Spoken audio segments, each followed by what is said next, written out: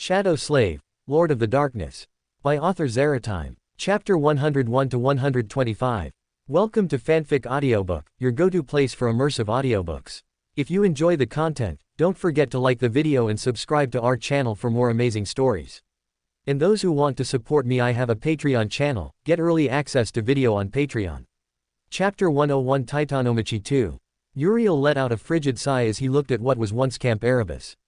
After declaring that he would kill the winter beast, he had left Falcon Scott to head toward where the corrupted titan was located to kill it.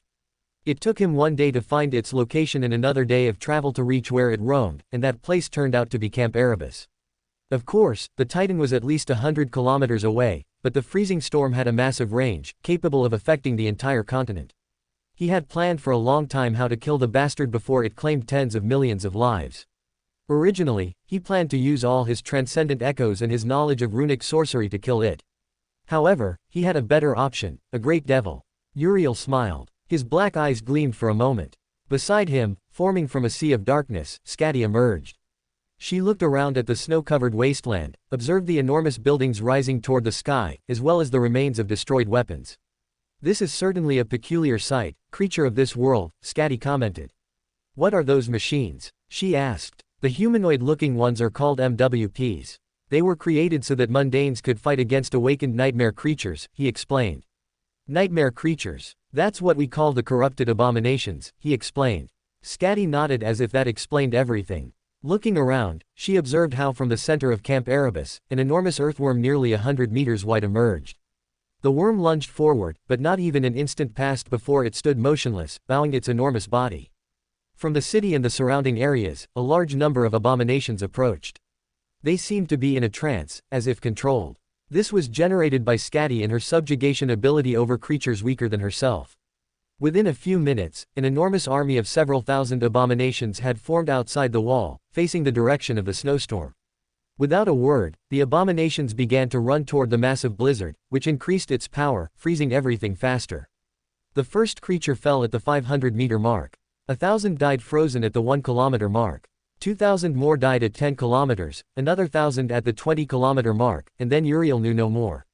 His ability to sense presences was only limited to 20 kilometers around him, unlike Soul, whose range extended hundreds of kilometers. Less than 10 minutes passed, and Scatty frowned.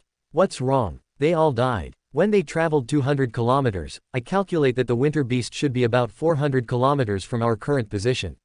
"And now what?" he asked. "We use Plan B," said Scatty, beginning to transform. Uriel felt an overwhelming heat. He watched as Scatty's figure ignited with fire that spread like an enormous pillar. He had to use darkness to move away and avoid being burned alive. Moving a few hundred meters away, he observed the complete transformation. Unlike when she was corrupted and mutated, her form was completely different. She was no longer a fire humanoid covered in black rock plates. Now her form resembled that of a titanic dragon that dwarfed Gunlog. It was a western dragon. Its physique was not bulky. In fact, it was slender, with scales placed in such a way that they blocked any trace or weakness. Their color was like the purest fire. Large horns adorned its draconic head like a crown. Its imposing wings extended, creating enormous shadows beneath them. Its long tail was like a powerful whip that could pulverize mountains. Around it, a sea of flames evaporated and burned everything completely. Uriel could feel Scatty's crushing will, one that made him want to kneel unconsciously before something totally superior to him. The enormous, majestic dragon looked at the snowstorm, then looked at him. "I've changed my mind, creature," she said, making Uriel blink. "Are you backing out now?" asked Uriel. "No, I'm simply opting for a different approach. You will kill this corrupted titan. It should be easy for you. I will open a path for you." Uriel sighed. "Well, I don't even feel like arguing right now," he murmured. Uriel approached Scatty, feeling that the flames didn't affect him, though he felt the heat. Being held by Scatty's enormous draconic hand, she extended her massive wings, rising into the sky several kilometers high, unaffected in the slightest by the powerful snowstorm capable of freezing large creatures. Scatty stopped when she was near the epicenter where the winter beast was. "Good, let's begin," said Scatty, then took a breath and exhaled. Uriel witnessed how the earth turned into hell, literally. The flames spread, completely consuming the snowstorm. When they impacted the ground, it was as if an atomic bomb had exploded. An enormous roar left his ears ringing as the sea of flames spread. The snowstorm turned into a storm of furious flames that consumed the snow and the cold. The area spread hungrily for hundreds of kilometers. Stopping the exhalation of the sea of flames, Uriel opened his eyes as wide as possible. This power could destroy the world, he thought, seeing how everything within a radius of hundreds of kilometers was completely carbonized. The snow melted, revealing the rock, and the rock, along with the mountains, melted, turning into an enormous sea of molten lava. The cloud of smoke rose into the sky, replacing the gray clouds with completely black ones. Narrowing his eyes, Uriel observed a colossal figure that let out a roar full of fury as, once again, a more intense and powerful freezing storm began to replace the infernal environment. "Now it's your turn," said Scatty, throwing Uriel unceremoniously. Uriel felt his body break the sound barrier, reaching terrifying speeds like a black comet. Quickly, he took advantage of the darkness, manifested it, and then molded it into the form of the stone saint. However, this one was gigantic, reaching about 200 meters. 2 pairs of wings, twice as large, manifested. From inside, Uriel felt his essence being consumed at a terrifying rate to maintain that manifestation. As he approached the epicenter, his manifestation began to freeze rapidly, cracking, only for more darkness to replace it, reforming the manifestation. Upon reaching the epicenter, he smiled from within the manifestation, having a complete view of the winter beast. The winter beast was floating in the eye of the newly formed snowstorm. However, far from having a terrifying appearance, it had a pitiful one. Its titanic body made of ice resembled a living creature. With blue lotus flowers around it, abominations and human faces deformed in expressions of pure agony were fused into its body in a macabre disorder. But that must have been its original appearance. Instead, its body was half melted. Enormous torrents of blue blood spilled from the missing parts of its body, its blood freezing everything in an enormous radius. It had only received Scatty's blast and ended up in such a deplorable state. Uriel felt fear at such power. He wondered if this was how normal masters felt when they heard of his feats and saw him fight and massacre things they could only dream of. "I don't have time for these thoughts," Uriel thought, pushing those thoughts aside. Either way, his main mission was only one: kill the winter beast. Giving a second flap, his dark manifestation impacted the corrupted titan. Instantly, countless spikes pierced its dark body, which he ignored. He could feel that his manifestation was beginning to freeze completely. He would only have at most a few seconds before being frozen. "Well, bastard, let's take our fight to a warmer place," he said with a voice full of madness. In one instant, the dark manifestation was about to be frozen. The next instant, both the manifestation and the corrupted titan disappeared completely without a trace. In the distance, Scatty, who had seen everything, raised an eyebrow, then felt the presence of the creature from the void and the corrupted titan hundreds of kilometers from her position, inside the enormous mountain that the creature had occupied. A second later, an unprecedented explosion shook much of central Antarctica like a mega-earthquake. When Uriel emerged from the darkness with the winter beast, he smiled. The first part of his plan had succeeded. First, he had started with an assumption. His darkness displacement originally could not take more than just himself from one place to another. However, after much experimentation, he managed to bring another being with him, whether alive or dead, having to use a certain amount of essence depending on the mass and power of the creature. His plan was twofold. First, Scatty would kill the corrupted titan, but he also formed another plan where he would have to kill it, whether Scatty changed her mind and didn't help him or was simply unable to do so. So with that in mind, he had entered the largest active mountain, where he excavated and began weaving enchantments that he fed with essence, containing all the pressure that accumulated inside. With a significant change in temperature, it would generate a devastating explosion, comparable to detonating hundreds of nuclear bombs at the same time. So he wasn't surprised. Instead, he was excited when the explosion occurred after his elaborate plan and seeing it result in a resounding success. In Falcon Scott, the last bastion of defense in central Antarctica, panic set in when everything shook violently. In the distance, a brilliant golden sphere appeared, momentarily illuminating the sky, replacing the darkness, and then the night returned. Sunny, who was weaving a memory, lost concentration, looking with utter bewilderment at the massive earthquake followed by night turning into day for a brief instant. What the hell was that? He asked no one in particular. His 5 shadows looked at each other with equal bewilderment. At the center of the explosion, more specifically its epicenter, Uriel formed an orb of darkness around him that resisted the violent shockwaves as well as all the devastation generated by his trap. His sphere of darkness began to crack, so he added more essence, strengthening his protective barrier. He felt the lack of air, or of any sensation, really. It was as if he were floating between existence and total non-existence. He didn't know if it lasted a second, a year, or an eternity, or if it was less than an instant. Everything had lost meaning. All Uriel knew was that he reformed his stone saint form and grabbed the winter beast, which was still alive despite taking a point-blank explosion capable of erasing half a continent in an instant, had it not been concentrated in an area of several kilometers. Uriel felt how, upon grabbing the corrupted titan, the arms of his manifestation froze, but he didn't care. He used his legs to shatter the chest of the titanic abomination. His arms broke, but the manifestation lunged forward, showing a row of false teeth made of darkness. Its white eyes shone, full of madness and unbridled fury, and a hatred capable of consuming the world itself. The winter beast created hundreds of ice tentacles to stop the dark colossus, but these were destroyed by a second kick that continued to push the corrupted titan back. Due to the intensity of his actions, his holy mantle was in bad condition. His dark manifestation was shattered and in an unstable form. The wings at this point were non-existent, and he had stopped trying to recreate them to save essence. Uriel himself, inside his manifestation, had burned and frostbitten skin from the cold and heat, sending his body into a sea of constant pain. The enormous colossus crashed into the sea of lava, which froze, turning into a purple surface that would trap him for precious seconds, time he would use to end its existence once and for all. Summoning White Flower, it materialized instantly at a titanic size. He activated the Sharp Edge, Light Devourer, and Soul Break enchantments, combined with his Marble Shell attribute, making it as heavy as possible.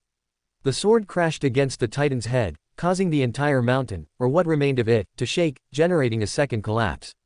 The corrupted titan, still alive and furious, used its powers to quickly freeze the manifestation. In less than a second, the enormous, shattered manifestation stood like a terrifying ice statue. Uriel smiled. His third second phase plan was a success, and now only the finale remained. Pushing through the ice with what little essence remained, he launched himself toward the vague form of the corrupted titan's heart with Wyvern's fang, which he fed with essence. The black sword, resembling a fang, turned completely dark, a darkness that absorbed everything around it. Uriel felt his body slowly freezing. Seeing the shape of the titan's heart, he let out a roar with all his rage and courage and cut it in half. The ice armor opened precisely and cleanly.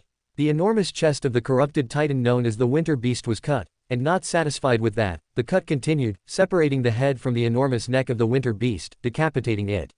Uriel smiled as he saw the bastard exhale its last freezing breath, remaining motionless. He had done it. The winter beast was dead. Uriel landed on his back on the cold surface, without the strength to move at all. The spell's voice whispered in his mind shortly after. "You have killed a corrupted titan, winter beast." 1 or 2 seconds passed until he heard the spell's voice again. This time it wasn't so indifferent and had a tone he couldn't explain. "You have obtained an echo." Uriel opened his eyes in shock, then smiled. He smiled so widely that his cheeks hurt, but it didn't matter in the slightest. Hearing footsteps, he looked at Scatty, who had returned to her human form, wearing a calm expression on her face. "Congratulations on your victory." She paused, as if considering something, and then spoke. "Uriel." "Oh, cough, cough, that's the first time you've called me by my name. Don't get full of yourself. I only recognize you a little," said Scatty, sending a torrent of flames at Uriel. He felt his wounds being healed and the weakness leaving. After almost a minute, he was as good as new, even recovering much of his essence. "Consider it a gift from me." "Thank you," said Uriel. After a few moments, he sighed, smiling cheerfully. "Well, now where the hell do I get a silver platter about 200 meters wide?" Chapter 102 Black Sky. 2 full hours had passed since the death of the winter beast. Uriel simply sat on a large rock, staring at the corpse of the abomination. In his mind, the short but intense battle he had fought against the creature continued to replay. He sighed and looked again at what remained of the abomination. The head was completely missing, along with the 7 transcendent soul cores and the heart. Vast portions of the innermost ice of the abomination had been extracted. In fact, its hardness was such that the material could withstand blows from a supreme being, confirmed by Scatty herself. That, along with the deadly cold contained within, gave him the idea of practicing forging when he had free time. Humming softly, he watched what remained of the winter beast as it slowly evaporated.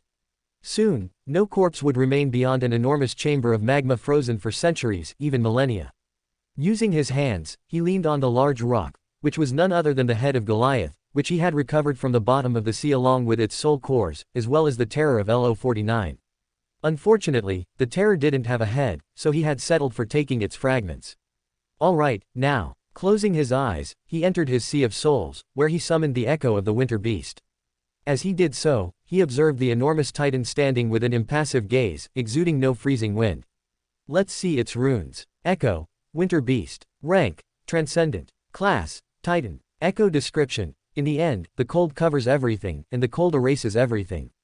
In a barren land, there was a priestess who prayed to the gods for help to bring change to a dying land.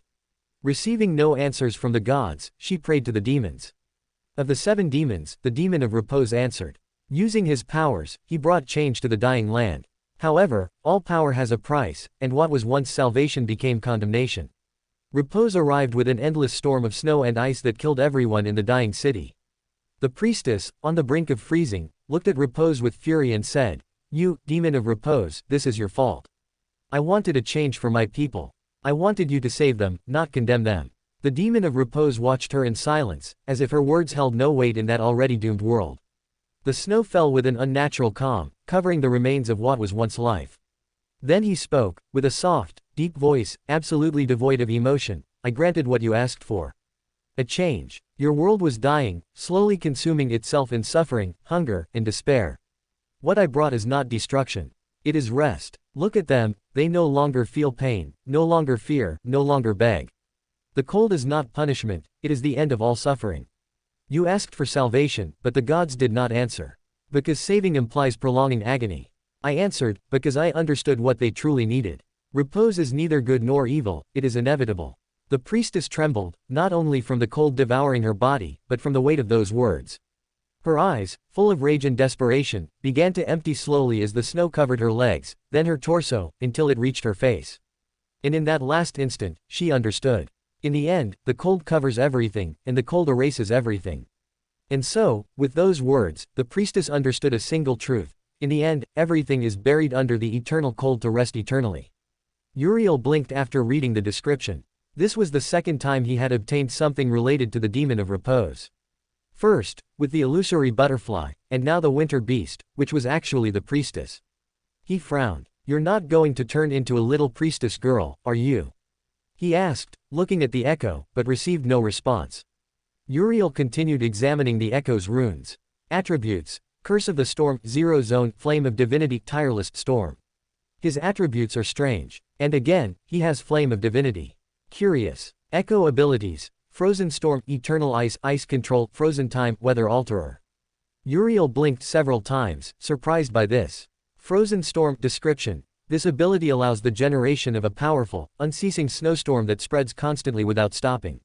Eternal Ice description: The ice generated possesses terrifying qualities. It does not change, is not altered, and does not melt. It is made to be eternal and perpetual. Ice Control description: This ability allows control over the summoned ice in a wide variety of forms. Frozen Time description: When at the center of a storm, time freezes to the point of appearing to have stopped. Weather Alterer description: Its presence changes the weather around it instantly. Uriel blinked several times, then simply touched the echo, feeling its cold surface. "Do you want to convert this echo into a dark creature?" "Yes," Uriel replied. Immediately, he felt his terror core disappear again, leaving him with only 5 soul cores. "Even my lord doesn't understand this anymore," Uriel murmured, watching the echo change. Its stony ice skin turned a darker shade, like obsidian. The flowers around it became white, as if absorbing pure light. And then nothing more. Uriel waited, but nothing happened. The winter beast remained enormous and monstrous. Finally, a normal one. Heavens. Letting it return to its normal form, he watched as a great sphere of darkness surrounded the enormous titan, rising until it disappeared from sight. Exiting his Sea of Souls, Uriel jumped off Goliath's head and returned it to his dark storage. He still had about 20 hours left, so he could take advantage of the time to begin reaching his 6th core again, and hopefully recover his Titan core. In the end, it took him several hours to return to Falcon Scott. To his disappointment, he had not been able to recover his 6th soul core. Moving through the darkness at breakneck speed, he covered dozens of kilometers in just a few minutes. When he arrived at Falcon Scott, he emerged from the darkness above the defensive wall, taking somewhat rapid breaths. "I suppose maintaining that pace for so long leaves me tired," Uriel thought, catching his breath. Listening to the sound of hundreds of bullets raining down, he observed the chaos below. Thousands of abominations were killing each other while bullets and electromagnetic cannon attacks generated unprecedented destruction. The noise made him frown. His head was still ringing from being at the center of the explosion inside the great mountain. Walking at a slow pace, he wondered where he could leave the winter beast's head. He thought about dropping it from above but decided to discard the idea. He didn't want to create mass panic. Now that the winter beast was dead, the ever-present storm had largely dissipated. He calculated that within another day, the storm would end completely, and communications could resume, though it would take time. Walking along the wall for a while, watching the abominations die, he decided it was time to return to his team. Disappearing into the darkness, he decided to walk through Falcon Scott first. Walking through the less traveled streets, he whistled a song while some civilians looked at him with wide eyes, filled with unprecedented emotion and admiration. Soon, the whispers began. Uriel stopped, noticing a child approaching with wide eyes. "Lord of Darkness, is it really you?" the boy asked, excitement in his eyes. "Yes, that's me," he said with a smile. "What's your name, kid?"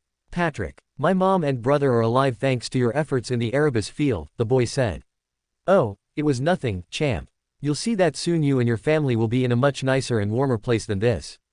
Here, take this," Uriel said, making a gesture with his hand and handing him a bracelet made of small teeth and plates from abominations.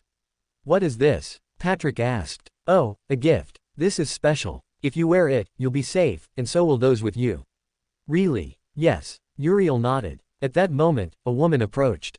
"Patrick, I told you to." The woman fell silent, eyes wide upon seeing Uriel. "Lord of Darkness, I'm sorry for my son's behavior." "Oh, don't worry. Your son is a good kid. Now, why don't we bump fists?" Uriel asked, prompting Patrick to extend his fist and bump it with Uriel's. "Well, I have to go now."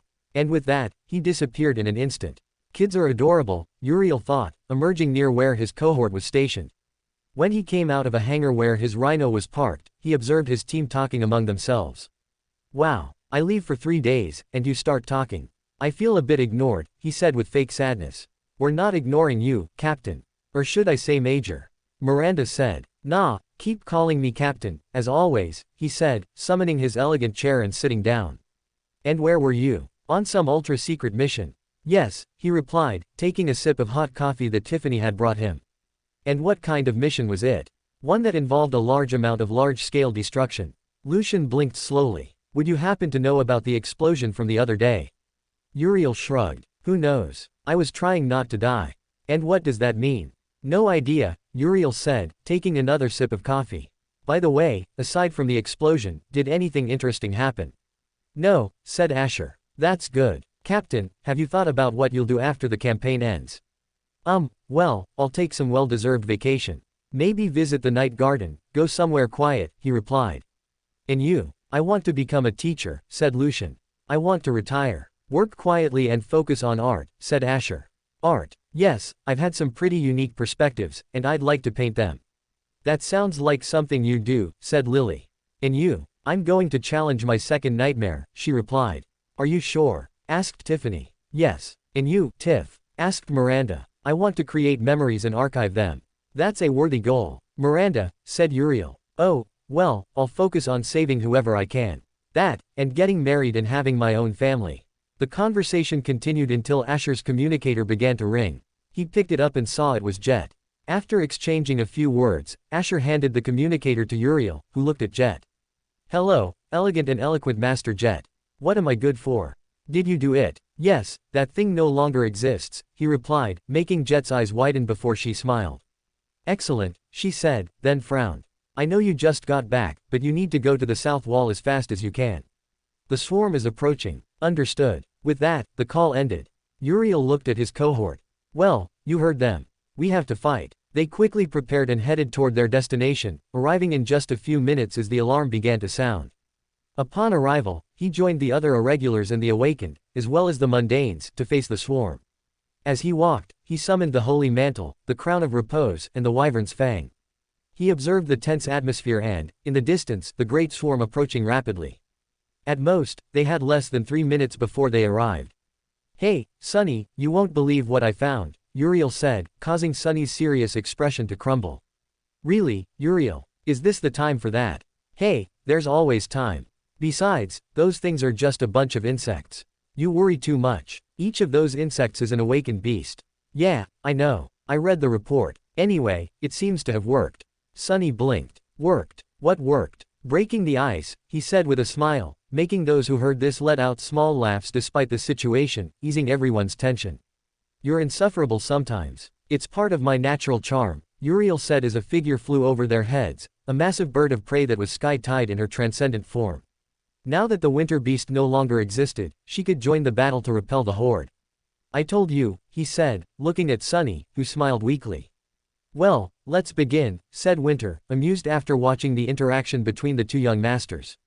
Let's give them a warm welcome, she said, removing her dark glasses from her eyes.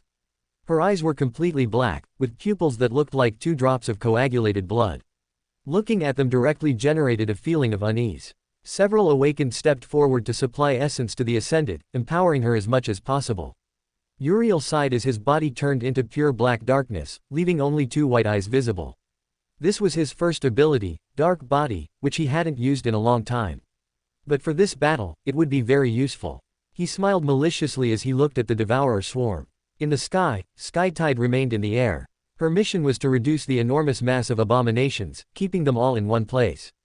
As the swarm drew closer, the weapons activated, releasing a sea of golden projectiles at the speed of sound.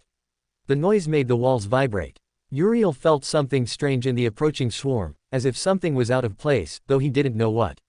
Asher, he called out above the sea of bullets. The archer, hearing the shout, looked at his captain, who pointed at the Devourer swarm at least 3 kilometers away. Asher narrowed his eyes before opening them wide like saucers. Before he could respond, Winter made her attack. Winter fired an arrow that reached the swarm in an instant. Upon impact, everything turned into light for a moment. An enormous sphere of fire bloomed in the middle of the swarm, spreading far and wide like a wave. Then it imploded upon itself, creating a second, more brutal explosion that consumed part of the massive swarm. Hundreds of thousands of the swarm died from that single attack. However, for a population of millions, it was merely minor losses. After the rumble subsided, Uriel looked at Ryan, who simply raised his hand with the number 5. Uriel clicked his tongue. So that's what it was about, he murmured. The reason for his bad feeling was that the swarm had a tyrant, and this time it seemed to be a corrupt one. Uriel summoned Gunlog, who took flight, unleashing an incandescent sea of black flames upon the swarm. The swarm began to be consumed rapidly. At the same time, the irregulars used long-range memories to continue reducing their numbers, while from the sky, Sky-Tide brought down lightning bolts that eliminated more abominations. Uriel joined the massacre, controlling the darkness to create hundreds of arrows that he hurled toward the swarm, piercing hundreds of abominations in the process. You have killed. You have killed. You have killed. The spell's voice continued whispering continuously in his mind. Watching as one of them got close enough to him, he extended his hand. His arm stretched out, becoming sharp like a knife, piercing through the awakened abomination. Chapter 103 From side to side. Uriel sighed. Then he created 2 black wings and shot forward, plunging into the swarm. Taking advantage of the darkness, he extended his body, stretching and widening it. He formed an enormous mouth that devoured hundreds of abominations, killing them instantly. Immediately, hundreds threw themselves at him, but they couldn't harm him as they touched something as intangible as darkness. But darkness could kill them. Manipulating his form, he created dozens of tentacles which began to spin, cutting everything in their path. From the sky, an enormous flare pulverized thousands of insects while lightning bolts struck down thousands more. Elsewhere, devastating giants killed hundreds of thousands, yet it was negligible against the overwhelming numbers. This isn't working. I need to find the tyrant and kill it, he thought to himself, moving from side to side, killing hundreds of abominations. Uriel considered his options. He couldn't bring Soul, as his presence was vital at the other end of Falcon Scott. He wouldn't call Scatty since he didn't have enough trust in her yet. The Dark Knight was more for powerful enemies than for a swarm. And the Winter Beast, though powerful and capable of eliminating the swarm in minutes, would turn Falcon Scott into a frozen wasteland. The minutes continued to pass. Uriel clicked his tongue, opting for a different form. Instead of being an amorphous mass, he concentrated the darkness, creating a massive 100-meter orb with a large mouth full of sharp teeth inside. Let's play Pac-Man, he thought with a smile, moving the manifestation, devouring hundreds of abominations with each passing second as he moved toward the tyrant leading the swarm. Following his path, Uriel devoured everything in his way until, after nearly a minute, he reached where he wanted. His manifestation stopped upon seeing the tyrant. Its appearance was similar to the smaller ones, an insectoid body with chitinous legs, a saw-like mouth. Its buzzing was louder, of course. An entire swarm lunged at him, but a lightning bolt struck them down, courtesy of Sky Tide, while a sea of black flames burned a large part of them, further reducing their mass. Changing his form, he adopted the shape of the stone saint with crow wings. Wielding the wyvern's fang, he lunged forward, unleashing a powerful slash toward the abomination. It moved, but wasn't fast enough to avoid having one of its legs instantly severed. The tyrant moved to guide the swarm against Uriel, but a bird of prey and a dragon interrupted the formation, annihilating the abominations. "Handle the tyrant," said Sky Tide. Uriel nodded, flying toward the tyrant, which opened its mouth. Despite its size, the tyrant was fast. It devoured the arm of the dark manifestation. Uriel didn't react. He used his other arm to cut off one of the tyrant's wings. At the same time, he regenerated his arm from the darkness, along with a spear that he used to pierce another wing, causing the tyrant to fall from the sky. Diving downward, he raised the wyvern's fang, impaling the abomination completely. Using the darkness, he created enormous spikes that pierced the abomination even further. "You have killed a corrupt tyrant, the disturbing devourer. You have obtained a memory." Uriel sighed. Like a receding wave, the swarm lost its organization after the tyrant's death, allowing the army to gain the upper hand, rapidly reducing the abominations. In less than 5 minutes, the swarm was repelled. Its enormous mass, once millions, was now a few 100,000. Releasing his manifestation, he fell to his knees. He had exhausted his remaining essence. Uriel sat down on the corpse of the abomination. Above his head flew a great bird of prey, continuing to incinerate the devourer swarm until it disappeared into the distance. Uriel watched as Gunlog landed on the ground, letting out a great roar. In the distance, he saw a section of the wall that had collapsed due to an open nightmare gate. Getting to his feet, he used the wyvern's fang as a cane and approached the area where the gate was. He saw a crowd looking at the stone saint, whispering about Lady Mongrel, which amused him. Looking at Gunlog, he dismissed him for now so he could rest. Hearing footsteps, he turned and saw the members of his cohort, who were equally exhausted. After talking with them for a while, they helped him return to the defensive barrier. There, gathered with the other irregulars, he saw Master Winter, her eyes hidden behind her sunglasses. "Master Uriel, your condition is terrible," said the Ascended. "Yes, I have no essence left, so I'm useless," he said, sitting down, feeling the cold air as well as the smell of sulfur. What was at the center of the storm? A corrupt tyrant. I managed to kill it, but it's very likely another one will be born. Winter nodded. "And about your statement regarding the winter beast?" "Oh, it no longer exists," he said simply. Winter blinked. "Did you really kill it?" "Yes. Why do you think Sky Tide was with us?" he asked, making Winter begin to laugh. A few hours later, inside a massive warehouse, Uriel was gathered with Sky Tide, along with several masters and researchers, to find a use for the material that the winter beast was made of. "All right, Master Uriel," said Sky Tide. "Yes." Taking a step forward, his shadow stretched out. Moments later, it rippled, forming a large sphere. The next instant, the darkness dissipated, revealing first the severed head of Goliath, and then the demonic and imposing head of the winter beast, which began to emanate a deadly cold air. Sky Tide looked at the severed head of the winter beast with indifferent eyes, then nodded with satisfaction. "Good work." Uriel nodded. "Well, I have things to do. See you, Lady Sky Tide." With that, Uriel walked away from the large warehouse. His work was done, and of course, he was given many contribution points. At this point, it was easy to say he was one of the richest individuals in the world. His fortune was such that he could compete with any legacy clan in monetary terms, and it would only grow further with his empire of inventions plagiarized from another world. "Soon I'll be able to retire and rot in money." Uriel smiled, continuing on his way. In the blink of an eye, 2 full weeks passed. Currently, Uriel was standing atop a large stake made of darkness. The wind moved his black hair, which he had to tie back to keep it out of his face. "At this rate, I'll be on my path to immortality." "Why do you say that?" asked Shade, floating beside Uriel with a curious look at what was beneath him. "Well, I'm handsome, I wear robes, I have long hair, and I live a long time. Technically, I'm almost a full-fledged immortal." "Right." Shade narrowed his eyes. "Hey, I'm the suspicious one. You're the relaxed one." Shade blinked. Let's swap roles. Now I'm the serious one." "That's not how it works." "Actually, it does." "No. Yes. Yes. No." Shade smiled in victory. "Damn it, I fell for that trick. You still have a long way to go, young Padawan. But anyway, what did you kill?" "Oh, right. Uriel looked down, seeing the enormous 20-meter-tall humanoid lizard standing upright due to the dark bar that pierced through it like a vertical skewer. I think its name was King of the Shipwrecked. A corrupt devil, he said with considerable disinterest. Do you realize that lately we've been killing corrupt things without much effort? Asked Shade. True, though I suppose fighting so many corrupt things no longer poses any real threat to us. Sure, I receive dark fragments, but it doesn't feel the same anymore. Uriel sat down cross-legged.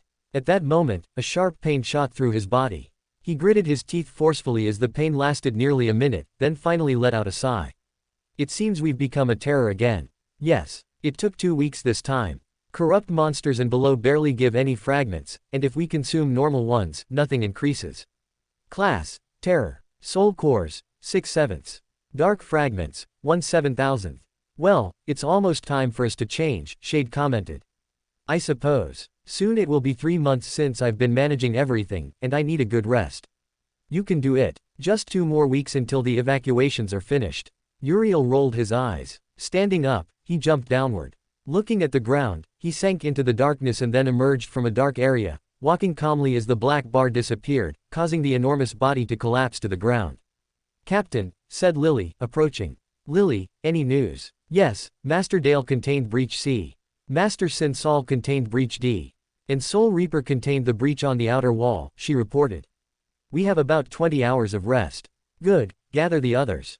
Tell them to take advantage and rest at the barracks to recover essence. Understood. But Captain, what will you do? I'll join you in a while. I have something to do first. Lily nodded, watching her captain disappear. Uriel emerged on top of a roof in an area of Falcon Scott that was already devoid of inhabitants. From the darkness, the figure of the Dark Knight emerged. Uriel summoned several memories, handing them to his dark creature. The Dark Knight grabbed them and crushed them, releasing black sparks. Good. I only need about 200 more to raise you to supreme rank. Keep hunting the more distant abominations. The Dark Knight nodded, turned around, and returned to the darkness, where it disappeared. With that settled, Uriel looked at Soul. Soul, any news? No, no changes. I'll inform you if something happens. All right. Uriel stayed alone for a while longer, his face wearing a distant look full of complicated thoughts. Shaking his head, he disappeared into the darkness. Chapter 104 Priority Objective. Uriel woke up after hearing knocking on the rhino's hatch. Getting up somewhat annoyed, he opened the hatch and raised an eyebrow upon seeing Jet and Sunny, who wore amused expressions. I hope it's important. I was having the best dream of my life, he said, looking at the duo. Looks like you're not an early riser. It's nighttime, he replied. Go clean yourself up and take off those pajamas. Seriously, dinosaurs. Aren't you too old to wear something like that?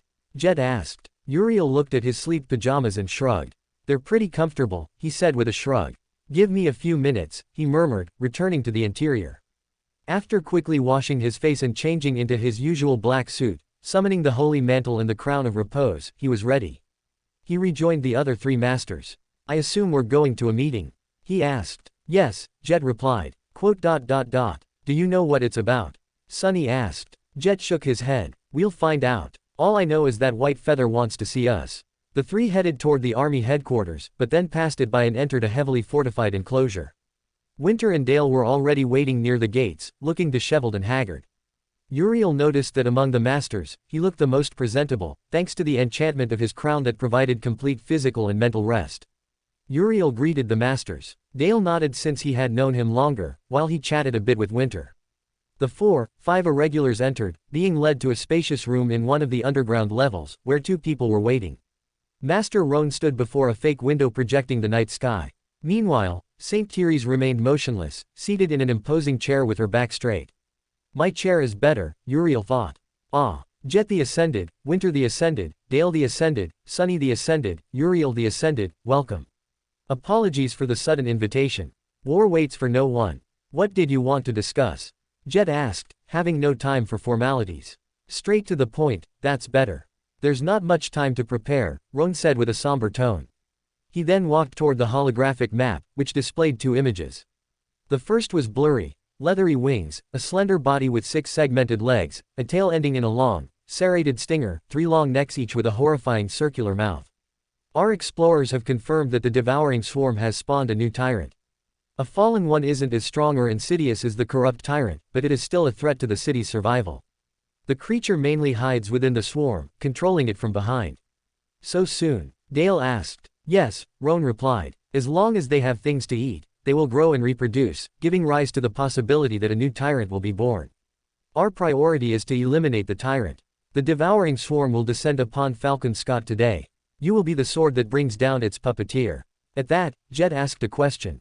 How do you know the swarm is coming? Roan frowned slightly, but it was Teres who answered. Because our clan will lure it here. Why would you do that? Sunny asked. Skytide took a breath and then turned around. Something far more devastating than the Titans is approaching. We need to eradicate other threats before it arrives. If they attack together, the devastation will be unprecedented. The window of opportunity is closing every day, so we can no longer wait passively.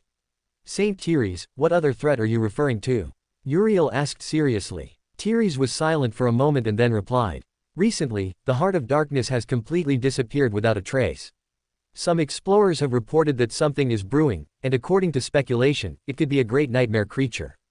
The faces of the 5 Ascended darkened upon hearing that. Uriel sighed. This is what I get for saying corrupted beasts are easy for me now, he thought with resignation. Winter the Ascended will hold back the swarm. Roan will bring down the tyrant. The 4 of you will ensure that the creature never takes flight again. That is the battle plan. After that came a discussion about the details of the attack against the devouring swarm. After the meeting ended, he prepared to gather his subordinates and get ready for battle. After assembling and explaining the situation, they prepared. Uriel headed to where the other masters were. As darkness emerged, he looked out into the night. Soon Jet arrived with his group members, though one was missing. I just received the news. Roan and his people are approaching. The devouring swarm is enraged. I don't know what they did, but it worked. Get ready. Uriel summoned a memory he had obtained for this occasion. It was the memory he got from killing the previous AK tyrant, a bow with 2 powerful enchantments. The first allowed him to create arrows from his essence, capable of extending and consuming everything within a 3-meter radius around them. The second enchantment granted him a higher recovery rate. In short, he could simply fire arrows without worrying about essence. Looking at the horizon, it began to blur. Uriel raised an eyebrow upon seeing how their numbers had increased. Before, there had only been a few 100,000, now there were 100 times that many. Soon the defense systems activated, opening fire, and with that, Winter used his aspect. The abominations advanced hastily and desperately. They waited for the signal, but it never came. After nearly 2 minutes, an awakened beast with the white colors of the White Feather clan arrived where they were standing, with a pale and grim expression. What happened to sending a signal? Where is the tyrant? Jet asked. The young woman clenched her teeth and then said. We underestimated it. Besides the tyrant, there is a great beast in the swarm. Jet's eyes widened as he looked to see if she was lying, but seeing nothing, he clenched his teeth. Then where is the signal? The young legacy turned, looking at the devouring swarm. At that instant, 2 spheres of light of different colors emerged in the distance within the swarm on the other side of the battlefield. The first was far away, behind the swarm, and the other was in the west, near the ocean. Father, Soul said in Uriel's mind instantly. What's happening? He replied mentally. In the ocean, a great monster is approaching. Uriel's eyes widened. Master Jet, Uriel said quickly. There's more trouble. Soul informed me that a great monster is in the ocean right now, near the great beast, he reported, causing Jet and the Ascended present to open their eyes. Can you handle it? If it were just one, yes, I could. But there are 2. I'll need help. All right, I'll take care of the south. Sunny, Dale, help Uriel in the west, Jet ordered. But, Sunny started before being interrupted. That's an order. There's no time to lose. Uriel wasted no time. He jumped into the rift before him, appearing in the west where the ocean was. Uriel began running, joined by Dale, and shortly after, Sunny arrived. Stopping at the edge, he looked at the strip flooded with attacking abominations, swarm beasts swarming over and behind them, and the edge of a high cliff descending toward the coast. The dark immensity of the ocean stretched as far as the eye could see, with moonlight dancing on its surface. We'll have to fight our way through. Master Uriel, any advice on killing a great abomination? In this case, be careful when fighting them. Their skin is tough. You'll also feel pressure on your bodies. I suggest attacking it in a narrow place due to its size. If you feel it's too much, escape while I deal with what's underwater. Understood, Dale said. Uriel, without hesitation, launched himself downward. Using darkness, he formed a titanic sea serpent made of darkness with white eyes, which sank into the water, generating large ripples on the surface. Inside the serpent of darkness, Uriel swam at an overwhelming speed, parting the water as he went. He felt the pressure of the ocean as he continued descending. After nearly 5 kilometers, he finally saw it, or at least its silhouette. It was a massive, dark blue eel with a huge jagged crest ending in sharp points. Its teeth were long and sharp, its scales joined so tightly that it would be impossible to pierce them easily. Its size was enormous, reaching 200 meters in diameter, while its manifestation was only half that size. Uriel halted his manifestation. In his mind, he could hear Shade's voice. "All right, Uriel, this will be complicated. I'll only tell you one thing, you need to have wrath. So much wrath that you can overcome the weight of this thing's existence." "I know that," Uriel thought. He looked at the enormous abomination, which had already noticed his existence. Around it, thousands of abominations of different sizes and ranks positioned themselves like a loyal army. Uriel heard a roar full of fury and rage that shook the waters. Closing his eyes, he concentrated on all his memories, the ones that made him angriest. His face contorted into pure, unrestrained rage. A shout that transformed into a roar came from his mouth. Without doubt, without hesitation, without fear, Uriel launched himself toward the massive eel like a black blur of fury. The great monster's minions, ranging from awakened beasts to corrupted creatures, lunged forward, intercepting the enormous sea serpent, which opened its jaws to reveal titanic fangs. Uriel bit and tore into the first abomination, feeling the blood on his manifestation's tongue. He grew even more enraged, attacking with greater fury than before. His violent movements generated water blades that cut apart everything that came near him. Chapter 105 The Weight of Victory. The collision between the sea serpent and the massive eel was titanic. The water rippled completely, shockwaves extended for dozens of meters, cutting down nearby abominations. Uriel opened his mouth, biting into the great monster's tough flesh, managing to tear away a chunk of it. The enraged great monster opened its serrated toothed jaws to decapitate Uriel, who moved his enormous body, avoiding being bitten. Both abominations wrapped around each other, entwined as they bit one another to make their enemy bleed. Although the battle might appear evenly matched from the outside, it was evident that the sea serpent was losing ground. Its body made of darkness was breaking and repairing at tremendous speed while it avoided being bitten. Even the friction tore parts from the sea serpent's body, which roared in fury. Despite the damage the serpent was suffering, it continued accumulating wounds on the larger abomination, trying to overcome its thick scales. As the battle continued, the serpent and the eel began their ascent toward the ocean's surface. On the surface, Sunny was fighting for his life against a great beast the size of a 15-story building. The abomination was missing one of its heads along with several legs. At the other end, Dale was attacking its wings while a stone saint fought to restrain its 2 remaining heads. The battle was fierce and intense. It was the first time Sunny had faced something that vastly outmatched him in power. He felt the crushing weight of the great beast, which hindered his movements. Avoiding the abomination's legs, he wielded the sin of comfort, opening a deep wound in its joint. Exerting all his strength, he managed to cut off the leg, driving the abomination even more insane and frenzied. The sword's voice constantly mocked him in his mind, driving him madder and thus fueling his strength. Moving through the shadows, he managed to sever the abomination's tail, then immediately moved to help Dale eliminate the wings and prevent the abomination from escaping. Wielding the GN sword, he tore off one wing completely while Dale managed to cut off another, leaving the abomination unable to fly and escape. Smiling with madness, Sunny stopped, stepped back, and looked toward the ocean's surface, sensing 2 enormous figures ascending at a terrifying speed. A second later, 2 titanic figures rose above the previously calm water, lifting dozens of tons of water upward. Sunny saw 2 massive bodies, a titanic serpent made of darkness biting the neck of a huge, roaring eel. Then both abominations fell back into the water, splashing up more saltwater. Looking away, he continued fighting his own battle for survival. Uriel sank back again, moving away from the great monster to avoid being cut in half. The massive Aul lunged at Uriel as its minions caught up. Releasing a roar, Uriel threw himself back into the battle, causing the water to churn with unparalleled violence, turning red from the blood of abominations dying by the second. Waves rose dozens of meters high on the shore's surface, enormous columns rose, revealing shattered massive bodies, followed by 2 huge silhouettes that emerged and crashed back into the water. The first figure was a dying sea serpent, its massive body missing huge chunks, leaking darkness. Yet its white eyes were still full of fury. In comparison to the enormous sea serpent, the massive eel was missing large pieces of flesh, along with one of its eyes and a huge portion of its neck, beginning to spill red blood that stained the ocean. Both abominations collided again. Around them lay enormous shattered bodies, byproducts of the clash between the 2 abominations. Inside the dark manifestation, Uriel was gravely wounded. His essence was dangerously low. Although he had inflicted serious wounds, none were fatal. Using some of the rationality he maintained for survival, he summoned Gunlog and gave him a mental order. Attack and kill this eel. Without hesitation, Gunlog beat his wings, using his claws, teeth, and legs to add more damage to the abomination. Naturally, Gunlog was an all-terrain creature, the environment didn't matter. He adapted and made the most of it. The only drawback to fighting underwater was the lack of sufficient oxygen to unleash his flames. The eel became overwhelmed by attacks from two fronts. Taking advantage of this, Uriel slammed his body into the great monster, causing it to lose its balance. Gunlog launched forward like a projectile, using the water as extra propulsion. Uriel felt his manifestation about to break. Smiling widely, he opened his mouth, widening the wound on the eel's neck further.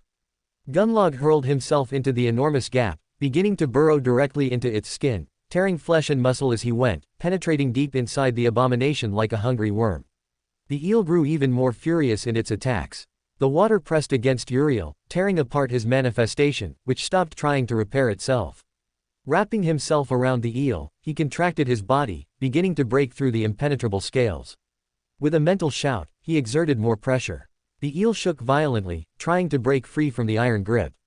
Uriel felt it. His dark manifestation finally couldn't hold on any longer and shattered into darkness. The eel moved to devour him, but before it could, it froze, beginning to make erratic movements. Releasing a roar, a massive amount of blood poured from every opening in its body. Then a figure emerged from inside the massive eel, which began to sink as the light in its eyes faded. Uriel was floating in a black void, breathing only thanks to the water pearl that provided him oxygen. You have killed a great monster, Dalton, guardian of the seas. You have received a memory. Your darkness strengthens. Uriel smiled weakly as he felt something begin to drag him upward, pulling him out of the water. A minute or two passed until he finally regained his senses and felt air on his face. Opening his eyes, he noticed the enormous corpse of the great beast lying dead on the beach, alongside a greatly reduced swarm thanks to wall artillery and the awakened who had arrived. Uriel dismissed the water pearl. He was exhausted, both physically and mentally. His essence was depleted, and he was sleepy. To his misfortune, he was on the back of Gunlog in his human form. As he reached the shore, Uriel heard a voice in his mind. Hey, are you alive, Yuri? Sunny asked. You know, it's a little strange hearing another voice besides Shade's in my head, but, yes, I'm barely alive. What about the great monster? I killed it. I see you killed the great beast. Yeah, it was easy. Although, Sunny fell silent. What happened? You'd better see for yourself. After saying that, he cut the communication. Uriel directed Gunlog to head inland. After walking a few minutes, Uriel felt his heart sink. He saw hundreds of bodies scattered across the ground, mutilated and shattered. Most were mundane soldiers and abominations. Uriel saw great corrupted and fallen creatures and countless dead awakened beasts. A large part of the wall was devastated, as if something enormous had crushed and destroyed it. What happened here? He thought, his eyes dim. He could only see destruction in his path and more corpses. Gunlog walked among the soldiers who were arriving and beginning to recover the bodies, searching for the wounded and survivors. Gunlog jumped over several rubble piles, seeing the refugees who had survived huddled against the opposite side of the courtyard of horror. After searching, he found Master Vern's body, or half of it, at least. His eyes were empty, staring at the night sky with pale, colorless skin. Elsewhere, he saw Master Dale, who had unfortunately died, becoming the third to fall. Master Randall had died 2 weeks after the devouring swarm's attack, and now Dale. Gunlog turned, looking over the shoulder of his dark creature at Sunny, who wore a grim expression. Uriel didn't have to ask, Sunny answered him. When we killed the great beast, a nightmare gate opened, expelling corrupted creatures and a corrupted terror. The Saint of the Night House managed to kill it, and the awakened, including me, managed to kill most of the abominations, but at a great cost.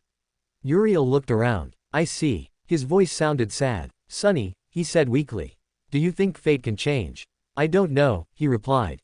Uriel said nothing more. Climbing down from Gunlog's back, he dismissed him, allowing him to begin his evolution to a higher rank. Yeah, I suppose you don't know, he said, walking away in silence, leaving Sunny alone, who watched his friends back, knowing he needed time alone. And so the third week of Falcon Scott came to an end. That same day, evacuations continued, and more battles didn't stop, only increased over the following week. Currently, Uriel was in the office of the government complex, the same one where they had met on the first day of arriving at Falcon Scott nearly 6 or 7 months ago.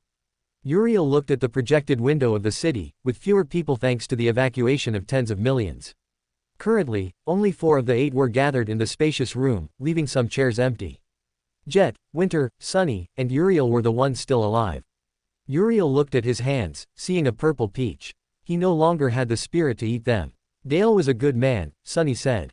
Winter sighed and touched her forearm, where the edge of her tattoo was. It's nothing. I knew that fool was going to end up getting himself killed, sooner or later. There were 6 of us at the beginning, you know. Back at the academy. After the second nightmare, only 2 of us remained, and now it's just me.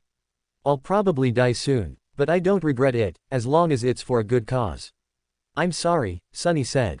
If you really mean it, little devil, make sure you stay alive. You're too young and adorable to die. You too, little dark hero. Don't feel bad for not being able to save everyone, sometimes it's simply impossible. Same for you, Jet, even though you're no longer young and adorable. Well, if you insist, I'll have to try. Though it might be problematic. The atmosphere relaxed a bit. They remained silent for a few minutes until Jet sighed and looked at the tablet with the most recent data. I'll update you on the current situation. Most of the information has already been sent to your communicators, so review it later. The important thing is, the wall still holds, but barely. 3 breaches have become 5, as you already know. Army Command believes we won't lose control of the defensive barrier unless something catastrophic happens. Winter interrupted Jet. What's the point of continuing to talk about this? Let's get to the point.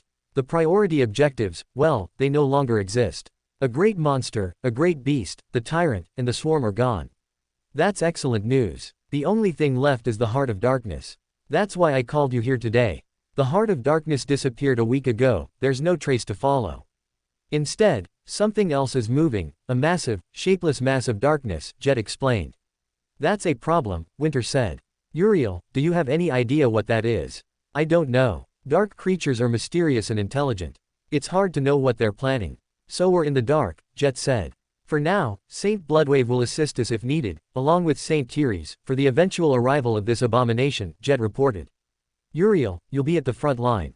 You're connected to darkness, so you'll be able to discover things we can't. Understood. Uriel stood up and left the meeting room. Chapter 106 Black Heart. Uriel reviewed his new memory after leaving the meeting room. Memory, formless. Memory rank, supreme. Level, 2. Type, weapon. Uriel blinked several times. He had expected a supreme memory, but the name was undoubtedly strange. Memory description, fleeing a ruined world under the dominion of their ruler. They crossed the endless desert covered in the aftermath of the war between gods and demons to enter the pyramid built by the demon of terror. Following their ruler, they ventured into the Black Pyramid to build a refuge. Uriel frowned. That was where the memory's description ended. Searching through his memories and quickly reading the descriptions, he found none that completed the missing part. Enchantments. Formless minor water dominion. Formless enchantment description. This memory possesses no fixed form, therefore it can take any shape. Minor water dominion enchantment description. This memory grants you minor dominion over water. I feel disappointed. Uriel summoned the memory, observing a liquid surface spilling from his hands. Concentrating, he felt a jade-colored bracelet with a white ring form around his wrist. This is better. Uriel stretched and then simply rejoined his cohort, informing them of everything. A few hours later, he was lying on the roof of the Rhino, watching the aurora borealis in the night sky. What are you thinking about? Shade asked. Are you awake? Yes, I'm generally awake. You know, doing things. I'm not even going to think about what kind of things you do in my mind. I don't do anything weird. Uriel looked at Shade suspiciously, not believing a word. Well, almost, a little bit. Do you have any idea how to kill the Great Black One? No, I've run out of ideas. Gunlog is still evolving, the Dark Knight is still a transcendent, Soul is still dealing with thousands of abominations, Scatty will refuse, and the other one is too dangerous if there are people nearby. So we're screwed. Yes, I'll come up with something, or if not, we'll just improvise a bit here and there and pray everything works out.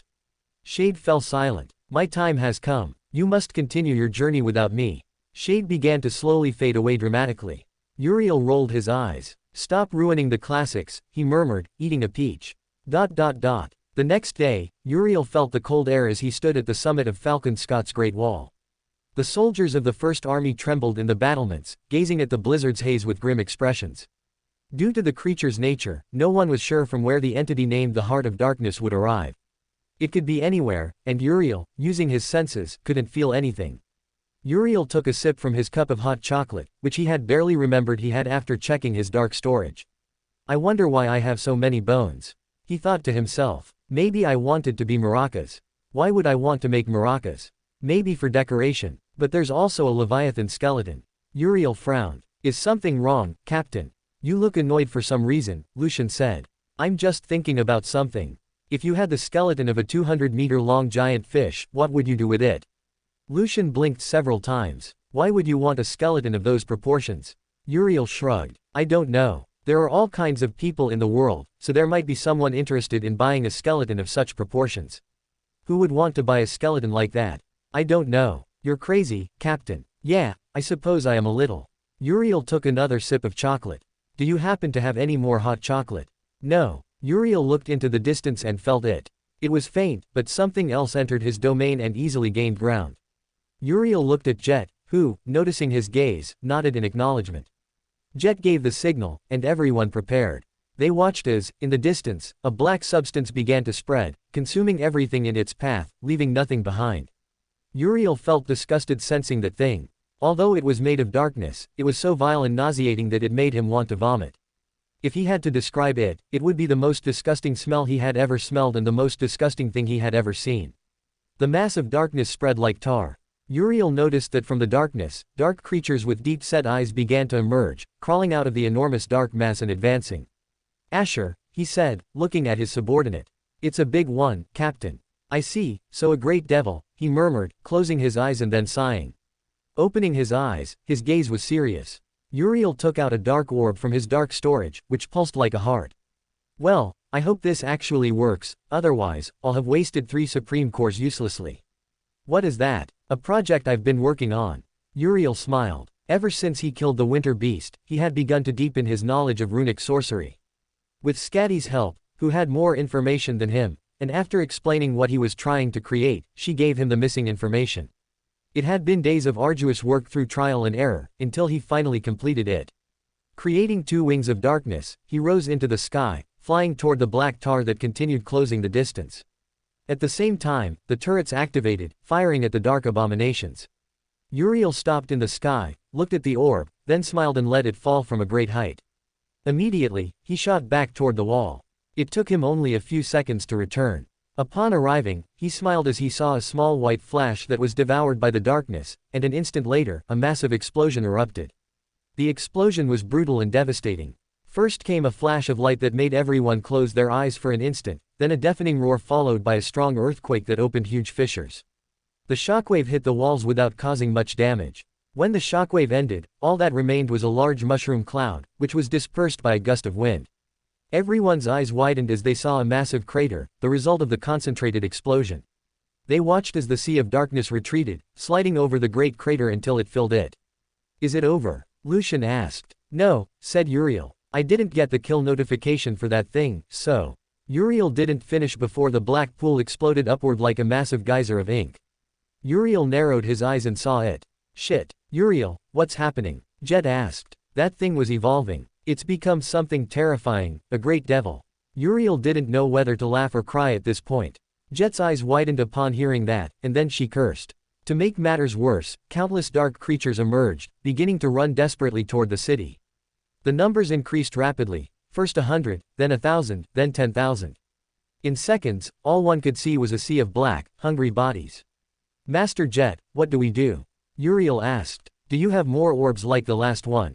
I still have one left, but unless the leader dies, they'll keep being born. Can you kill it? I can try. Good. Do what you can. Understood. Shortly after, Jet moved away. This is Soul Reaper Jet. All awakened, assemble into cohorts and prepare for the attack. We must push the enemy back. All mundane personnel, abandon the wall. I repeat, abandon the wall. I order a full retreat to the secondary defense line. After that, Jet approached the informant soldier. Her face was one full of seriousness. Inform Army Command to prepare for Protocol Rampart and be ready to activate it on my order. If I die, they are to act at their own discretion. The man nodded and ran at great speed. Jet then turned, looking at Uriel. Stop the devil. Sonny, go to the right, I'll go to the left. Also, send that echo of yours to the center left. Bloodwave will handle the last one, and St. Thierry's will deal with reducing their numbers. We cannot allow them to enter the city. Uriel watched as the masters launched themselves against the sea of dark creatures, beginning to eliminate them along with the swarm of insects that emerged from their bodies when destroyed. His gaze settled on the devil. The creature was still inside the geyser, which had transformed into a large cocoon. Using darkness, he created wings, rising into the black sky toward the dark cocoon. When he got close enough, he used the formless enchantment of his transcendent memory, creating a black katana. Instantly, countless tentacles shot toward him at great speed. Wielding the sword, he managed to cut them all down, using his own darkness to deflect what he couldn't. His body became a black blur, cutting through the enormous tentacles, but his primary objective was to halt the evolution of the nightmare creature. Cutting through another tentacle, Uriel examined the cocoon. He needed firepower, since his darkness attacks wouldn't have much effect on that thing. Come on, think, he told himself. At that moment, he heard a voice. Your darkness has evolved. Without hesitation, Uriel smiled and summoned his greatest weapon of mass destruction.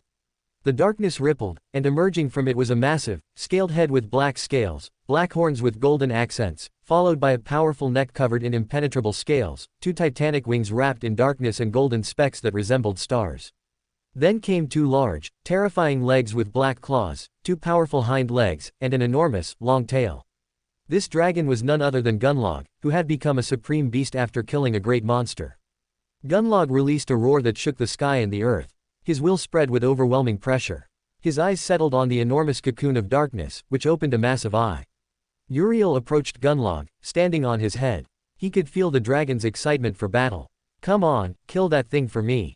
Somehow, the dragon smiled macabrely, unleashing a sea of flames that affected the soul itself.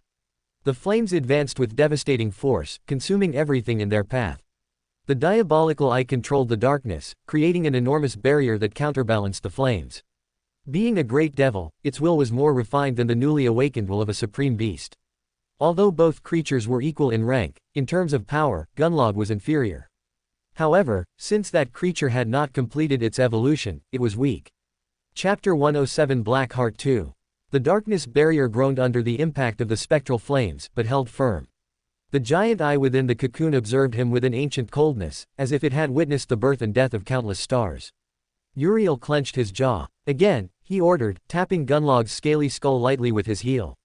The supreme dragon roared once more. This time, the flames weren't a sea, but a spear. A concentrated column of violet fire that pierced the air with an agonizing shriek. The barrier buckled, cracked, and for an instant, Uriel saw black, pulsing flesh inside the cocoon. There. Now. Uriel launched himself from Gunlog's head, his black katana reconfiguring mid-flight. The formless enchantment responded to his will, shaping the weapon into a double-pointed lance with a serpentine edge. The great devil's darkness twisted to intercept him, but Gunlog charged with his full weight. The dragon's titanic claws shredded the tentacles sprouting from the cocoon, and his tail swept away dozens of them in one go. Uriel pierced through the crack in the barrier. The inside of the cocoon was a nightmare womb. Liquid shadows pulsed like organs, and at the center, a humanoid silhouette writhed, still incomplete. It was missing half its torso, and one arm hung like a dying worm. It's not finished yet. Uriel didn't hesitate. The lance became a broadsword, then a war hammer. Formless, infinite possibilities. He struck the creature's exposed heart with all his will. The impact released a dark shockwave that threw him back through the opening. He was sent flying, rolled across Gunlog's back, and clung to one of the dragon's black spines as they fell several meters together. The cocoon began to swell. It's not working, Uriel murmured, feeling how the thing was still alive, more furious than before. But then he noticed something. The evolution had stopped. The great devil had been forced to emerge early, preventing its evolution from completing. Uriel moved away, leaping onto his dragon's snout, which retreated from the cocoon, sensing danger. The cocoon exploded. Not from Gunlog's attack, but because the thing inside had decided it could wait no longer. Fragments of solid darkness flew in all directions like obsidian shrapnel. Uriel raised an arm to protect his face, feeling several black shards cut his cheek and forearm. It hurts. So it can hurt. That meant the creature was now real. Fully manifested. From the remains of the cocoon emerged a figure that should not exist. It stood at least 15 meters tall, with a humanoid but grotesquely elongated body. Its skin was a black so deep it seemed to suck the light from its surroundings. It had no face, only a vertical crack that opened and closed like an inverted eye. From its back sprouted 6 additional limbs, thin as needles, each tipped with a claw-dripping liquid shadow. And it floated, 1 meter above the ground, making no sound. Uriel felt a chill run down his spine. It's not complete, he murmured to himself, observing how the creature's torso still had translucent areas, like half-formed flesh. But it's damn close. Gunlog roared, defiant, but didn't lunge immediately. The Supreme Dragon felt it too. This was no ordinary enemy. The Great Devil turned its head, if that block of darkness with a slit could be called a head, toward them. For an instant, time seemed to stop. Then it attacked. There was no warning. One of its limbs extended like a whip, crossing the 30 meters between them in a fraction of a second. Uriel barely had time to shout. Gunlog. The dragon raised a wing, and the impact resonated like a bell of twisted metal. The claw embedded itself in the wing membrane, piercing it. Gunlog howled in pain but didn't retreat. His jaws opened and unleashed a blast of spectral flames directly at the devil's chest. The fire engulfed the creature. For a second, Uriel thought it had worked. The darkness dissipated, revealing charred flesh, but the Great Devil was still there. Motionless. The crack in its face opened wider, and from it emerged a sound that was neither a roar nor a groan. It was worse. It was a silence that vibrated in the bones, a hum that made ears bleed. It's absorbing some of the damage, Uriel thought, feeling his own inner darkness stir with unease. Shit, this is a real Great Devil.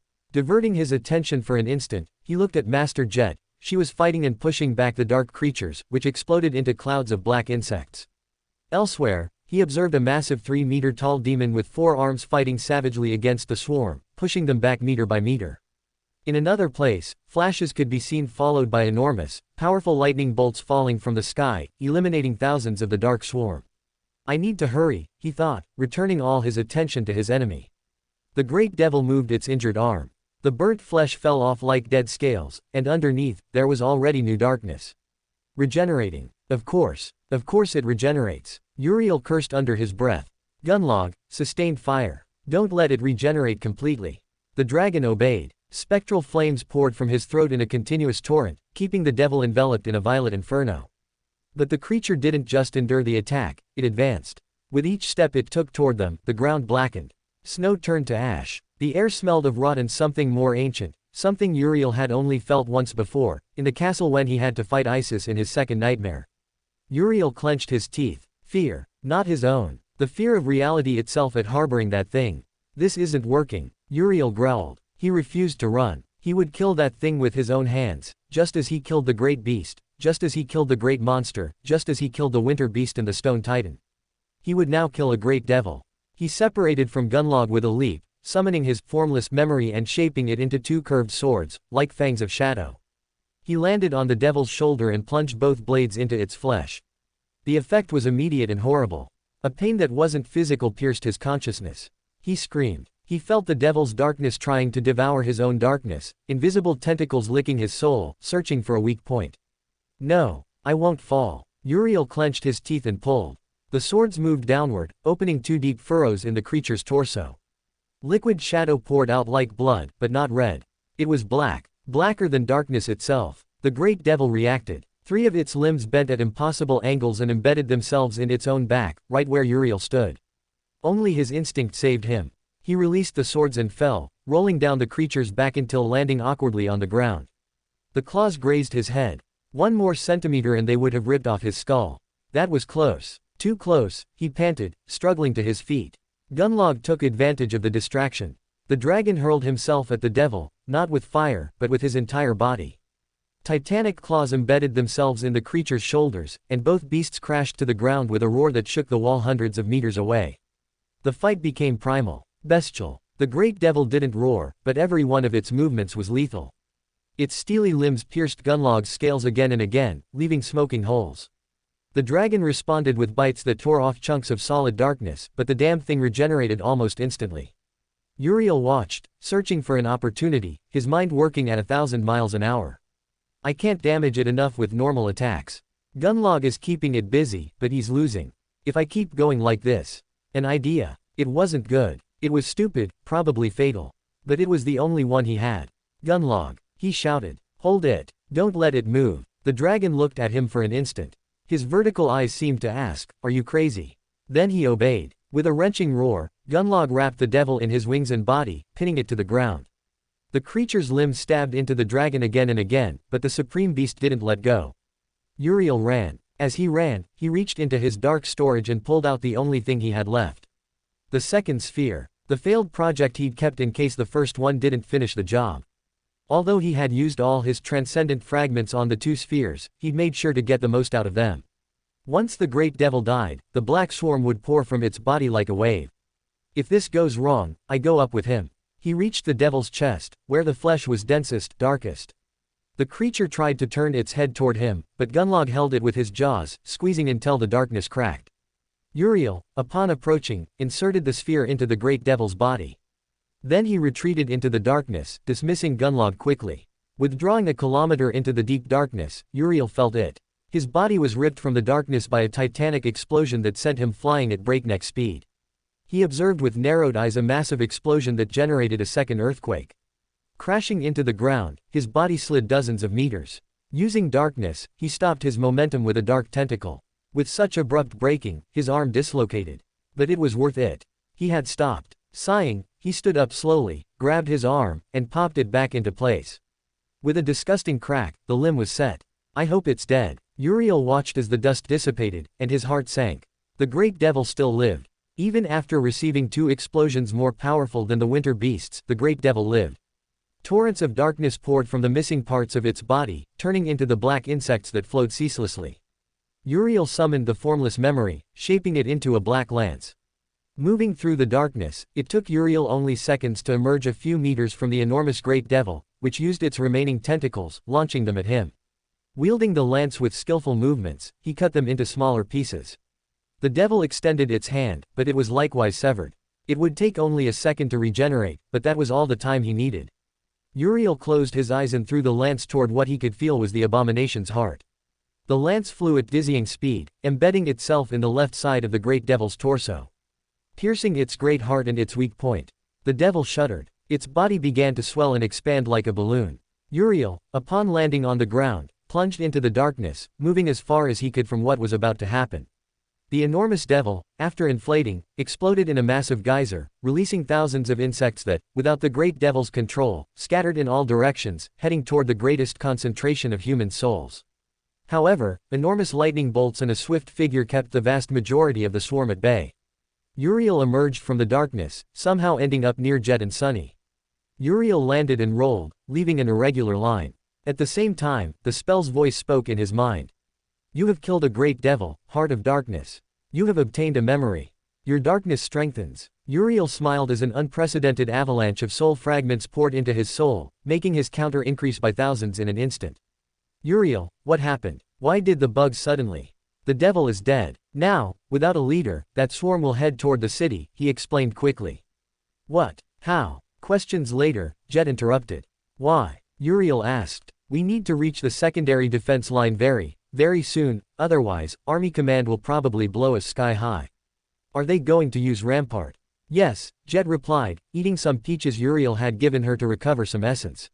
Uriel looked ahead, seeing the enormous dark mass advancing rapidly. So what the hell are we waiting for? Let's get the hell out of here. Without hesitation, everyone began running toward the secondary defense line. The Saint of the Night clan, along with Therese herself, caught up with them. Since Uriel still had much of his essence, he took the rear, using darkness in the form of enormous tentacles to crush hundreds of insects. Uriel noticed the ghost city, knowing about the impending explosion. He dismissed Soul, sending him to his Sea of Souls. He didn't want him to suffer damage from the explosion that was about to occur. Creating more tentacles, Uriel continued at the rear, crushing insects while enormous lightning bolts eliminated them from a different angle, leaving a wide area for their advance toward the walls of Falcon Scott. As they approached the army of still living awakened, they joined the group, making protection easier. But it wouldn't be enough. There were too many, and the distance was shrinking meter by meter every passing second. When they were a quarter of the way to the wall, the Saint of the Night clan spoke. Take your soldiers and go, Soul Reaper. I'll hold back the beasts for a while. Tell your commanders to activate the explosives as soon as they cross the defense line. Sunny looked at the Saint of the Night house. Are you? I think you might have misunderstood, Sunless. I'm not trying to sacrifice myself. It's just that an explosion like that won't hurt a transcendent too much. Awakened or even someone like you, it's better not to take the risk. Master Jet nodded. See you, then. The saint summoned multiple memories and then launched himself at the horde to contain it. Uriel looked at the distance remaining. Uriel increased his pace from the sky. Saint Therese, despite her injuries after fighting the swarm of voracious insects, helped the Saint of the Night clan contain the swarm. As they passed through the gaps, Uriel saw many empty buildings and others that had collapsed. As he ran, dozens of awakened followed behind him. He sighed. Really, again, I'm in the lead with people following me, he complained internally. He kept running for several minutes until he reached the second defense line, where mundane soldiers were quickly entering special zones to withstand what was about to happen in the city. The awakened quickly went inside. Uriel sighed in relief. A few minutes passed, and then a massive explosion occurred, continuing for 2 more minutes until finally subsiding. It was all finally over. No great threats remained in the Antarctic center. The winter beast, the terror of LO-49, the stone titan Goliath, the devouring swarm, the heart of darkness, the cloud eater, the great eel monster, the great devil heart of darkness, and other terrifying abominations that should have devastated the entire Antarctic continent were eliminated. And most of those terrors were killed by him. Fate changed, and millions more would live with hope. Not bad at all, Uriel. I even feel like crying, Shade said, amused. Shut up, Shade. Don't ruin this for me. Days later, Uriel was sitting in a familiar conference room, eating peaches slowly. Across from him, Sunny savored a hot chocolate. Where did you get chocolate? I have my ways, he replied, biting into another peach. Where are the members of your cohort? Sunny asked. Uriel sighed. In the dream realm, possibly facing their second nightmares. In the battle, they suffered severe injuries. I told them not to die, and if their wounds were too severe, to go to the dream realm and ascend. Aren't you worried they'll fail? They're my subordinates, Sunny. I trust they'll succeed. They have too. Sunny said nothing, choosing to remain silent. Uriel, instead, delved into his sea of souls, summoning the little devil that had finished digesting the horn of a corrupt titan, along with fragments of a high-rank creature, and some of his blood to grant it dark powers. He only lacked a large batch of sacred steel to increase the voracious one's hardness and make it a true frontline tank.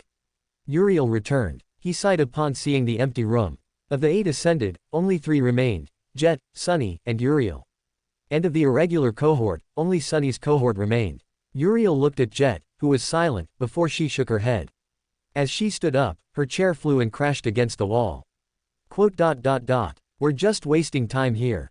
Go rest, especially you, Uriel, you deserve a good rest. Gods, we all deserve it. Uriel remained silent. Shortly after, Sunny stood up. Talk later, were his simple words as he left the room. Uriel stood up and left the room. After exiting the underground, he moved through the darkness, emerging atop a large building. The cold air struck his body. From his dark storage, he took out several bottles of beer. After removing the cap, he took a drink. So now you drink? Shade asked. I'm not much of a drinker. But I suppose it's fine for now, he said, finishing the first bottle and then starting the second. In the distance, he could see Sol, whom he had resummoned after a full day of rest. Once the evacuations ended, he would have a free month, and then he could decide whether to continue dealing with all of Antarctica. Of course, he would naturally stay in Antarctica, though he wouldn't interfere much with Song and Valor. In the end, he only needed to be there when the gates opened in their little war to go to the Nightmare Desert. Do you want to switch now? No, I have some things to think about. Shade nodded. I see. Well then, I'll bother you in a few hours. And Uriel, seriously, you did a great job. You can be proud of that. Did you just try to invalidate me? He asked, looking beside him, but Shade wasn't there. Uriel looked at the half-empty bottle with an empty gaze. Then he raised his face, noticing snow beginning to fall.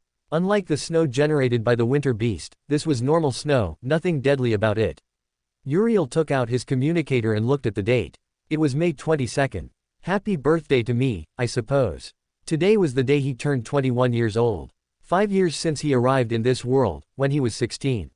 Time flies, he thought with a small smile, taking out a piece of cake and beginning to eat it with a faint smile.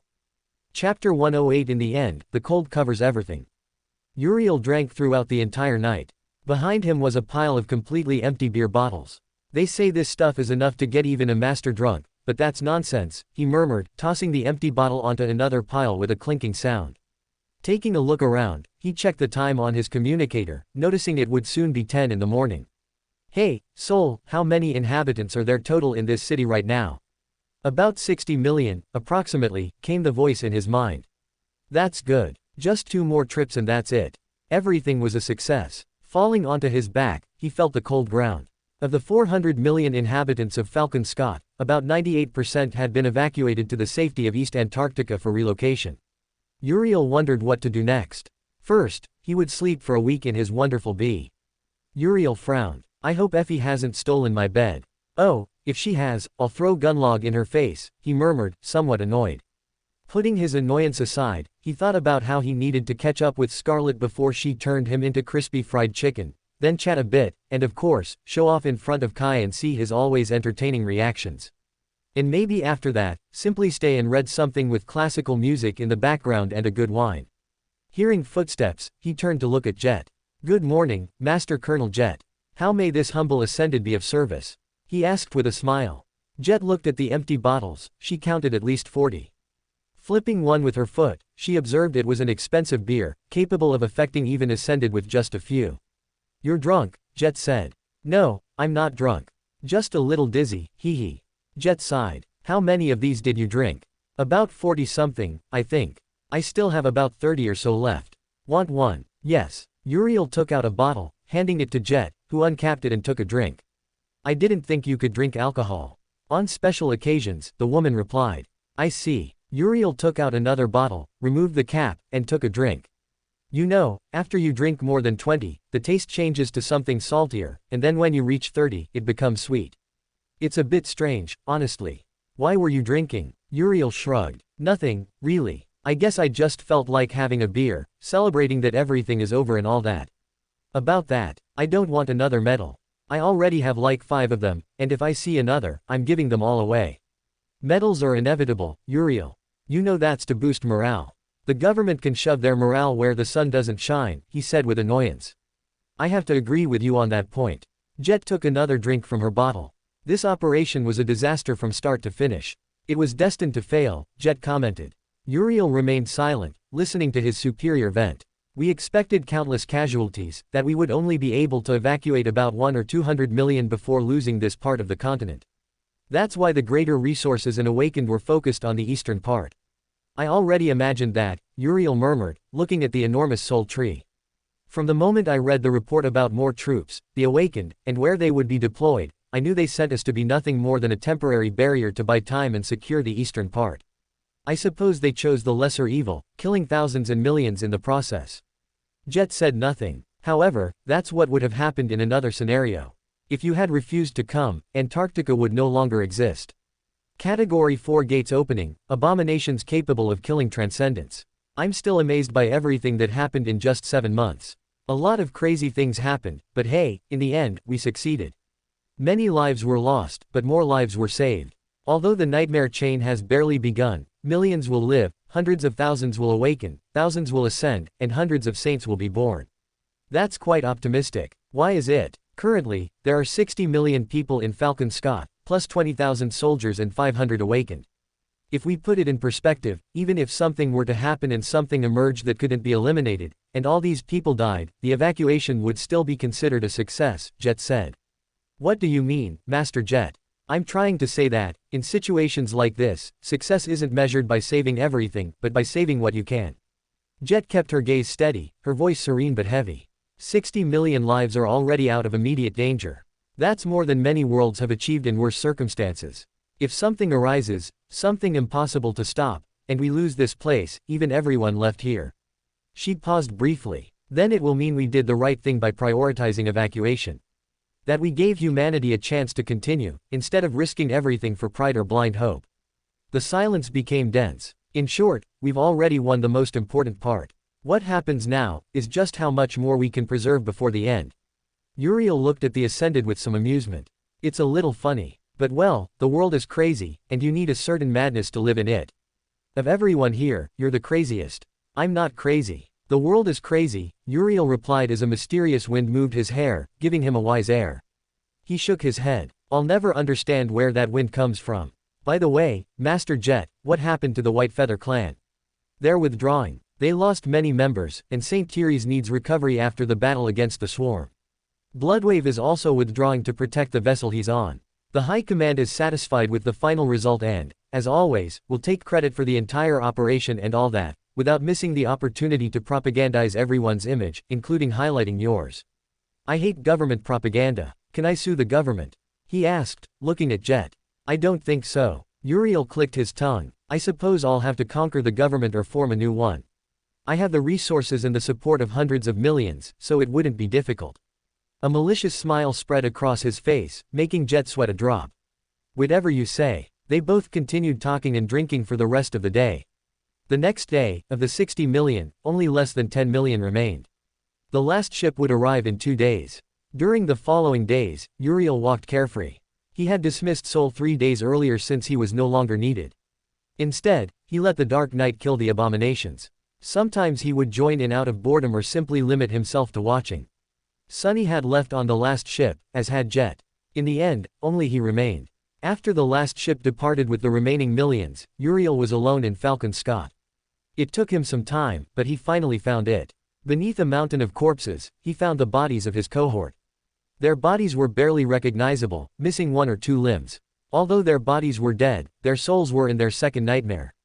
Once they overcame it, the spell would create new bodies for them upon achieving ascension. Uriel summoned the winter beast after making a grave for his subordinates' bodies, just in case.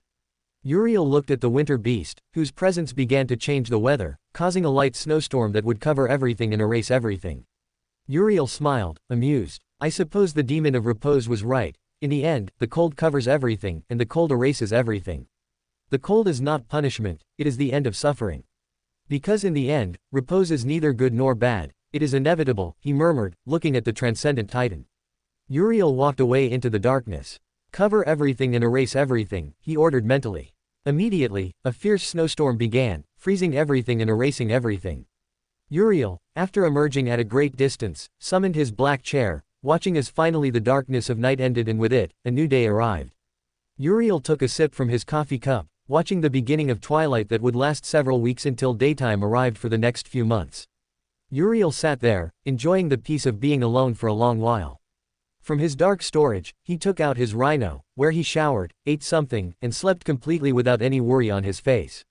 In the end, Uriel slept for 3 full days. Chapter 109 The Bizarre Adventure of Uriel in Antarctica 1. Author's note: this chapter is full of references to various series and doesn't really contribute much to the plot, so just enjoy the lowbrow comedy. It was the 4th day, and Uriel was making a snow sculpture. After 3 days asleep, he woke up on the 4th day full of energy. After completing his morning routine, he stepped out of the rhino completely bundled up, gazing at the landscape, a vast expanse of white covered in snow. There was no more snowstorm. After all, he had eliminated the winter beast, returning the Antarctic center to a white wasteland. Of course, cities still remained, but they were ghost towns covered in snow and ice. Gathering snow, he formed a sphere, then another smaller one. Using 2 pieces of coal, he placed them as eyes, and finally used 2 dry twigs he had in his dark storage, creating his first snowman. What are you doing? Asked Shade suddenly. Are you not watching? I'm making a snowman, he replied, looking at his creation. Why? Because I've always wanted to make one. Besides, it would ruin my image if they found out I like making snow figures. Think of the disappointed fans. Shade rolled his eyes. Looking at the snow, he had an idea. Bending down, he grabbed a snowball and threw it, shattering Uriel's snowman. Uriel's smile died instantly as he watched his creation, which he had named Pepe Primero, whose life had been ephemeral. Slowly, his eyes looked at Shade, who was whistling distractedly. Forming a snowball, he threw it at Shade, making him fall backward. Hey, why did you do that? You killed Pepe Primero. He had a family. It's just a snowman. His son was going to be named Chopper, and his mother Maria, he said angrily. Now what do I tell them? Uriel pointed to 2 larger snowmen. The first was a small one with a hat, and the other had a scarf with a vague feminine outline. Tell them he was walking down the street when a meteorite fell on him. Stop with the damn references. Fine, enough. I'm going to sue you for mental violence. Prepare your lawyers. You don't even have lawyers. Oh no. Let me introduce you to Mr. Miles Edgeworth. Shade pointed to a snowman wearing an elegant red lawyer's suit. Ah, yeah. Then let me introduce you to my lawyer, Mr. Saul Goodman. Shade clicked his tongue. Damn, that guy is good, but Mr. Miles Edgeworth never fails, he thought to himself. Uriel smiled as a gavel sound was heard. Order in the court, said a new voice, Soul, dressed as a judge. Let's hear your testimonies, prepared by your lawyers, said Soul, taking a cup of coffee. Your Honor, my client suffers from irreversible trauma, declared Saul Goodman, adjusting his red tie with a carefree air. A snowman named Pepe Primero, with dreams and aspirations, was brutally murdered. Is that not enough to consider mental violence? Miles Edgeworth crossed his arms, his distinctive burgundy vest impeccable. Objection. A snowman has no rights. It's frozen water with decorations. Frozen water with a family. Saul turned to the imaginary audience. Mrs. Maria and little Chopper were waiting at home. What do we tell them now? Judge Saul banged his gavel. Order. Does the prosecution have any witnesses? Shade took the stand, still with snow in his hair. It was just a joke. Uriel attacked me first. First, you murdered Pepe Primero in cold blood, Uriel interjected from the prosecutor's chair. And not content with that, you insinuated a meteorite. That's premeditation. Objection, said Edgeworth. That's speculation. Saul stood up slowly. Speculation. Allow me to present Exhibit A. He pulled a miniature snowman from his pocket. This is Pepe Segundo, the victim's twin brother. Look at him. He has the same coal eyes. The identical twigs. That's ridiculous, Edgeworth replied. Ridiculous. Saul activated an old portable DVD player. Here we have security footage from the Rhino. Courtesy of the Antarctic Guardian Angels. Observe how Shade laughs as he destroys Pepe Primero. On the small screen, grainy footage showed the scene. Shade, in dramatic slow motion, threw the snowball. That footage is edited. Shade protested. Saul adjusted his glasses. Can you prove that? Edgeworth cleared his throat. Your Honor, I request a recess to analyze the video. Denied. This court has no time for technicalities. Next piece of evidence. Saul smiled triumphantly. I call to the stand an expert in winter psychology. Mrs. Nieves Perez. A snowman with thick-rimmed glasses was brought to the stand by Saul. Can you describe the emotional damage? The snowman remained silent. Excellent testimony. Proceed. Edgeworth jumped to his feet. The witness hasn't said anything. Exactly, said Saul in a grave voice. He's so affected by the tragedy that he's lost the ability to speak. Do you want more proof, Mr. Edgeworth? The gray-haired prosecutor rested his head in his hands. I hate this job. Saul took another sip of coffee. The court accepts silence as valid testimony. Let's continue. Shade interjected. This is a farce. Uriel hit me first with a snowball. That's assault. Assault. Saul approached Shade. My client was simply delivering therapeutic snow. You, on the other hand, committed first-degree murder of an inanimate being with feelings.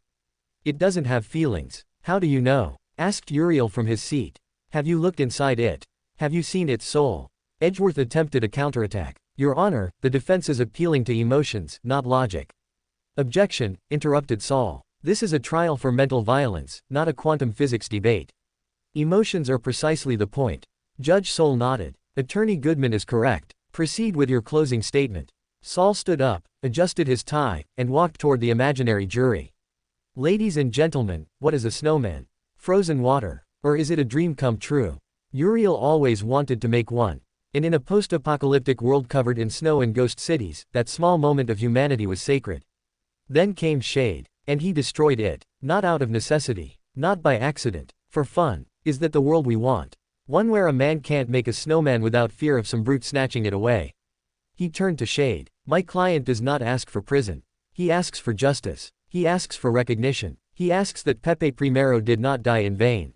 Silence in the courtroom. Saul lowered his coffee cup. Does the prosecution have anything to add? Edgeworth sighed. This is all absurd. Absurd. Saul smiled. As absurd as suing for mental violence in post-apocalyptic Antarctica. And yet, here we are. Saul banged the gavel. The time for the verdict has come. This court finds Shade. Dramatic pause. Guilty on all charges. He must pay symbolic compensation, build 3 snowmen in honor of Pepe Primero, including an exact replica, and attend winter anger management therapy. Therapy for what? Shade shouted. Order. Another gavel strike. Uriel smiled widely as he raised a new snowman, Pepe Tercero, wearing a small judge's robe. Justice prevails, said Saul, pouring himself more coffee. Shade crossed his arms, grumbling. I hate all of you. Saul Goodman winked at Uriel. Another case closed. Call me when you want to sue someone for sock theft. As the snow continued to fall softly, Uriel raised Pepe Tercero toward the gray sky. Pepe Primero would never be forgotten. ... Wow, that was pretty interesting and full of references, said Shade, looking at the dozens of snowmen hastily constructed by dozens of darkness hands. You're telling me, replied Uriel. That was fun, said Saul. So what do we do now? Asked Shade. Do you want to ski down an enormous slope a few kilometers high at full speed? Oh, absolutely. Can I wear a purple suit? Asked Shade. Of course. After driving along the snow-covered roads, it took them an hour to reach a frozen mountain. Upon reaching the summit, Uriel created 3 boards to slide down the snow in a race. Curiously, Shade wore a purple suit with a clown mask, and Uriel wore a black suit with a bat cape. After a countdown, the 3 began descending at full speed, trying to make the others fall.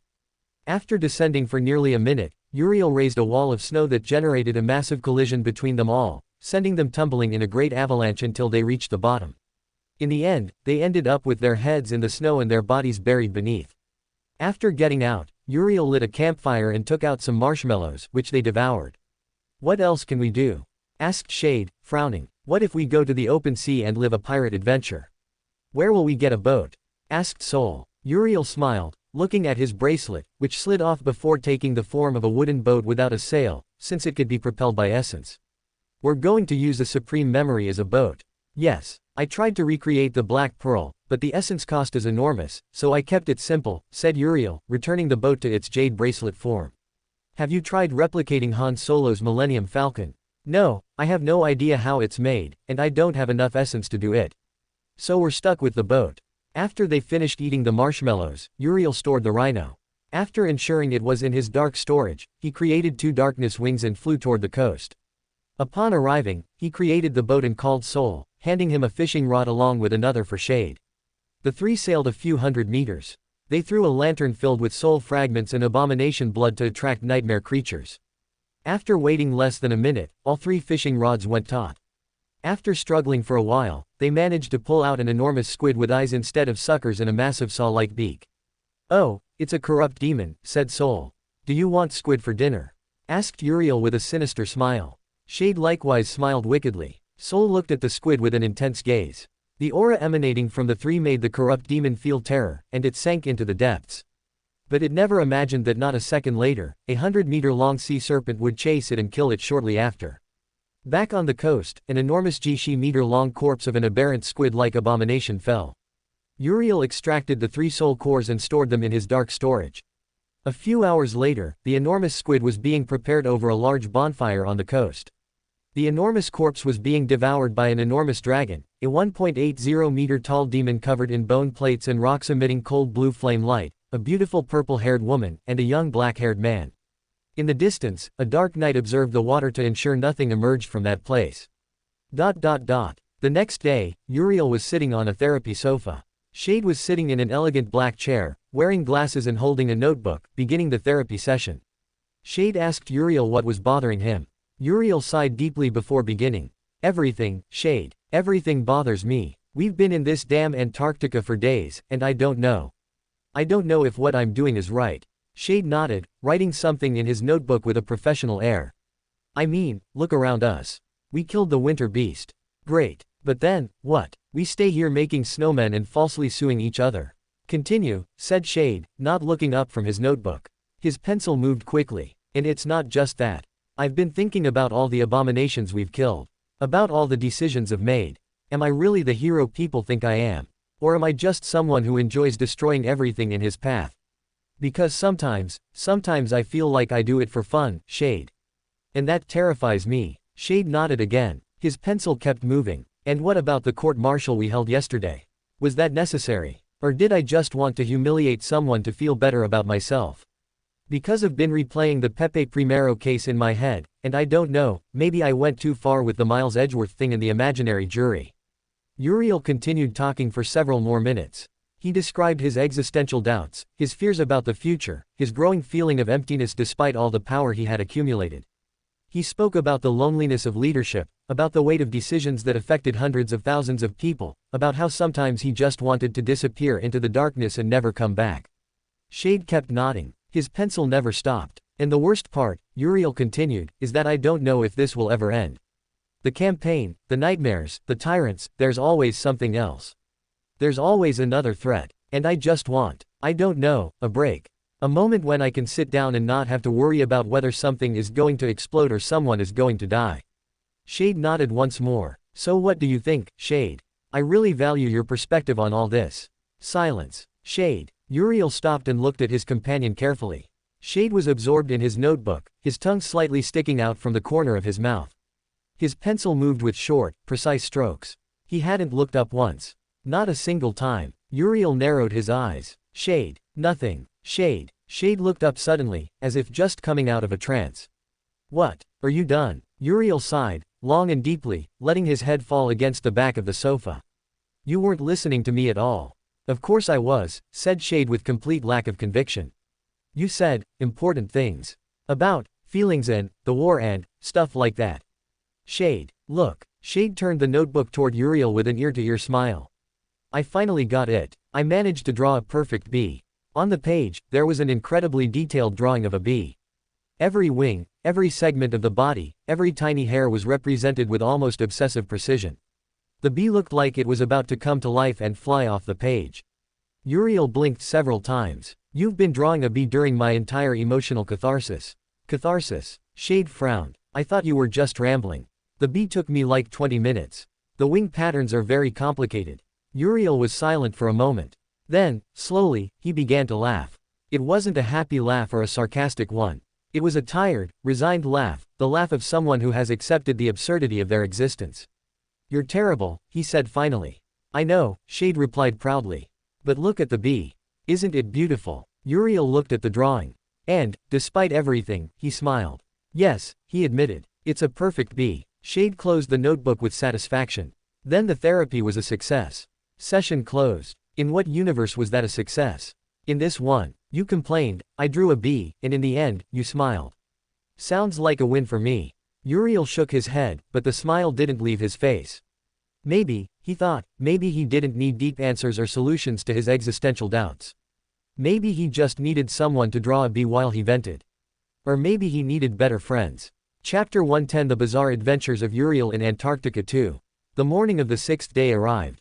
Quickly, Uriel found himself bored. 6 full days had passed in central Antarctica after everyone had been evacuated.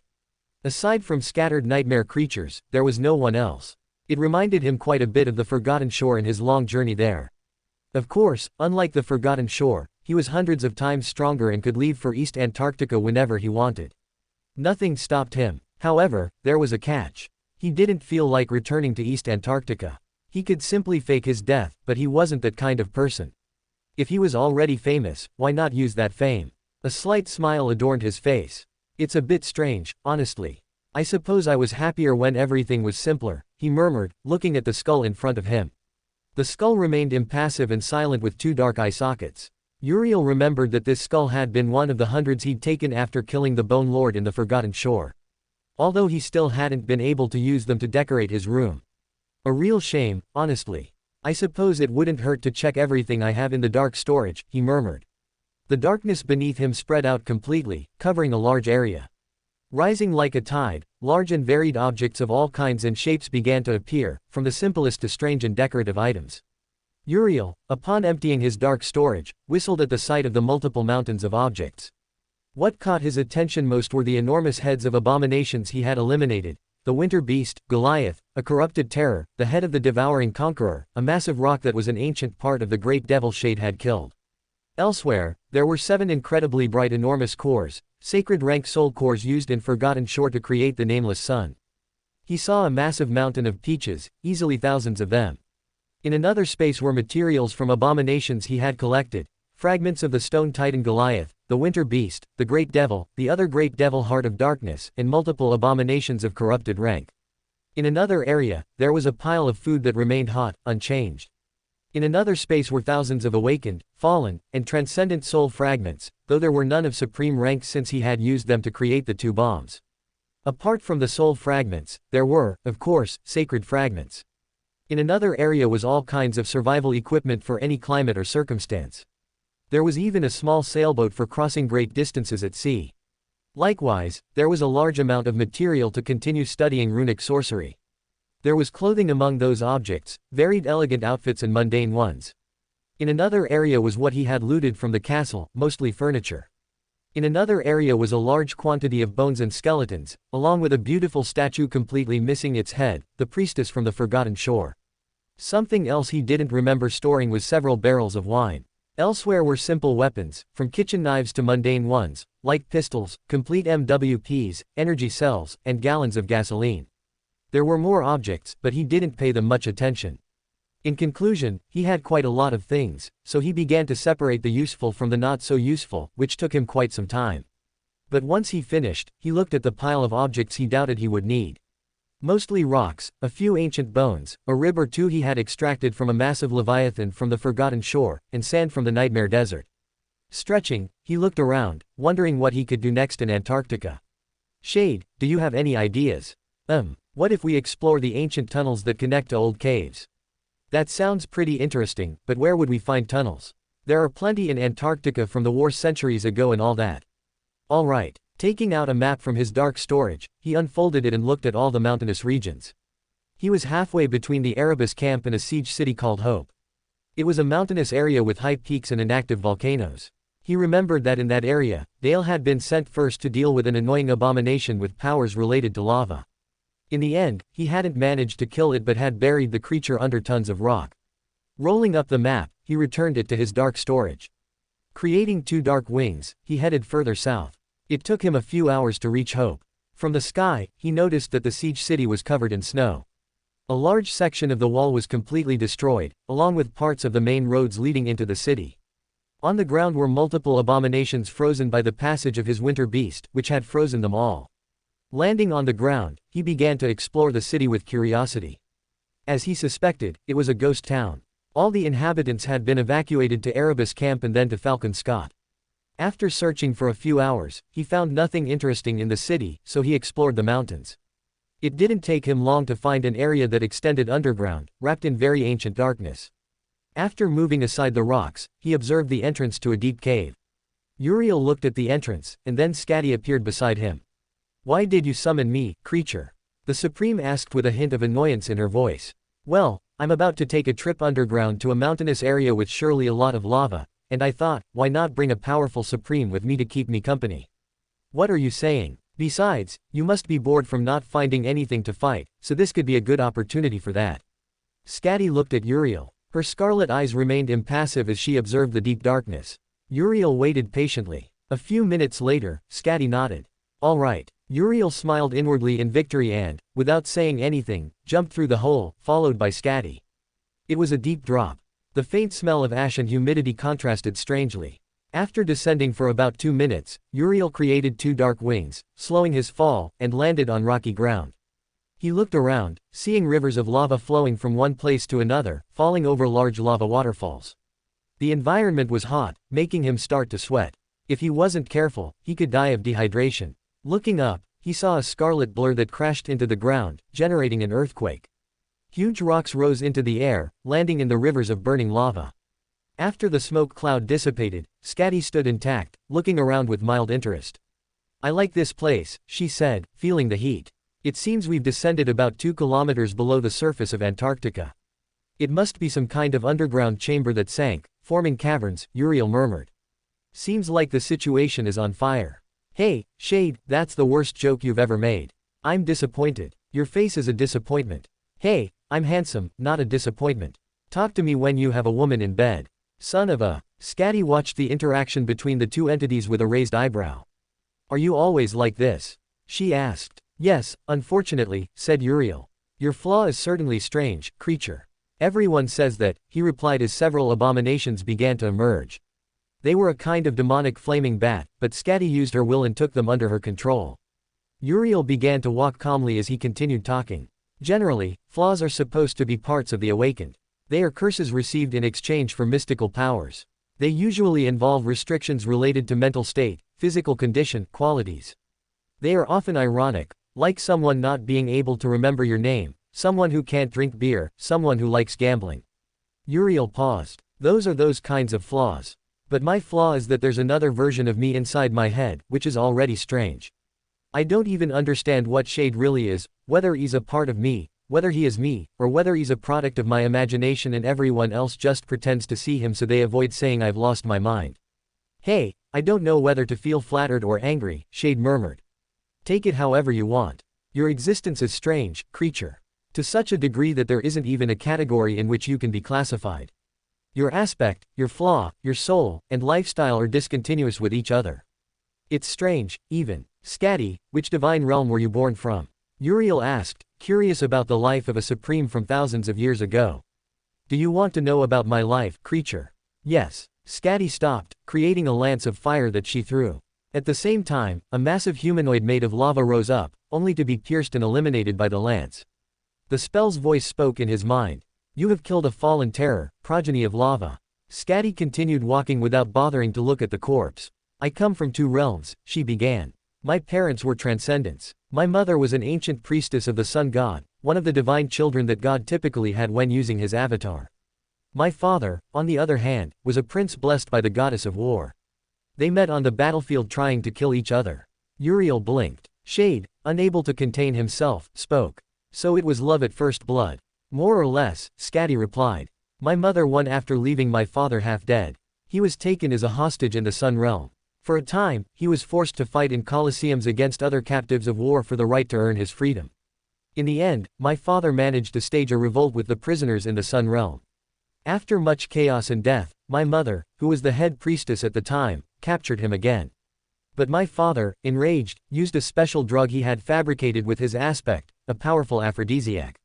To make a long story short, they had sex for days, and from that encounter, I began to be conceived. In the culture of the Sun people, partners are decided by compatibility and the passion of their bodies. Hey, wait a second, Shade interrupted. How exactly does that work? I mean, Shade couldn't even articulate words. He had expected to hear a story of enemies to lovers, not a strange story like this. The sun god is the god of creation, destruction, and passion, more of the latter than the first two. So he created a series of divine rules for his faithful, Skadi said with a shrug. So each god created rules for their followers? Uriel asked with interest. Yes. But continuing the story, after that encounter, somehow they both began to feel passion that transformed into love. My father abandoned the throne and escaped, and my mother stopped being a priestess. They left their domains and went to the domain of the goddess of storms. I was born months later as a transcendent, and for about 200 years, everything was peaceful until the war began. And what happened then? Uriel asked. I'll tell it if I feel like it. Besides, we've arrived. Uriel blinked, looking around. They were in the center of the cavern, surrounded by burning lava. The lava accumulated, taking the form of a large humanoid with multiple limbs. Skadi simply took the wyvern fang. With a single movement, the nightmare creature exploded, splattering lava everywhere. You have killed a great beast, burning progenitor. You have received a memory. That was disappointing, said Shade. I suppose having an ancient supreme solves many things. Skadi looked at where the great beast had been, only a supreme soul fragment remaining. After Uriel dismissed Skadi, he stored the soul fragment and left the cavern. The story that battle-addicted woman had told him left him with quite a few questions and one or two answers. For example, the fact that transcendents could move between divine realms, and since divine realms were worlds in themselves, it meant that transcendents could move between worlds. He wondered if, as bearers of the spell literally moved them to a completely different world, and as they ascended, their existence became anchored to the dream realm. This left him quite thoughtful about the nature of the nightmare spell and the rules imposed by the gods on their followers. Certainly something he would investigate once he had time. Chapter 111 Saint of the Government. It was a shame, but there was nothing more Uriel could do. To his great disappointment, his self-imposed week of rest and vacation had come to an end.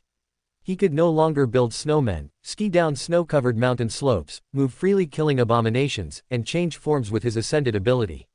Which, by the way, his latest form was that of an enormous, imposing wolf with white eyes and incredibly sharp fangs and claws. After tracking down a corrupt terror, the battle was brief. He killed it in less than a minute. Although the only disadvantage of that form was that it made his primal instincts like fury and hostility dominate him for some reason he didn't understand. Either way, it was time to return. Checking that he had everything, he watched the Antarctic center slowly recede as he rode on Gunlog's back. Gunlog, though he hadn't noticed before, had increased in size. Before, he measured between 70 or 80 meters, but after reaching supremacy, he had reached 100 meters. And with an almost unlimited amount of essence, he could fight for a very long time. Although his base element was tied to a strange source. As for his new ability as a supreme, it was the capacity to displace. Although it sounded simple, it wasn't. His ability allowed him to ignore everything, creating a kind of displacement that could redirect everything. In theory, he could ignore the crushing pressure of the Ivory Island by displacing himself through space. Nor did distances mean anything between him and his target, shifting space aside or adding space to enlarge it. There was a great variety of ways to use displacement, and he was just beginning to adapt a new combat style with his supreme ability. Sitting on Gunlog's head, he crossed his arms, feeling the cold wind move his hair. He had prepared a list of excuses for when he met with the transcendents of the Sandcore government. Among his best excuses were, giving his VIP ticket to someone in need, staying behind to look for stragglers to rescue, eliminating threats that could be a problem for the future. Even having to fight a dangerous abomination alone that could spread like a parasite. Yes, without a doubt, a great variety of perfectly planned excuses. Of course, he also had excuses for when he met with his organization in the Dream Realm. He wanted an army. Since his Wonder Team had gone to their second nightmare, he thought about calling Shadow Garden to create a complete legion, hundreds of elite awakened. Uriel smiled at the image of 1,000 awakened wearing black armor killing a corrupt titan in front of the incredulous faces of the saints and the clans. Smiling with amusement, he watched how in just 3 hours he had already arrived in East Antarctica. It didn't take him long to spot a siege city. Thousands of high-powered bullets capable of eliminating awakened beasts were being fired. He could even make out the small silhouettes of awakened and soldiers on the battlements. Gunlog looked at the massive abominations and, without Uriel needing to give the order, flew toward it, unleashing an enormous flare of golden fire that quickly consumed hundreds of meters until it devastated an area of nearly 3 kilometers. Thousands of abominations, both awakened and fallen, died in that single attack. Having cleared an area, Gunlog landed. The image was truly disconcerting for the awakened as they saw an enormous, majestic, imposing 100-meter-tall dragon looking at them with divine arrogance. Quickly, the awakened discovered who that dragon was. After all, with the enormous number of videos, theories, and publicity, there was no one who didn't know him. It was one of the Lord of Darkness's echoes. After they looked at the dragon, an awakened shouted and pointed toward the top of the dragon's head. Everyone raised their faces. Their eyes opened wide as they saw a young, handsome man with fair skin, black eyes, and a smile somewhere between amused and confident, staring back at them. He was sitting cross-legged in a relaxed pose, and on his body was a black and gray tunic armor made of sublime and pristine fabric. The reactions were immediate. The reactions were not long in coming, especially from the civilians inside, many of whom were from Falcon Scott, the Erebus Field, or other cities in the Antarctic Center. In just half an hour, all of East Antarctica knew that the missing Lord of Darkness had returned. As for Uriel, he was walking calmly toward a simple room where the Ascended in charge and several other awakened were waiting. Gods. Great. This is fantastic. I have to tell my wife. No, First Central Command, said the Ascended, a man around 30 years old. First of all, can I have an autograph? Uriel blinked several times before shrugging and taking out a pen from his dark storage, giving his signature to the Ascended. After reporting briefly, Uriel was transferred to the local government's main headquarters and showered with attention, which he found somewhat annoying. From what Uriel could gather, the government saint would come to welcome him personally. A few hours later, while Uriel was solving a strange puzzle, the door finally opened, revealing the government saint. Uriel turned his head slightly, seeing a tall man with rough skin, about 50 years old in physical appearance. However, he could feel an aura of power emanating from him. His hair was shiny black, his appearance haggard. He wore an austere military uniform with a 4-star insignia stamped on the sleeve. His dark eyes looked at Uriel with something between interest and doubt. Ascended Uriel, he spoke in a serious, calm tone.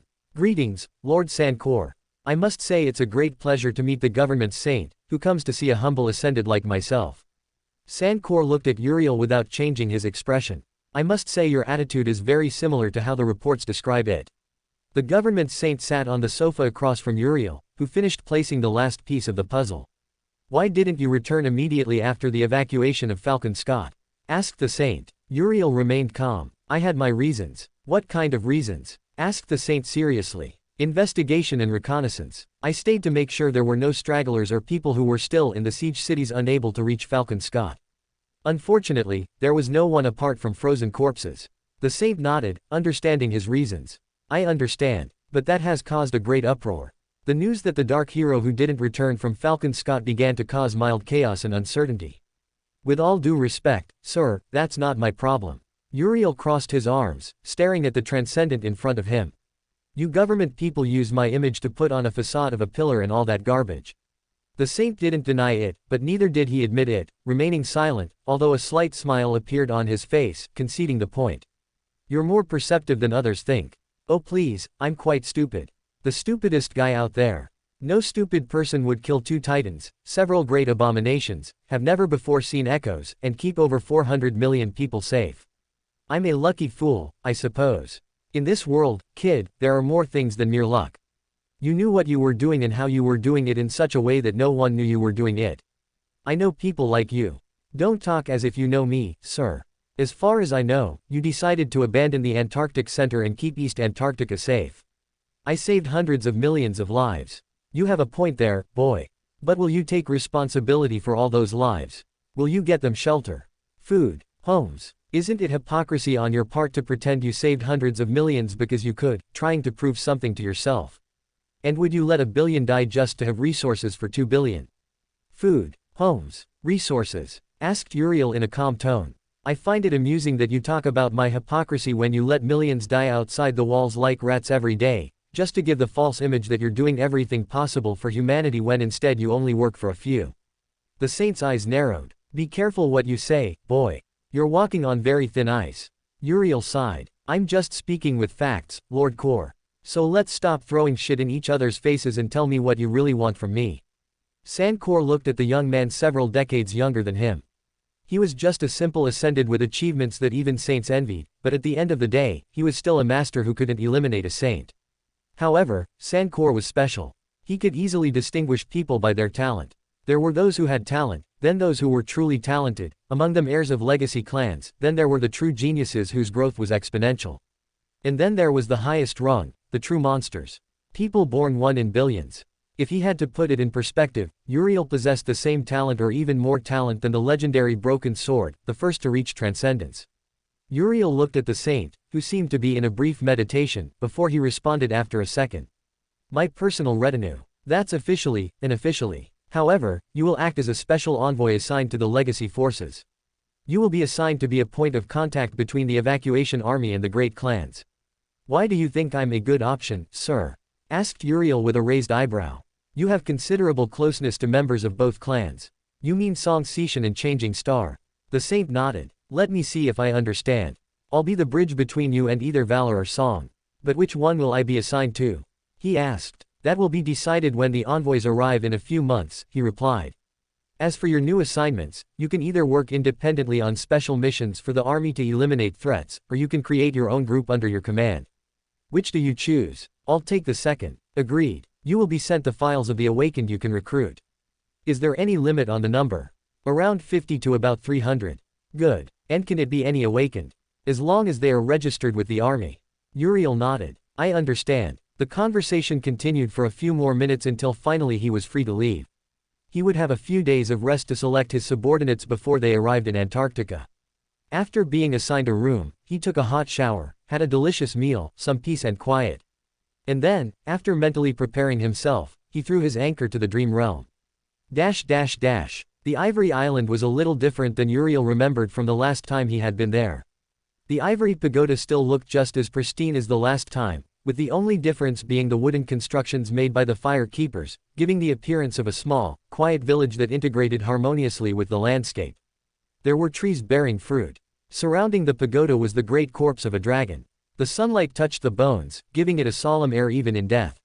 Walking toward the edge, he observed the chained islands, enormous islands connected by gigantic chains, each link wide enough to be a road. The ivory island was moving, though very slowly. Uriel walked around curiously. He had changed his appearance. His hair was dark purple, and instead of wearing the holy mantle, he wore simple leather awakened rank armor, giving the appearance of a simple, good-looking person. No one paid him any attention.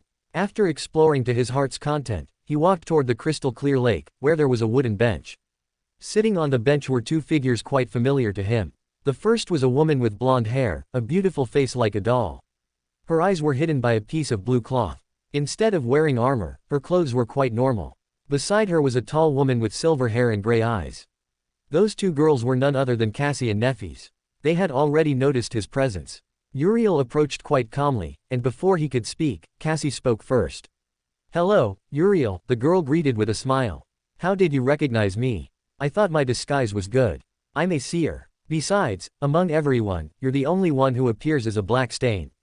That feels like an insult, he murmured, then looked at Nephis. Hello, Nephis. I'm glad to see you're well. Nephis nodded. Uriel walked toward the lake, walking on its surface as if it were a hard surface. After crossing the small lake, he sat on the bench at the other end. Now you can walk on water? Asked Nefis. Yes, and turn water into wine too. Cassie stifled a laugh while Changing Star took a moment to understand the sarcasm. So how was it in the Antarctic Center? Asked Cassie, deciding to start the conversation. Do you want a quick summary or a 6-hour explanation? A summary, said Nefis. To start, I killed a lot of abominations. I was assigned to a siege camp. A corrupt tyrant attacked, I killed it. Then a great abomination that I killed. Then a corrupt titan that played with my mind for almost 2 months, I killed it too. A war broke out against 6 corrupt abominations where the weakest was a demon and the strongest was a parasitic terror that wanted to evolve into a titan. I killed a titan, then a terror. Then the evacuations began. I think after that, I killed a corrupt titan with an explosion that shook an entire continent. I got an echo from that death, and the rest tells itself. Nefis had a slightly bewildered look upon hearing all of that. Of course, she had heard of the feats through the news she saw in the waking world, but generally the information came randomly and not completely. So hearing it firsthand, even if it was a quick summary, left her with some things to process. For example, the fact that Uriel now had the echo of a transcendent titan. So, the usual, commented Cassie.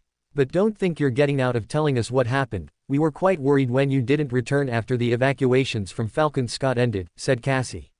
Uriel looked at Cassie and then at Nefis. Were you really worried when I didn't come back? He asked, genuinely curious. Yes, this time the answer came from Nefis. Uriel didn't know what to think for a moment. Oh, I see. Why do you sound surprised? No, it's nothing, he replied. It was evident to both Cassie and Nefis that Uriel was keeping something to himself, but he wouldn't tell anyone. Cassie, noticing the mood, changed the subject. You mentioned you have the echo of a corrupt titan. Which one is it? The winter beast. I can summon it, but it would be brief. Its abilities are too dangerous to summon lightly. Uriel summoned the winter beast, which materialized a few meters away. Nefis looked ahead, observing the great titan of black ice with light purple flowers around it. Immediately, she felt the temperature plummet. A thin layer of frost spread rapidly. Uriel dismissed the transcendent titan. As you can see, too dangerous, he expressed. How did you manage to kill something like that? Asked Nefis. With sorcery and a lot of madness. Since its powers were ice-based, the only way to counter it was with fire. It took me some time, but I managed to find a large still active volcano, and using sorcery, I blocked the thermal energy from escaping for many hours. After that, I fought my way through the storm until I reached it and transported it to the volcano. The clash of different temperatures generated an explosion that, as I said before, caused the entire Antarctic continent to suffer a great earthquake. In the end, it was still alive, and what followed was an infernal battle where I ended up half dead, he finished. By the way, I still have its head. Do you want to see it? No, said Cassie instantly. By the way, where are the others? Effie and Kai are with the Second Army and will arrive in a few days.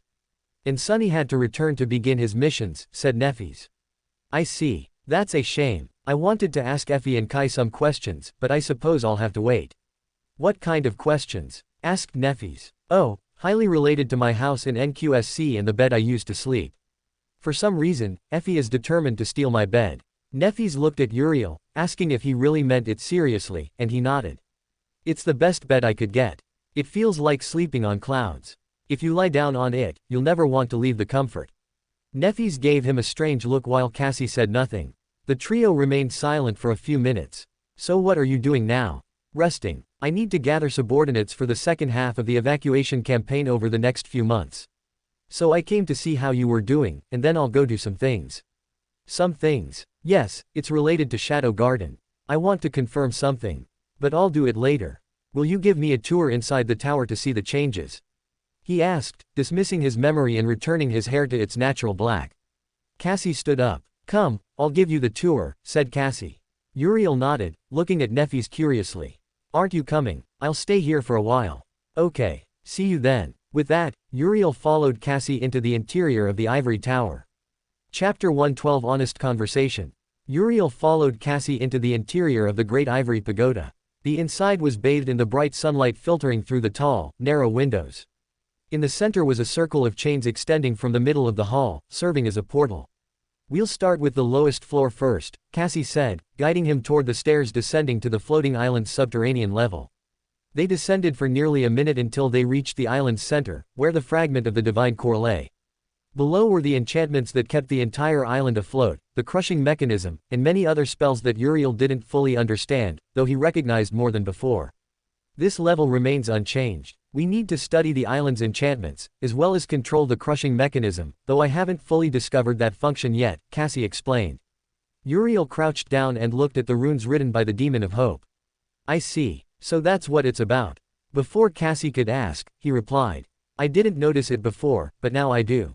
There's a set of runes that intertwine with each other as part of a larger enchantment. For example, this part here, he said, pointing with his finger at a group of tiny runes, is a linking enchantment.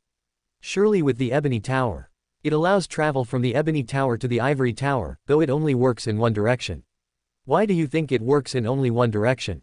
I have no idea, Uriel replied, then added, and this other enchantment is related to what keeps the island afloat, though I don't understand the other part. He murmured as he looked at the runes, trying to decipher them. Suddenly, he felt footsteps approaching. Something soft pressed against his back, and he tensed. What are you doing, Cass? He asked in a calm tone. I'm just looking at the runes. Does it bother you? No, Uriel said before closing his mouth. He felt the girl press closer to him. You know, I discovered that the Ebony Tower was originally similar to the Ivory Tower, built from the same material. It just darkened from receiving the light of the suns for thousands of years, Cassie said. Really? Uriel asked. Yes, she replied, slowly hugging him. All right, this is getting weird, Uriel thought. He used his dark body, becoming intangible for a moment, and Cassie passed through him, unable to hold him. Then, he reformed. Uriel took a few steps back, returning to his normal form, and looked at the blonde woman with a complicated expression. What's wrong with you, Cassie? He asked. What's wrong with me about what? With your attitude. Why are you acting like this? Does it bother you? Cassie asked, looking down. I'm sorry if it makes you uncomfortable. Uriel sighed, staring at her intently. It's not that it bothers me, he said after a silence. It's that you're not like this. You never seek physical contact. Especially not with me. So I'll ask again, what's going on with you? Cassie was silent for a moment. Her fingers intertwined nervously, a gesture Uriel had rarely seen from her. Maybe I'm just tired of being alone, she admitted quietly. Ever since I woke up here, I've always been alone. With you, I don't feel so empty. Uriel watched her in silence. Then, he walked toward her and, without a word, extended his hand. Come, he said, let's finish reviewing the runes. Then we'll talk. Cassie looked up, her blue eyes shining with something akin to hope.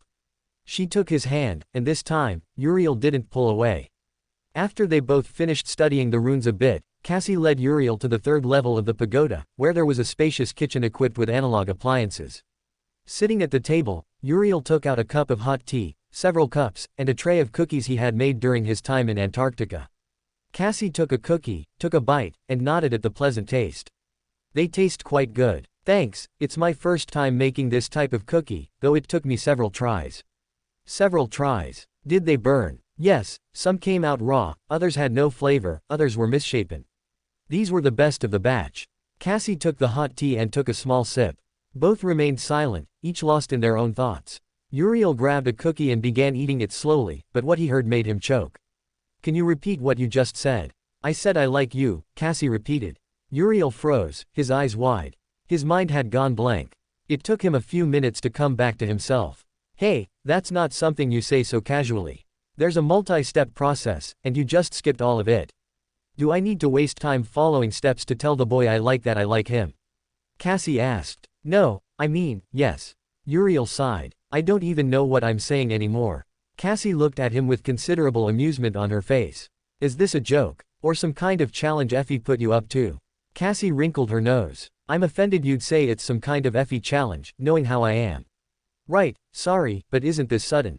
Don't you like it? Am I not your type? Uriel looked at his cup, trying not to look at the oracle woman's face. Uriel sighed. He wasn't the type to beat around the bush. Listen, Cass. Yes, I do like you. And as for my type, I don't really focus on that aspect, he replied. The girl's face lit up. And so, but, I'm not sure right now. Don't misunderstand me, I certainly feel attracted to you, and I'd like for us to be something more, but not now. Too many things are happening. So I'm just asking you to give me some time.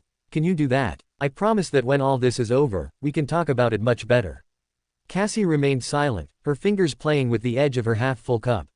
You're not accepting me, but you're not fully rejecting me either. Do you know how that leaves me?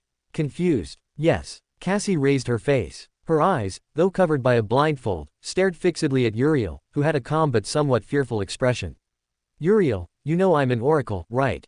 Yes. And that I can have visions of the future through my dreams. Yes. However, lately, what should happen isn't happening anymore. I knew about Antarctica a month after becoming awakened, and I knew what would happen. But everything changed so much that now it's hard to know what will happen and what won't. There are too many paths, it's almost impossible to know which one is correct. What do you mean? The oracle lowered her gaze, her fingers interlacing with slight tension, as if holding something invisible that threatened to break. I mean, the future is no longer a line. Uriel frowned, observing her in silence. Before, it was clear. It was like seeing a river. It flowed in a single direction, with some variations, yes, but it always reached the same sea. I could follow it, understand it, even anticipate its currents. She paused, taking a deep breath. But now, it's as if that river has fragmented into thousands of threads.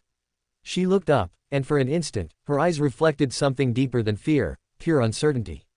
Threads that cross, break, fade, and others that appear from nowhere. Some end abruptly. Others lead to things that should never have existed. Uriel remained silent, but his expression hardened slightly. And you can't see which one is correct. She slowly shook her head. There's no correct one anymore, or maybe there are too many. And the worst part isn't that. She leaned toward him, her voice dropping to an almost inaudible whisper. The worst part is that there's something, someone, who shouldn't be in any of those futures. The air seemed to grow heavier. It's like a stain. No matter which path I observe, it appears. It changes events, alters decisions, breaks destinies that were already defined. Uriel narrowed his eyes. That's because of my existence, Uriel said.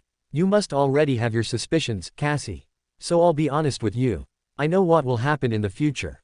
Not like your visions, it's literally what will happen, when it will happen, and what will trigger all of this.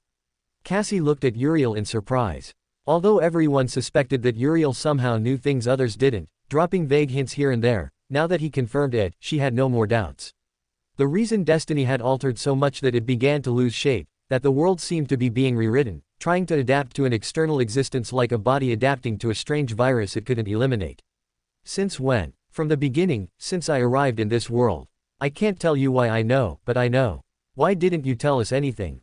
Cassie asked. Didn't you trust us? No. Uriel's answer was calm. You should know better than anyone, Cass. Knowledge is the heaviest thing in the world. If I had told you everything I know, would you have believed me? Would you have trusted me? Would we have the relationship we have now? Cassie didn't respond. You know it well. Instead of telling everything, I decided to change and alter things just enough so that no one knows what I did, only the results. The Forgotten Shore, the journey to the underworld, the siege of the Crimson Needle, your battle with Sunny and Nephis, even now in Antarctica, Cassie murmured.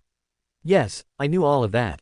Even about your adventure in your second nightmare with the immortal saints and about the Prince of Nothing, though I'm not sure anymore since what should have happened didn't happen, something different occurred.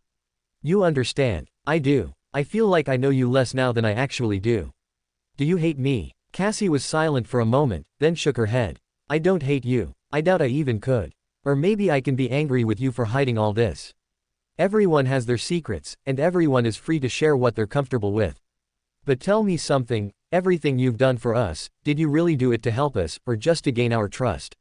More of the first and a little of the second. Uriel finished his cup of tea. At the beginning, I did it just to gain your trust. Then, I suppose at some point, I didn't mind helping you, even giving you powerful and useful memories as gifts whenever I could. It's strange to some extent. I suppose in the end, I got used to this place. But returning to the previous topic, I need time to get my head in order first, so I don't do something I'll regret later, he said, looking at Cassie, who nodded. I can wait, though not for long. I'm a selfish person, Uriel. I know. Uriel ate the last cookie. Can you drop me off at the Chained Isles? I need to visit a place. All right. I suppose we won't see each other for a while. I suppose not. I hope that when we see each other again, you have an answer for me. Cassie stood up, walked around the table until she was beside Uriel, and planted a kiss on his cheek. Uriel stopped for an instant, hearing a stifled gasp. He turned his neck, hearing his bones crack from the speed. His eyes widened as he saw Nephis, whose face was full of surprise. Cassie, seeing through Uriel's eyes, felt her face heat up rapidly. When did you see her here? Uriel asked. I just arrived now. It seems I'll come back later. Nefis turned toward the hallway without looking back. What just happened? Cassie let out an amused laugh. It seems I'll have to talk with Nef later, Cassie said. Yes, he murmured. Uriel stood up and left that place. Turning the corner into the hallway, he delved into his sea of souls before collapsing, feeling his heart beating frantically in his chest. Shit, what the hell is happening to me? He thought, confused. A sea of strange things hit him all at once. Hearing footsteps, he looked at Shade, who had an incredulous expression that changed to happiness. Oh, wow. Even a tomato would turn green with envy at the redness of your face. Shut up. Hey, relax. Shade patted Uriel on the shoulder several times. What you're feeling is normal for someone without a girlfriend like you. You don't have a girlfriend either. No, but I have slept with women. But you're clearly new to this. So leave it all to me, Uncle Shade will teach you everything about romance. No, I want to discover it for myself. Suit yourself, but if you need advice, I'm a master at it. Shade smiled, animated. I thought you disliked the idea of getting too involved with Cassie. At the beginning, yes, I disliked it, and I'm still adapting to it. But well, they're your feelings, not mine, so as the good, cool, strong twin that I am, I'll support you. In exchange, I need more material on gothic girls with sexy mother themes. Why does everything with you have to involve gothic girls? They're my type. Shade sighed. It's my dream to marry a perfect girl, beautiful, handsome, somewhat cruel, very strong, over 30, and with a lot of money. No kids, preferably. But it's impossible to find one like that. Shade grumbled for a while. He sighed and decided to take control, leaving Uriel to deal with his sea of internal feelings. Besides, he was already bored of doing nothing, so doing something outside would do him good. Resuming his walk, he left the ivory tower, walking among the fire guardians who looked at him with considerable respect and a bit of envy. Upon reaching the flying ship, he asked to be taken to the Chained Isles, which they did. After descending to the Iron Hand Island, Shade created 2 dark wings and began his flight toward another area of the Dream Realm where his organization was located. It was time to initiate his plans and begin preparations. Chapter 113-300. South of Bastion, thousands of kilometers away near the Storm Sea, there was a vast wasteland covered in large, vibrant trees, tall slopes, and mountains. At the center, surrounded by mountains, stood an enormous citadel. It possessed a massive circular stone wall. 4 great rivers interconnected within the city, forming a large lake. At the top of the lake stood an enormous stone castle with multiple towers. The castle was so large that it could easily shelter thousands of people inside. The castle was located in the center of the lake, offering a clear view of the entire city. As was normal in citadels, these were in ruins and flames from abominations. However, the abominations had begun to be exterminated one by one thanks to the efforts of Shadow Garden, which had started the restoration of the ancient architecture. In a secluded area, enormous columns of fire could be seen, followed by strong explosions. From the dust emerged Shade, who was running with a face full of fear. Behind him was the very incarnation of Hell's Wrath. This was none other than Scarlet. Stop right there, you bastard. I'm going to turn you into fried chicken. Scarlet shouted, launching an enormous ball of fire that generated a new crater. Scarlet, come on, we're adults. We can talk about this like civilized people. Silence, she said, throwing more flames. In the distance, several members of Shadow Garden who were using abominations controlled by Soul to help with construction watched as their leader's right hand tried to kill the leader. Do you think the boss needs our help? Asked an Ascended. And get in Lady Scarlet's line of fire. You must be insane, said an Awakened. Besides, it's a little amusing. The group watched as Shade flew through the air, landing face first on the ground, only to run from the incarnation of the living hell. Scarlet stopped, looking at her lackeys, who immediately returned to their work. A few hours later, Shade was on the ground gasping for air while Scarlet had run out of essence. Do you feel better now?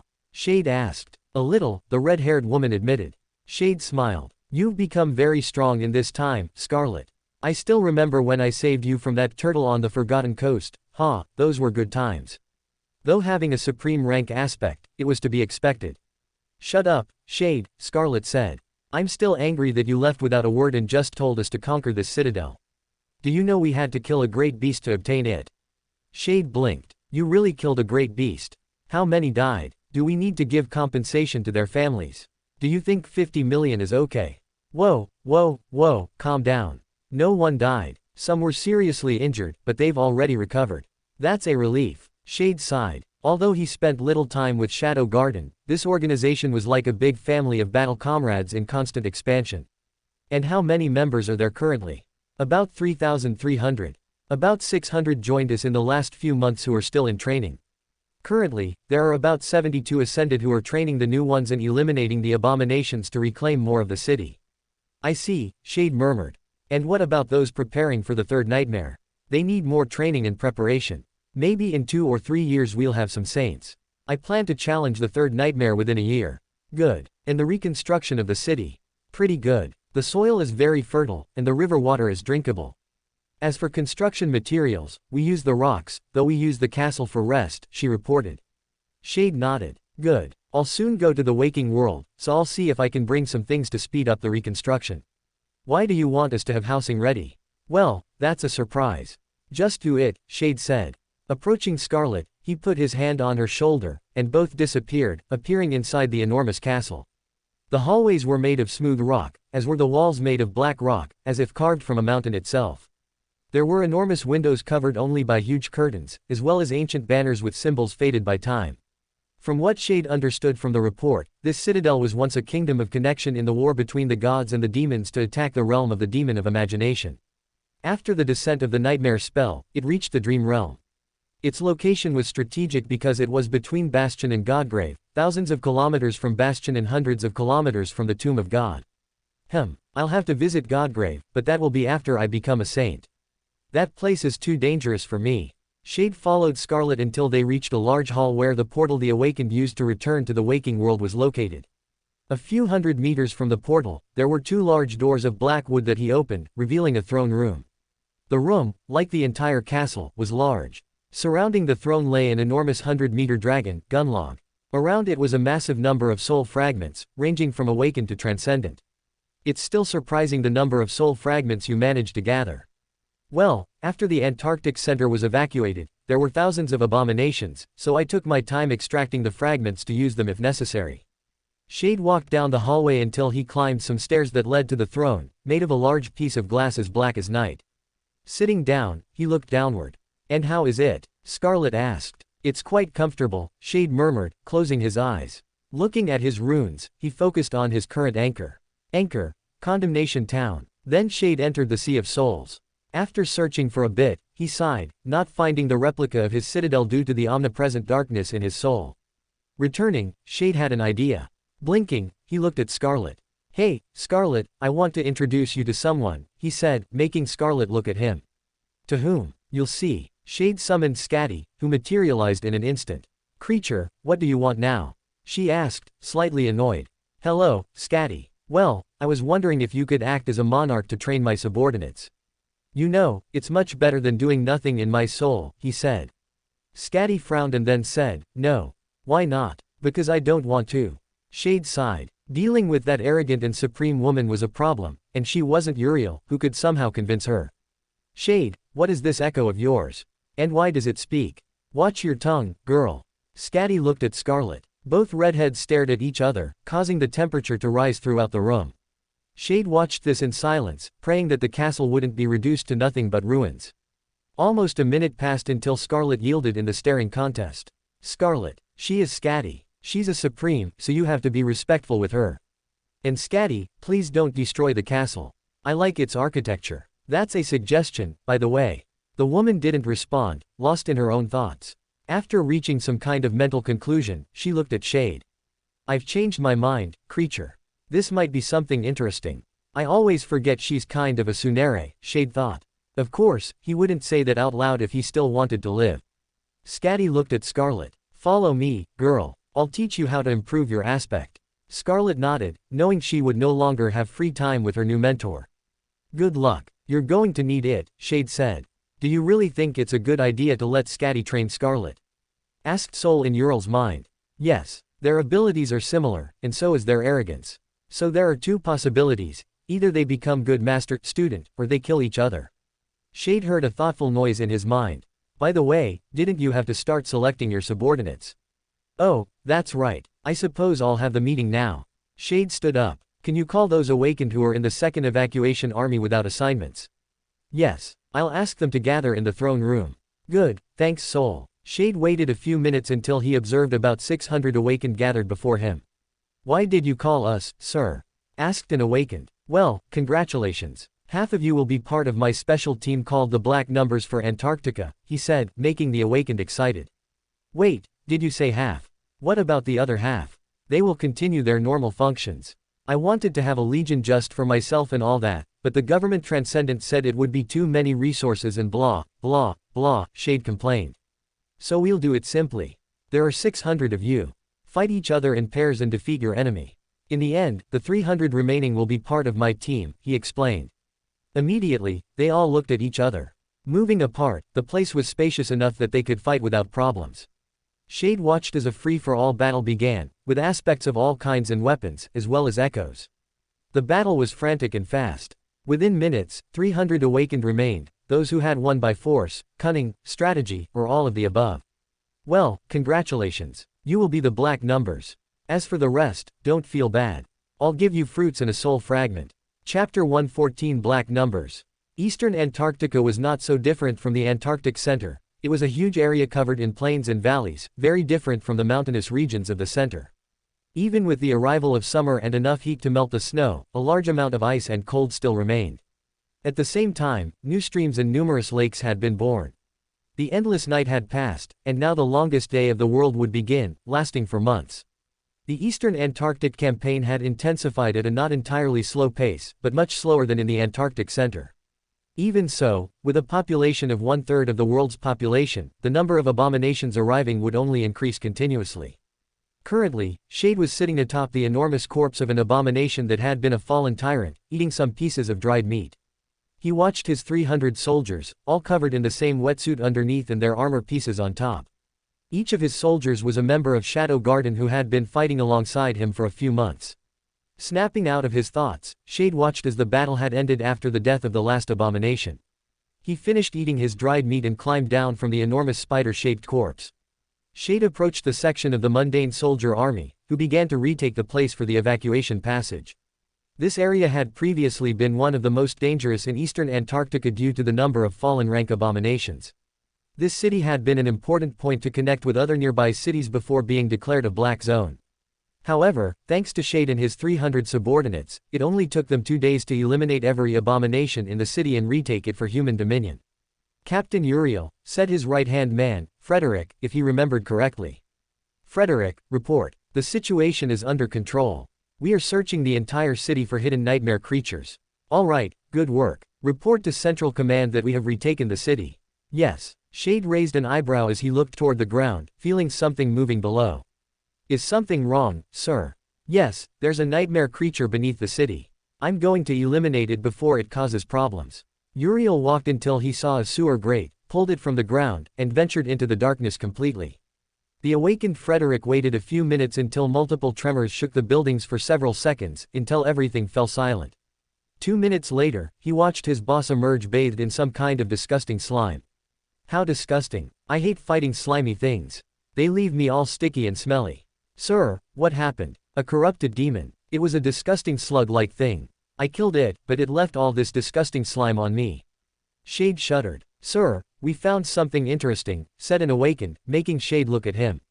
What thing? It's a fallen tyrant's nest blocking access to an underground area of the city. Several are currently fighting the tyrant. Good, send more support if necessary, and I really need a bath. Uriel took out the rhino and went inside it. A few minutes later, he came out refreshed, without any trace of stinky slime covering his body. Whistling a tune, he watched as the new passage was built quite effectively. He summoned a Malocton and began eating it carelessly until Frederick called him. Boss, we've received new orders. What's the mission? We need to head south. There's a concerning level 5 threat that needs to be eliminated. Level 5. Shade made a thoughtful gesture.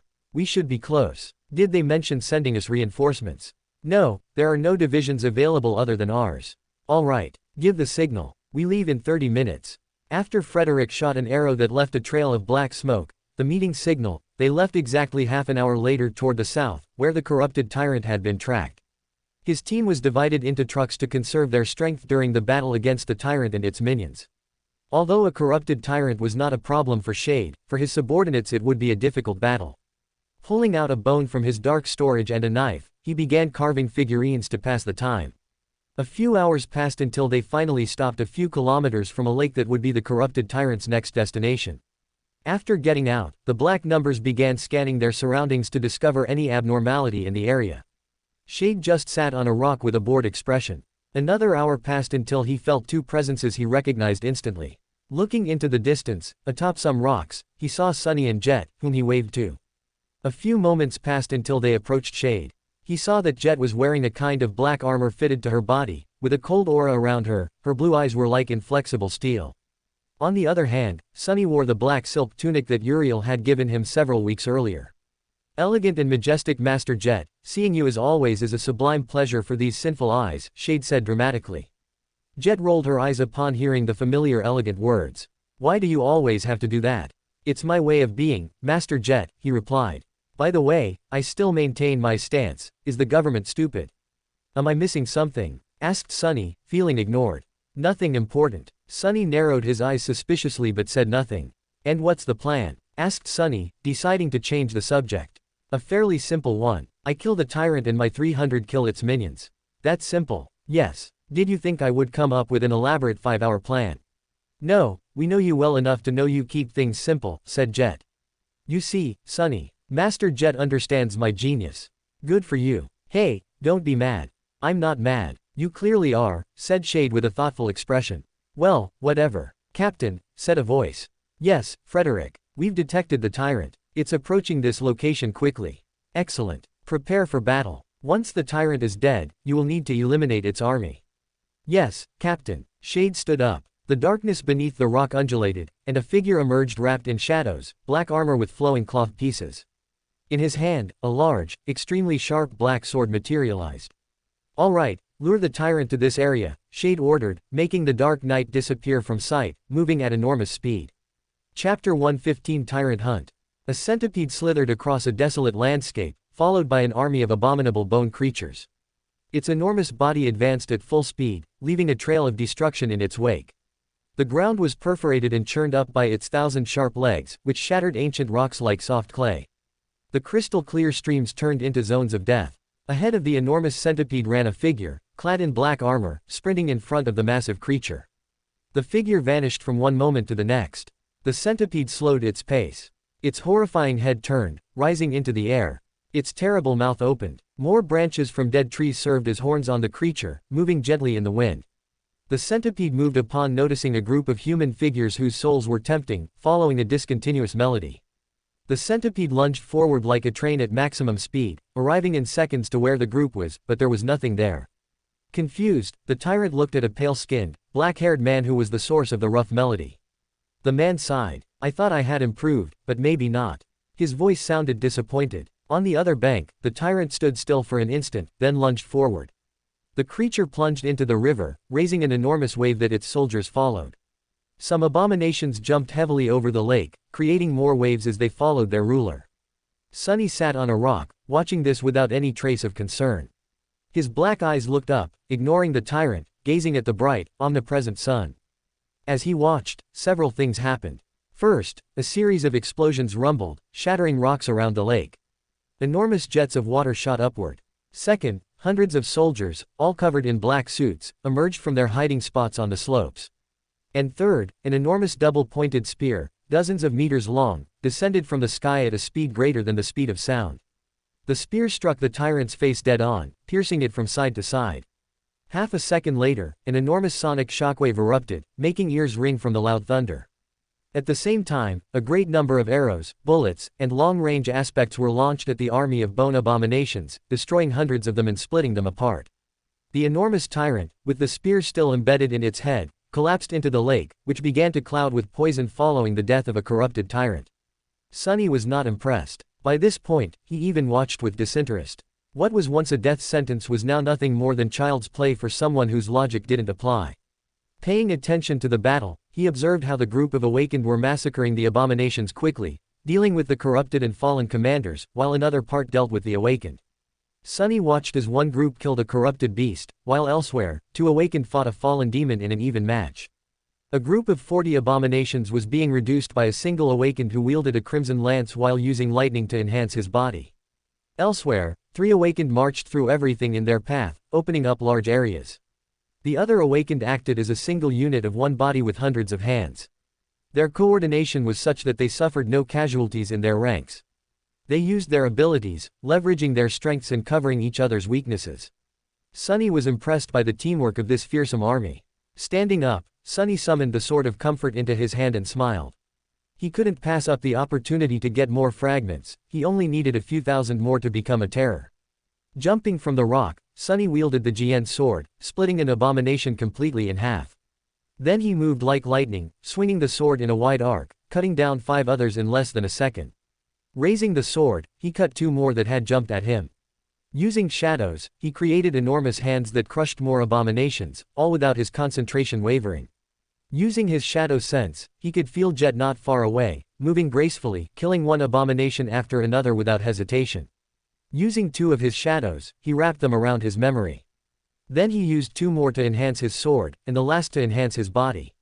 Feeling the increase in his power, Sunny became even more ruthless than before, increasing the number of abominations he killed. Elsewhere, in the sky, Shade was flying thanks to his wings made of darkness, watching the battle unfolding below him. For the moment, there was no need for him to intervene.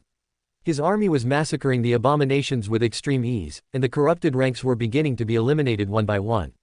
From what he saw, Jet was leading the charge, fighting against a devil, directly attacking her enemy's soul. He saw Frederick guiding a group of soldiers against a swarm of bone abominations. From what he could see, they were doing an excellent job together. His gaze then settled on Sunless, and his face slightly tightened. Was he there that day when Uriel spoke with Cassie? Shade thought. Although he hadn't felt anything strange, there was a high possibility that one of Sunless's shadows had merged with Cassie's shadow and eavesdropped on the conversation, given his great paranoia. Shade sighed. Either way, it's not like it affects much. Though I suppose I need to start preparing for Ariel's tomb, Shade murmured. After about 10 minutes, the battle finally ended with a fairly predictable result. The humans won, and the abominations were dead. Shade descended onto the tyrant's head, but not where the spear had struck. The spear took on a new form as a jade bracelet. Jumping down, he landed on the other bank of the river, looking at the tyrant's corpse. Soon, Sunny and Jet approached. You did good work here, Jet said, looking at the dead tyrant. It was simple when you have a supreme memory. How did you get a supreme memory? By killing a great monster in Falcon Scott. It was in the sea, in the southern part, where it split into a devouring swarm led by a great beast that Sunny and Dale killed. Anyway, are we taking the corpses? He asked. We don't have much time. The battle must have attracted the attention of more abominations that should be arriving soon, Sunny said, looking at the horizon. Shade looked at his subordinates, who were preparing themselves, boarding the vehicles. So, we return to the siege city? Shade asked. Yes. 2 minutes later, a column of vehicles moved toward the siege city to rest. The ride was silent for a few moments until the communicator sounded. Shade took out his communicator and read the message. His expression darkened. Damn it, Sunny said. Looks like there will be no rest, Shade murmured. Several Category 3 gates opened, unleashing new titans, Shade said. More titans, huh, I wonder if any of them are corrupted. Sunny, upon hearing that, looked at Jet seriously, as if she had just wished for a titan to fall on their heads. Master Jet, please don't say things like that. Corrupted titans are terrifying things to face. You killed one, and I almost died because of it, he defended himself. I don't want to have to fight another one anytime soon. Shade looked at the vehicle's panel, where their route had changed due to the presence of a titan. At the same time, he received another message: eliminate a fallen titan that wasn't far from their location. One of Shade's boxes trembled. Seriously, I don't understand what the hell goes through the government's minds. What's wrong? Sunny asked. Shade sighed. They want me to eliminate a fallen titan about 80 kilometers away, blocking the path to a siege city, he explained. Do you plan to do it? I don't have many options. Either way, it's just a titan. It'll take me some time to kill it. How long? Jet asked. About 5 to 10 minutes, depending on its nature and powers. Master Jet, do you want to help me kill a fallen titan? He asked with hopeful eyes, but Jet shook her head. I'm not crazy enough to go fight a titan. I'm not crazy. The world is the one that's crazy, Shade said as a mysterious wind tousled his hair. Chapter 116 New Assignment. This is becoming routine, Shade began as he played cards with his right-hand man, Frederick. After a while, you get used to it, Captain. I don't think so. Do you really think so, Laurent? Yes, boss. Shade made a thoughtful noise while in the distance they could hear the sound of battle between the black numbers and the nightmare creatures. Shade used darkness to raise a large stake that impaled a fox-shaped abomination with multiple eyes. It collapsed to the ground lifeless. Throughout all that, Shade didn't even look at the abomination. Anyway, we've been on missions like crazy. We've gone from one place to another killing corrupted tyrants, corrupted terrors, corrupted monsters, and most recently a fallen titan. That sounds simply ridiculous when said so casually, Laurent commented. Aha, gotcha. Royal straight flush, said Frederick, showing his cards. I have a full house, said Laurent. Well, reverse, said Shade, leaving Laurent and Frederick bewildered. Sir, we're playing poker, not Uno. I win. There's no law that says I can't use this card, he said, taking the soul fragments under the bewildered gaze of both. Captain, we've eliminated the fallen terror from this area, said an awakened. Good, rest. You have 2 hours before we move from here. Yes, said the subordinate, walking away to spread the word. Shade summoned the Black Knight, who vanished to eliminate the approaching abominations. Soon, Shade thought, soon he would have a third dark creature of supreme rank, then 40, and then 5 if he counted Iroh. Although he was still keeping the gremlin in his sea of souls until he could make it devour part of the body of the Saint of the Chained Isles. When he would have free time, which wouldn't be soon, he deduced. It was already mid-August, and soon the legacy clans would arrive. If all went well, he could simply continue doing missions with his black numbers and relax in the simple pleasure of killing abominations, or occasionally summon the winter beast to eliminate those farther away in eastern Antarctica. Right, that reminds me that I need to bring Soul back before the battle at the Black Skull, Shade thought. He would leave Scatty in his citadel to watch over it in his absence during his third nightmare.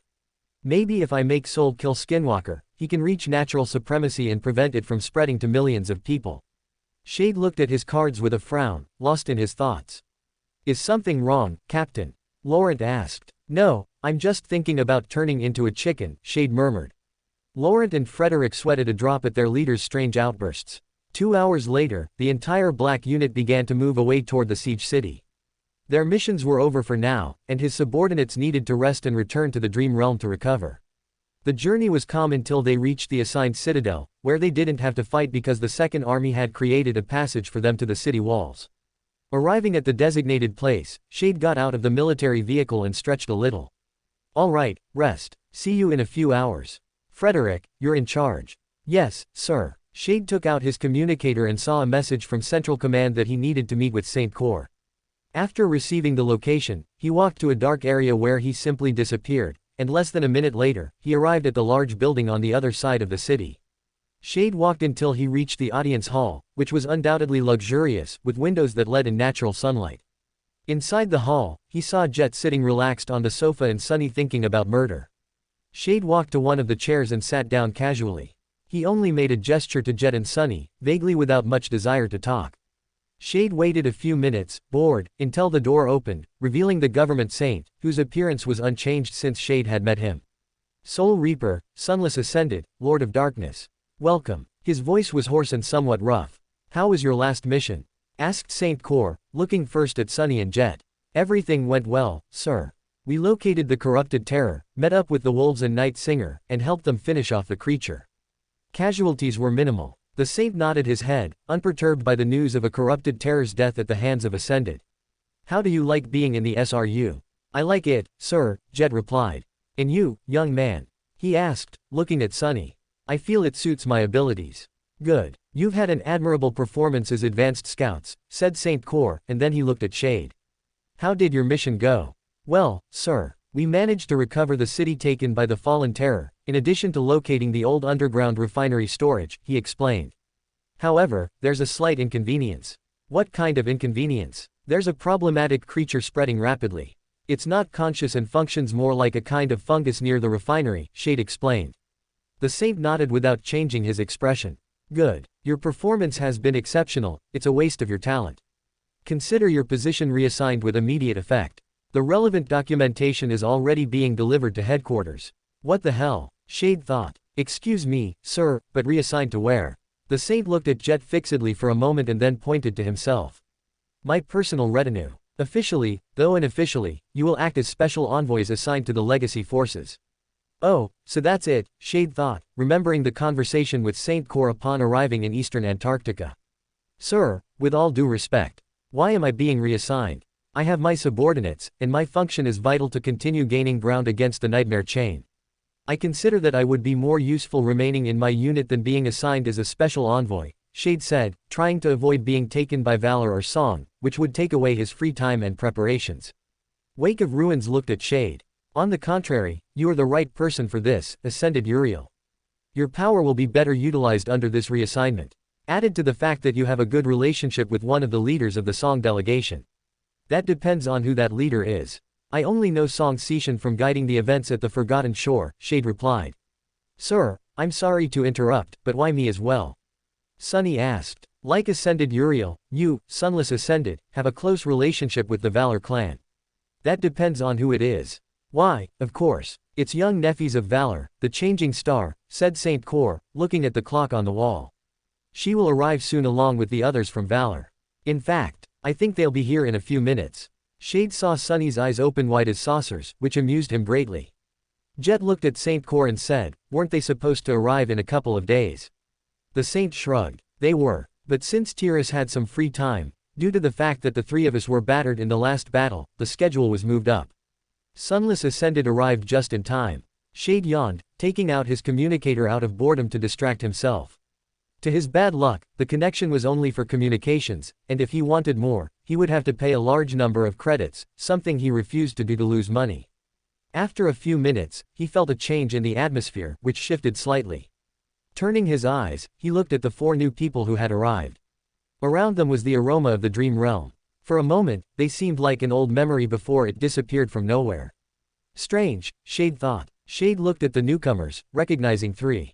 Nephies, Saint Tiras, and Morgan of Valor, whose face he had seen in old advertisements before they used her image.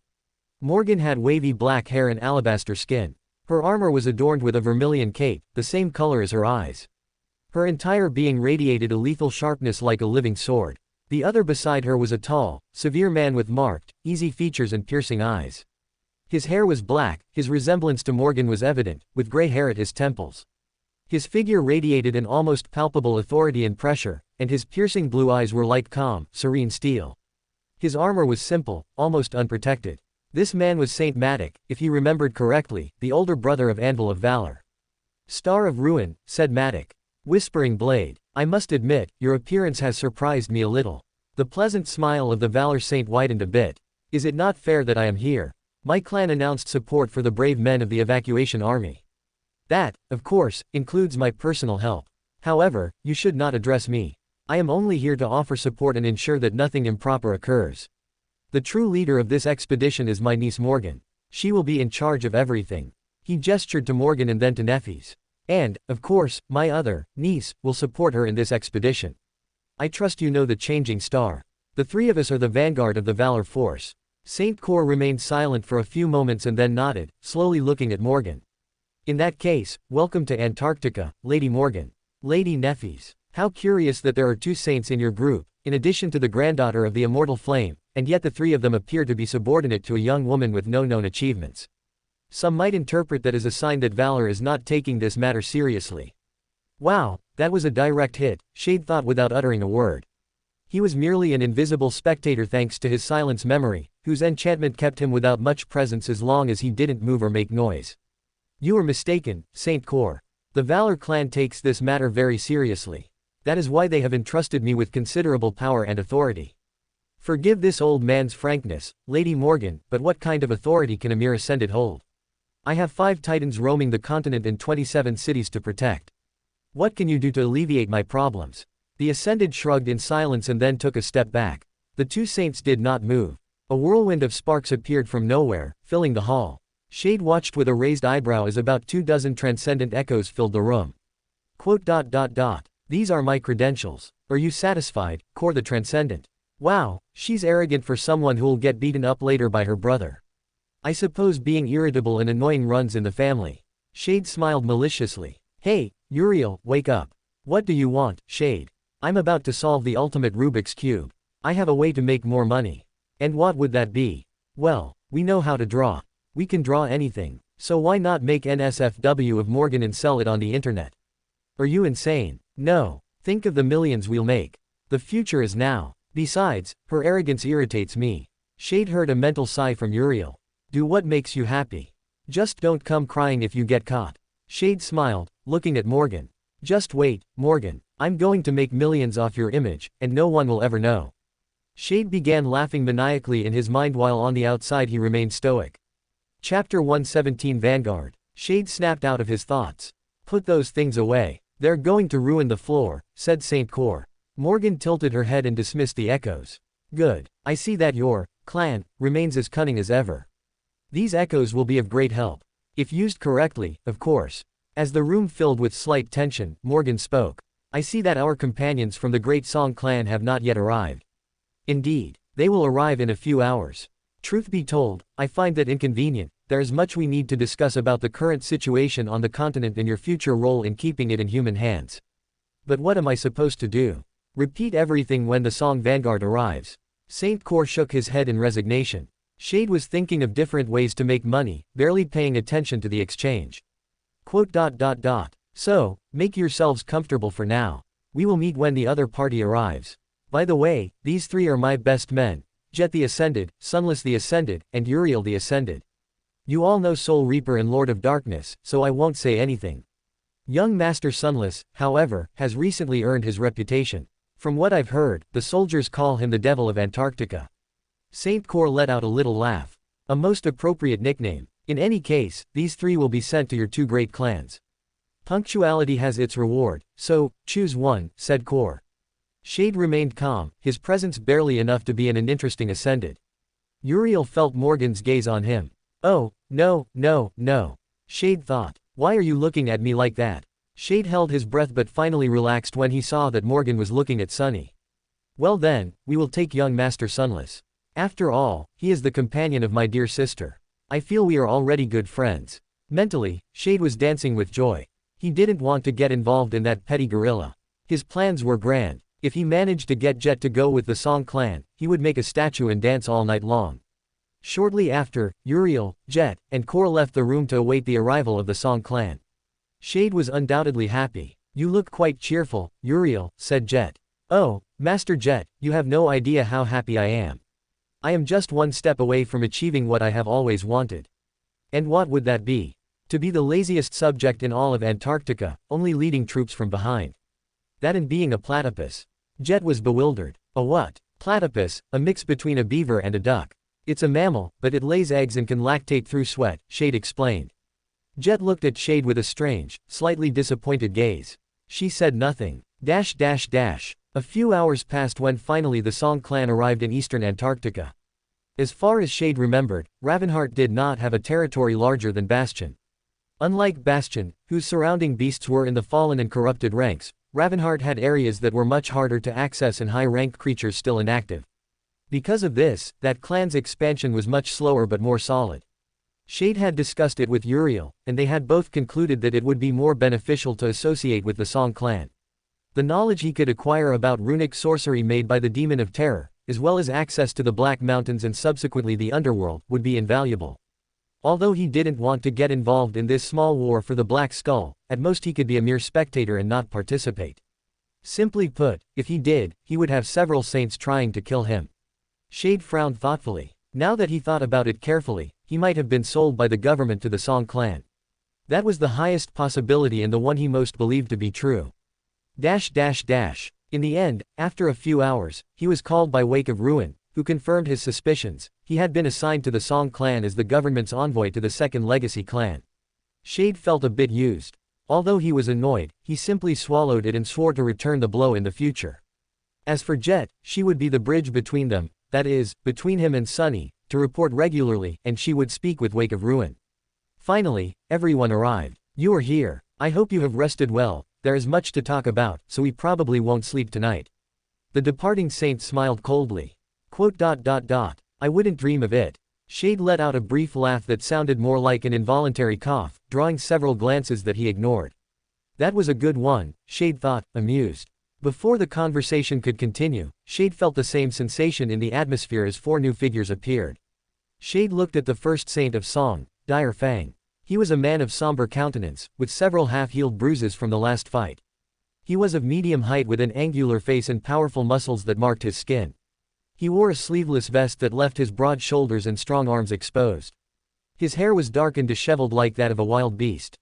A thick beard covered the lower part of his face, and his eyes were cold and piercing. Shade felt a sense of pure wildness behind great self-control. He was undoubtedly dangerous if he faced him. Then he looked at the saint beside him, and what he saw made him blink several times.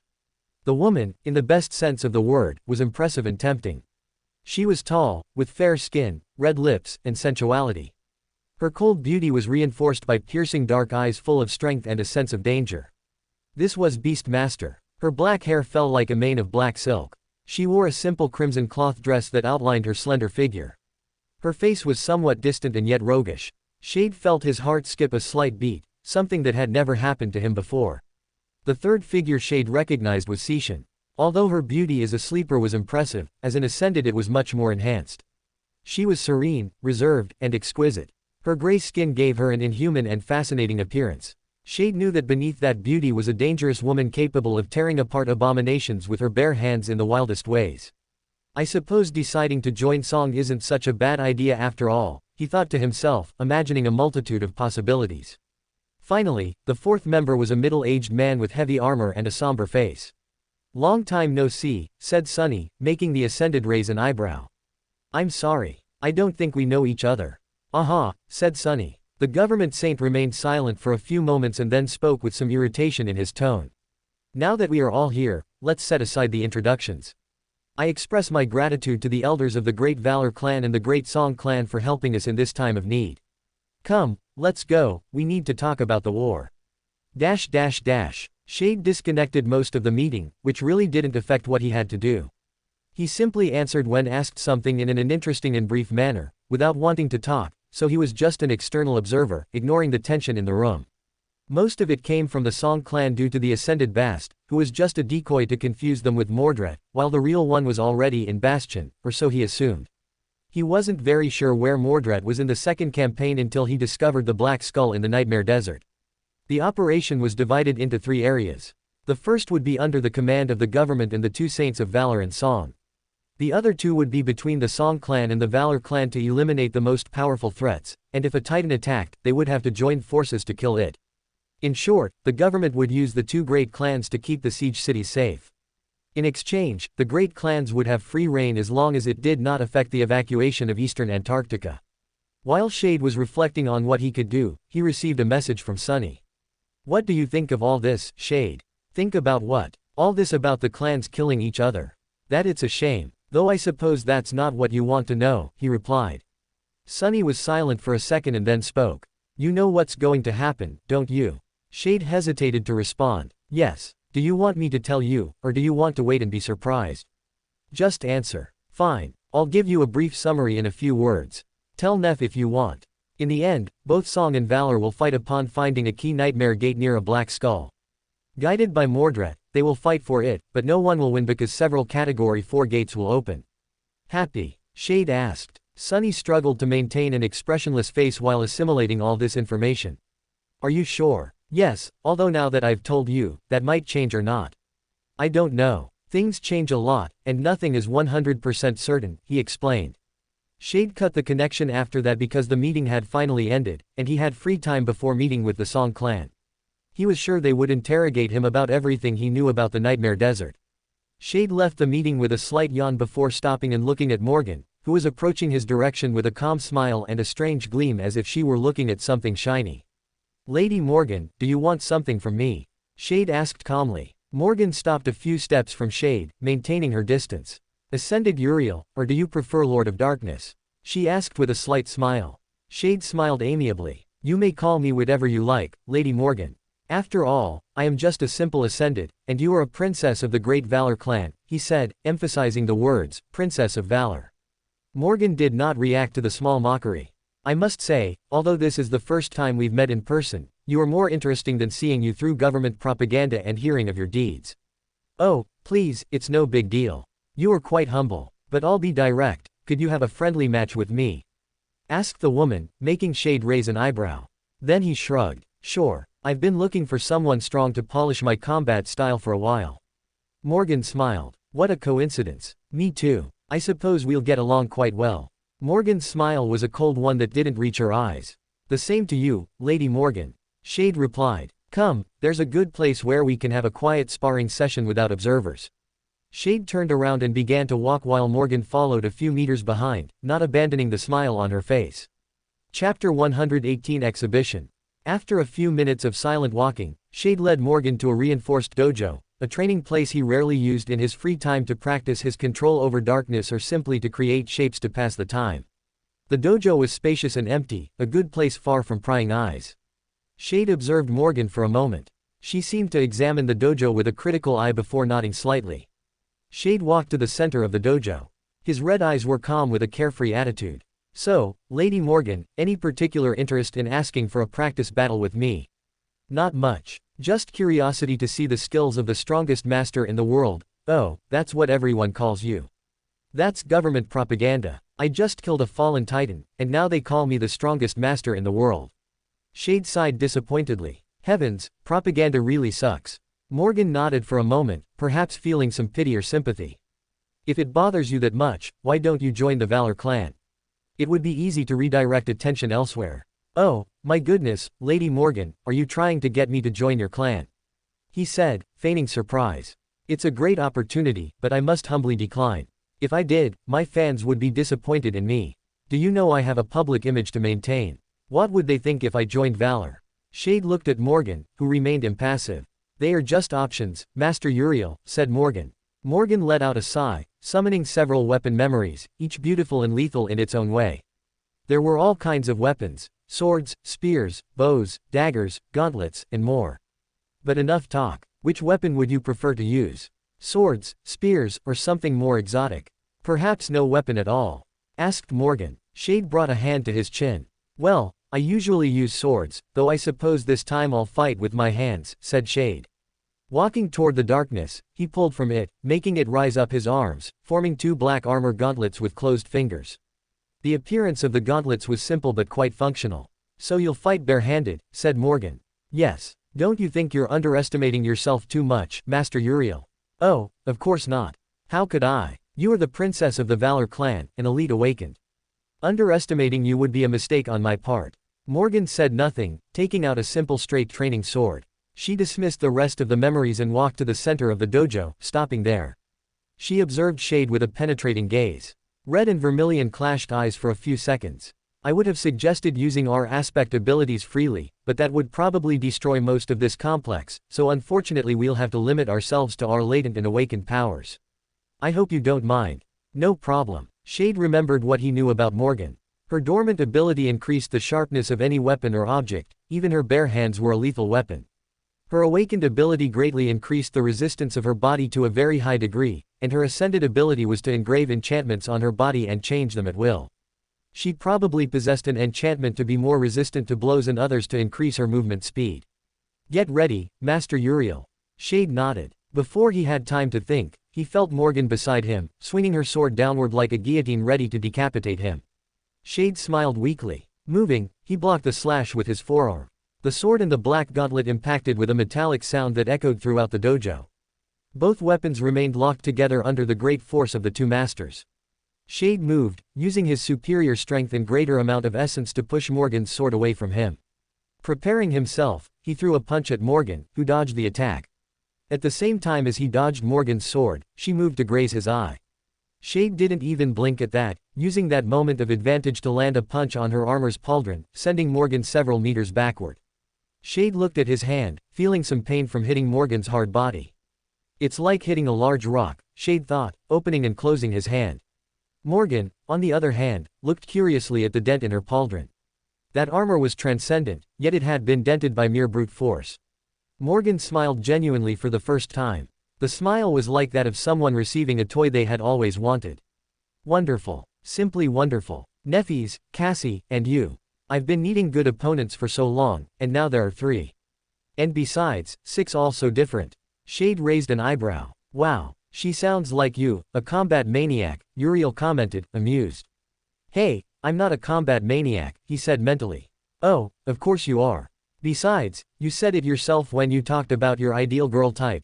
Strong, arrogant, Cruel, beautiful, vermilion eyes, oh, and she has parental issues. By my reckoning, you're winning. Hey, Uriel, I'm supposed to be the one saying those things, not you. Shade complained internally. While Shade argued with Uriel inside his mind, he was keeping Morgan at bay. As he had suspected, Morgan used several enchantments on her body. The first gave her great physical resistance, which, combined with her awakened ability, made her practically the ultimate tank. Another enchantment increased her movement speed. With those two enchantments, fighting her was problematic. However, although the battle was difficult, it wasn't that interesting. Morgan tried to adapt to his combat style, but his style was a mix of different styles without adhering to a single pattern. After all, he liked variety. Shade smiled as he blocked Morgan's sword. She changed her attack, but Shade blocked it again, then another and another, until each of Morgan's attacks was deflected by his gauntleted hands. They both moved at great speed, letting the sound of metal against metal fill the entire dojo. Shade's arms were a sea of blurs, as was Morgan's sword. Shade took advantage of any carelessness or vulnerability he could exploit, but these windows were feints that he read immediately to receive an attack. Shade also left himself intentionally open to execute surprise attacks, but Morgan didn't fall for his feints. She was too evasive and analytical to fall for them. Shade stopped chatting with Uriel and began to increase the pressure on Morgan, forcing her to reduce her attack patterns to more specific attacks. The best way to win against an opponent of that style was to make them return to their origins, close all their gaps until they had no choice but to back away or make a risky move to break the balance. Even after nearly a minute that felt like an eternity, neither had drawn blood from their enemy. Although they weren't using their full power, the battle was an undeniable display of skill that, if witnessed by others, would leave them more than surprised at the level of prowess. Shade smiled, attacking faster and more precisely, beginning to close more spaces where Morgan could attack him. It was as if he had multiple arms attacking her from all directions until immobilizing her. Although they weren't using their aspects, as otherwise their clash would destroy the dojo and part of the siege city, which would be a huge problem, Shade deflected 5 attacks in less than a second, opening a gap that he used to hit Morgan in the chest plate of her armor, creating a large dent. Morgan stepped back but immediately recovered. Shade sighed. Well, this is certainly quite fun, said Shade, repairing the damage to his darkness-made gauntlets. Shade looked at Morgan with a calm expression. You are strong, Lady Morgan. I suppose I can try this with you, he murmured as he relaxed every part of his body, exerting no pressure on his muscles. Morgan frowned, feeling no killing intent from her opponent. It was as if she was facing something she could barely sense. Previously, Morgan had remained on the defensive to dismantle Shade's combat style, but having little success, she opted to take a direct offensive approach. Morgan lunged forward with overwhelming speed, shattering several reinforced floorboards. Her sword moved at great speed, creating multiple swords. Shade moved like a leaf under a strong storm, dodging each attack with the grace of a dancer unperturbed by the world. His body was a blur of fluid movement that dodged all the sword attacks. Using his hand, Shade deflected Morgan's sword, then deflected it again, redirecting the sword attacks, acting like an impossible-to-break wall. While they were fighting for almost 3 consecutive minutes, Morgan spoke. That style, who taught it to you? She asked. Shade deflected the sword with the back of his hand. No one. I'm mostly self-taught, he replied casually. I see. So you're a fast learner. You could say that, Shade replied, grabbing Morgan's sword and launching a kick at the Ascended's face. She tried to stop it with her hand, but the leg passed through it like black smoke, hitting her cheek completely. The impact resonated throughout the dojo with great force. Morgan's body flew like a demolition ball, crashing against the reinforced wall, leaving a large mark on it. Although he hadn't used all his strength, it was enough to kill any experienced awakened. Shade lowered his leg, looking at a slight cut that had already closed due to the regeneration enchantment of his saint's mantle. Shade looked at Morgan, one of his hands resting on his hip. On his face was a slightly guilty expression. Morgan pulled away from the wall, noticing a bruise on her cheek from receiving the kick directly to the face. Shade stretched as his gauntlets vanished. It was a good practice fight, Lady Morgan. I haven't had a fight like this in a long time. The same to you. It's a shame we have to stop here, she said, putting away the sword she had been using for the battle. Master Uriel, tell me something before you go. What? That move you used at the end, what was it? Oh, that. It was just my dormant ability. I can partially make part of my body intangible. It's a quite useful trick, though not very effective against certain enemies, he replied, beginning to walk away. Ah, and Master Morgan, could you tell your dear uncle that it's a bit discourteous to watch a fight? If he wanted to watch, he could have just said so. After those final words, Shade left the dojo, leaving Morgan slightly bewildered, as she didn't know that Matic had used his transcendent form to watch the fight. As for the saint, he was surprised to have been sensed by an ascended. Upon leaving, Shade walked away, humming a tune, heading to get something to eat. He was quite hungry after the warm-up. Chapter 119 Old Comrades. A full day had passed since his small training session with Morgan. Honestly, the fight had been quite fun, limited to hand-to-hand combat, that is. If it had been a sword fight, well, one of them would have ended up dead. And Shade had no plans to die anytime soon, not to mention he had always been hard to kill. Currently, he had about 3 days before leaving with the Song clan to another siege city near the ports, to secure the evacuation routes of Antarctica. After that, he would have free time to spend as he pleased. That's right, I need to give Iroh the corpse of the Sun Prince from the Chained Isles, Shade thought as he walked calmly through the streets of the fortress city, ignoring the furtive glances passers-by through his way. Some were respectful, others wary, a few were genuinely fearful. He received them all with the same polite indifference. Shade moved unhurriedly until a familiar scent stopped his thoughts. Blood. It wasn't a fresh wound or the smell of a slaughterhouse. It was something more subtle, more ancient. Following the trail, he noticed the scent came from ahead. Advancing a few meters, he observed a figure he hadn't seen in a long time. Gray skin, black hair of subtle beauty, dressed in a blood-red suit. Without a doubt, it was Sishin. She noticed him immediately, so Shade approached unhurriedly, stopping a few meters away with a slightly amused smile. Well, Lady Sishin, it's been years since we last saw each other. Master Uriel, Sishin greeted, with that calm voice that always seemed to measure more than it said. Oh, come on, not you too. We're old comrades. You can call me Uriel. I see the Ascension has treated you quite well. The same to you. Shade nodded, then looked around, gauging the flow of people. Do you have some free time? Yes. Good. Would you like to join me for something hot to drink? There's a nice, quiet restaurant, free from all those prying eyes. Sishin let out a soft laugh, a sound as sharp as it was elegant. Of course. Though, would you mind if I invite someone else? Not at all. There's a saying, the more, the merrier, Shade said with a shrug. Uriel waited in silence alongside Sishin, leaning against a stone wall, watching the comings and goings of people. Until a woman of dazzling beauty arrived, with regal bearing and a serenity that seemed to bend the air around her. She was Beastmaster, one of Ki Song's eldest daughters, as well as a consummate transcendent. It's a pleasure to meet you, Uriel. Or do you prefer, Lord of Darkness? Said Beastmaster with a calm voice, though her eyes gleamed with sharp interest. Uriel is fine, Saint Beastmaster. I must say, you are impressive. I hope to be half as cool as you when I become a saint. Oh, I would say you are quite cool. All your deeds, you're changing the world. Oh, please, she replied with a measured smile, I only do it for the good of humanity. And also for the money. You know, you never have enough money in life. Sishin observed with a calm yet analytical gaze the casual exchange between Beastmaster and Uriel. Two predators sizing each other up with compliments. Well, said Uriel, turning on his heels, let me guide you, then. It'll take us a few minutes to get there. He led the saint and the master through cobbled streets, navigating markets and plazas, until they arrived at an elegant restaurant with a discreet facade. There, Uriel received a complimentary VIP area, private, with a good view, and quiet enough that the walls had no ears. After going upstairs, the waiter brought red wines and the menu. Shade ordered medium cooked meat. Both Beastmaster and Sishin decided only to drink. By the way, Master Sishin, Shade asked with genuine curiosity, how are your castle's maidens? They are quite well. They will soon begin to challenge their second nightmare, Sishin said without revealing much, though a slight tension in her fingers betrayed that the topic was no small matter. Master Uriel, tell me something, Beastmaster interrupted, resting her elbows on the table. Does the name Shadow Garden ring a bell? Shade made a thoughtful face, twirling his red wine glass between his fingers. The liquid reflected the light like diluted blood. Yes, it's a mysterious group that wanders the dream realm, saving awakened from nasty trouble.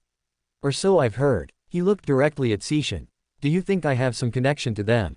Sishin neither confirmed nor denied it. Her silence was more eloquent than any words. Well then, Shade said with a shrug, the answer is yes. You admit it quite easily, Sishin commented, raising an eyebrow. Please, Sishin, we've known each other a bit since the Forgotten Shore. You're intelligent, so you deduced that Shadow Garden was connected to me. Though, he paused, letting the silence stretch a second too long. It's a bit amusing to pretend this kind of trivial chat to extract information with mind games and all that. True, admitted Sishin, taking a sip of wine. You're more the direct type. Like your plans on the Forgotten Shore. Yes. But in the end, it worked, didn't it? At a great cost. Only 400 sleepers died. And 85% of them were gunlogs hunters. Likewise, the rest managed to get out of that forgotten area. Shade cut a piece of meat with surgical precision. And speaking of forgotten areas, I suppose the reason you had me recruited was because of my knowledge of the unexplored zones I found. Yes, confirmed Seishin, though that's only a small part. It was then that Beastmaster spoke, her voice no longer pretending to be casual. We'll get straight to the point. We want you to join us as a member of the Song clan. Not as a vassal, but as an adopted son of Song. You would receive the title of Prince of Song and all the benefits that come with it. Shade set down his fork. For an instant, his face was a blank canvas. I must say, that offer is tempting. Being backed by a great clan, with access to power and knowledge. But what do you want me to do? You're a clever person, Uriel. It wouldn't be surprising if you knew that a war is coming. A war that, one way or another, you will have to participate in on one side. You are an invaluable resource. If you join us, you would tip the scales. I know that. Shade sighed, playing with his glass. War. It's always war. Though that's inevitable given human nature. So, insisted Seishin, what is your decision? Will you join the Song clan or the Valor clan? He looked her in the eyes. Then at Beastmaster. And smiled. I will join you. The Song clan. However, he raised a finger, I will do so when the Antarctic campaign is over. Agreed, nodded Seishin. Then, welcome to the Song clan, Uriel. Is there a ritual? Do I have to drink the blood of some fallen titan or something? No. You only need to consume a single drop of blood. We'll give you the details later. At that moment, the waiter returned with Shade's food. He began to eat slowly, and then, from his dark storage, he pulled out 2 pieces of raw but gleaming meat. It's meat from a great eel-type monster. A courtesy from me. When did you kill a great monster? Asked Beastmaster with genuine interest. I did it in Falcon Scott, after dealing with a troublesome thing. That was all he said. Beastmaster and Seishin began to eat the fish meat. Despite being raw, it had a delicious flavor and a texture that melted on the tongue. After finishing, Shade paid for everything and resumed his walk. Now it was official. Once the campaign ended, he would join the Song clan. And with that would begin the division of humanity, those who would support Ki Song and those who would support Anvil. Since both Shade and Nephis were the most promising, the rising heroes of humanity, the domain of both sovereigns would grow. Meanwhile, he would silently execute his own personal plans. Shade ventured into the darkest places of the fortress city, where the shadows were so dense they seemed to breathe. He stopped completely, closed his eyes, and then said something he never heard, but felt he needed to say. He didn't know if they were words or a thought. He didn't know if they were meant for someone or no one.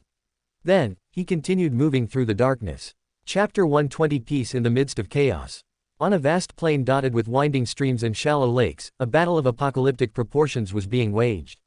Legions of nightmare creatures moved like a great dark tide, with several titanic figures marching among them. The ground shook and trembled with each of their steps, and the sky darkened beneath a whirlwind of hungry crows. Below, humans fought against the abominations in the shadow of their wings. Today, a great number of humans had gathered to achieve an astonishing feat, to kill multiple titans and their entire army. 7 saints led the battle.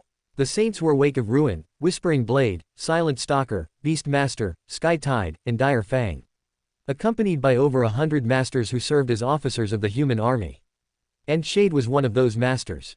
In fact, he was simply observing the entire battle from a high vantage point. He was sitting comfortably, enjoying a cup of hot coffee. On the ground, the screams of both humans and abominations conveyed a constant atmosphere of tension. Elsewhere, the battle the saints were waging against the titans shook everything violently, its repercussions on the battle reshaped the battlefield. You look quite calm, Seishin, Shade commented, bored. Aren't you worried the Transcendents might lose? Seishin looked at Shade for a moment. No, she replied with great calm. The situation is under control, so it's only a matter of minutes until the titans die. In fact, I thought you would throw yourself into fighting a titan on your own. Just because I can fight titans doesn't mean I have to. Besides, I'm here as a spectator, so. Shade took another sip of his coffee. I'll limit myself to enjoying the show. Let everyone do their job, and I'll rest. You've been resting since the battle began. This is a completely different kind of rest, he explained. Do you want me to release my subordinates into battle? No, they're in reserve for a reason. See, so I'm resting and my subordinates are resting. Am I not the best boss in the world? Seishin rolled her eyes. Talking to that boy always gave her a headache. Shade laughed softly. His gaze settled on the other side of the giant turtle's shell, where he could see Cassie, Neffys, Sunny, and Jet with Morgan. Cassie turned her head, staring directly at him, and he greeted her with a cordial smile. The blind girl merely nodded slightly before speaking with Morgan, who once again changed her tactics. After finishing his coffee, Shade took out a large flask and refilled his cup, whistling a simple tune as he watched the entire spectacle. After all, there was nothing better than drinking a good hot coffee while enjoying peace in the midst of chaos. Shade remembered how he ended up here. After being assigned as an envoy to the Song clan, he headed to the siege cities they would protect, the port areas, to keep the corridors open for constant evacuation. In this, Beastmaster's aspect shone. She enchanted thousands of abominations to protect the cities, as well as to let the soldiers eliminate them to acquire new memories and echoes. Although the Saint's ability was powerful, Shade noticed that Soul's ability had greater range and scope, as well as control capability. Deader of all, Soul was a transcendent terror with mental powers. Her influence extended for tens of kilometers, and she controlled everything below her rank and class. Anyway, he was digressing. After a few weeks where he carried out one or another important mission with Beastmaster or the Silent Stalker, or had a training bout with Seishin, Wake of Ruin requested that the emissaries of both clans join forces against a great horde of nightmare creatures that had formed around the Titans. The emissaries, despite their differences and their plans, answered the call against the common enemy. Once the battle was over, they would try to kill each other again. So they gathered after tracking the trajectory, and the battle had begun. Shade looked up at the sky, seeing a huge three-headed vulture of terrifying size being consumed by thousands of hungry crows, causing hundreds of wounds. The crows moved away, letting lightning rain down on the Titan. Then, a huge bird of prey crashed into its body. Shade looked away, looking elsewhere, where a mountain of deformed flesh crawled across the plain, assimilating everything beside it. As it assimilated, it grew even larger. Shade watched as Whispering Blade became invisible. Although he was invisible, Shade could more or less sense him. It was a bit strange. He remembered in his fight against Morgan the feeling of strangeness and the sensation that there was something in the atmosphere, so he deduced that it was the Saint of Valor. He watched as enormous cuts opened the Titan and killed dozens of abominations in less than a second. Elsewhere, 3 saints fought against a corrupted Titan of vines, keeping it at bay and slowly reducing it. Finally, the last Titan, a mass of grayish mist, moved, consuming everything inside it. The immobile abominations moved, throwing themselves onto the Titan like countless ants devouring its flesh, all thanks to Beastmaster, whose power over abominations was the most useful on this battlefield. Although the Titans were being held back by the Saints, there were still thousands of abominations for the Masters, soldiers, and Awakened to fight. Shade frowned as he finished his coffee. I should have made more, he murmured listlessly. He watched as Neffys finally moved along with her fire guardians. Then Sunny and Jet joined the fray. Aren't you going to join? Asked Seishin. No. Shade leaned back lazily as darkness surrounded him, taking the form of a small cat. I'm just an observer, he finished while looking at the battlefield. How can you change your form? Asked Seishin with interest. It's a combination of my aspect. I use my ability as a sleeper, along with my awakened and ascended abilities. I've done it for so long that it comes naturally to me. Can you take any form, or is it restricted? Yes, if I know the body composition and have an understanding, I can become anything. For example, I can be a stone knight, a dragon, a wolf, or something terrifying, he explained simply. Your aspect is certainly very versatile. Every aspect is versatile. You just have to find the way to use it correctly and get the most out of it. Seishin said nothing more after that, focused on watching the battle and on Morgan, in case she tried something strange. Shade calmly watched the fire guardians fighting under the hand of the changing star. Elsewhere, he watched Sunny in the form of a 4-meter demon, massacring abominations with unbridled fury and unmatched ferocity, taking the lead and capturing the interest of anyone who saw him kill abominations. On the other hand, the changing star shone on the battlefield both literally and metaphorically. Her flames annihilated dozens of abominations without hesitation. Her impassive face did not change beyond an unsettling calm and unshakable determination. Then Shade looked at Jet. While Sunny and Neffys were the center of attention, Jet was subtle, always seeking death with each attack to get more essence into her soul core. A few minutes passed, and things began to get complicated. However, Shade did not intervene. He watched as Tiras brought down the fallen Titan, then the cloud of black poison, and then the Titan's death at Sunny's hands. Once the Titan died, it was like a subtle wave that rippled across the battlefield, which changed. In less than a couple of minutes, the remaining Titans were eliminated, as were the thousands of abominations shortly after, thanks to the power of the Saints. After the whole situation calmed down, Shade moved away from Seishan and headed to a tent where the 5 masters were staying. Upon entering, Shade noticed the atmosphere was quite relaxed. He could even hear Effie teasing Sunny about his transformation. "Oh, it seems my presence here is unnecessary," Shade said, amused. "Where were you, little one?" asked Effie. "Enjoying the show." From a VIP position, he replied as he took out some peaches. "Here, eat these. They'll give you some essence," he said with a friendly smile. Jet took one and began to eat it, as did Effie and Kai. On the other hand, Sunny and Neffys looked at the peach with distrust, remembering the forgotten shore. "Right, before I forget, my good and beloved Effie," said Shade, making Effie suddenly feel nervous. "Do you know where my bed is?" "I swear I didn't take it," she said quickly. Shade looked at Kai, who nodded. "She's telling the truth." Shade sighed. "That's a shame. And here I was, wanting to throw a dragon in your face. Well, I've stayed too long. I need to kill some abominations with my adorable subordinates. See you." With that, Shade left just in time to receive the order to join the battle to contain the abominations. Calling his army, they joined the front of the fight, where Shade decided not to transform into any creature, as there wasn't enough darkness to use it. Invoking the white flower, he threw himself against the abominations, beginning to eliminate them by the dozen. Shade joined his 300 soldiers, methodically clearing the battlefield of fallen and awakened abominations while dealing with the strong ones. This continued for almost a full hour until Saint Kor once again descended in his transcendent form, eliminating the remaining abominations. Shade withdrew to rest after fighting. His soldiers were exhausted and needed to rest, so he would let them rest for a few hours. As he walked through the camp, he noticed a man belonging to Valor who apparently had been talking with Morgan and Matic, who were still arguing about something. Shade looked at the awakened in his trajectory, so he casually walked towards him. The awakened stopped for a moment upon seeing him. "Ha!" Ascended Uriel, greeted the awakened. "Greetings, awakened. Warren." "Yes, Warren. Well, sorry for being in your way. I see you're in a hurry." "Yes," said the awakened with the same tone and a small cordial smile. "Well, then I won't delay you further," he said, walking around the awakened, and as he walked away, he said, "Good luck with your little plan, Mordred," he murmured just loud enough for Warren, who was actually Mordred, to stop for less than an instant, looking at Shade's back, who did not look back at him. Mentally, Shade laughed heartily at seeing Mordred's reaction to being discovered. He was surely wondering how he had managed it, conjuring up endless theories when the reality was much simpler. It was simply something he knew would happen and that he had read. It was truly worth it, he thought, joining his soldiers to play poker for a while. Chapter 121 Vacation in Godgrave 1. Shade finally had free time. The weeks following the battle against the Titans in East Antarctica had been a whirlwind of chaos and death. But now, after everything, 2 weeks of rest stretched out before him like a blank canvas. A respite for his body, accustomed to wounds and exhaustion.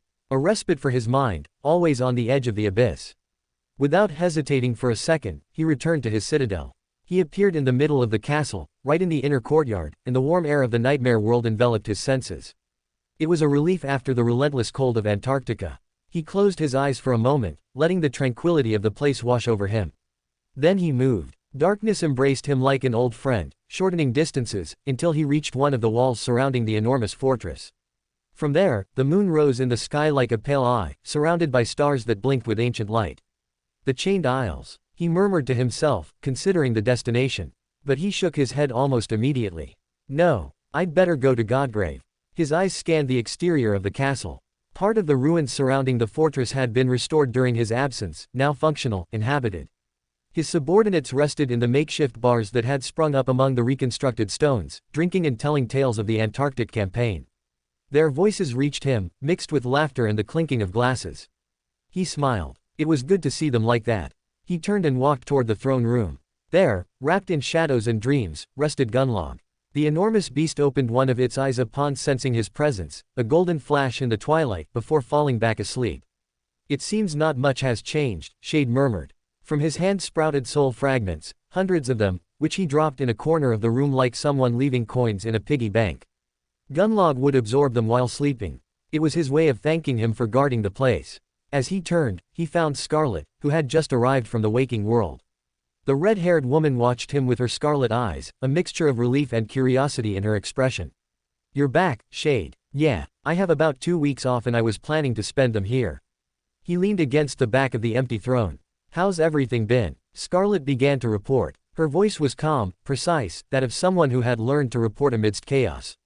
They had suffered attacks from nightmare creatures, nothing they couldn't handle. A corrupted tyrant had appeared near the perimeter, but Scatty had eliminated it out of boredom. The construction of the city was progressing well. The training of the awakened continued. Several were facing their second nightmares. I see. Everything's fine. Shade nodded, satisfied. Then he frowned. Where's Scatty? Scarlet sighed. She said she was going exploring and left. That was 2 weeks ago. Shade let out a dry laugh. Really, what can I do with that woman? He shook his head. Well, she'll come back. Do you want to accompany me on a trip? Scarlet raised an eyebrow. What kind of trip? To Godgrave. I want to achieve something, and that's the best place to do it. She stared at him, assessing the risk, the madness, the implicit promise in those words. Then she nodded. Should I bring everyone? No. The two of us and my dark creatures will be enough. Scarlet nodded again. And when do we leave? Tomorrow. We should get there in a few hours.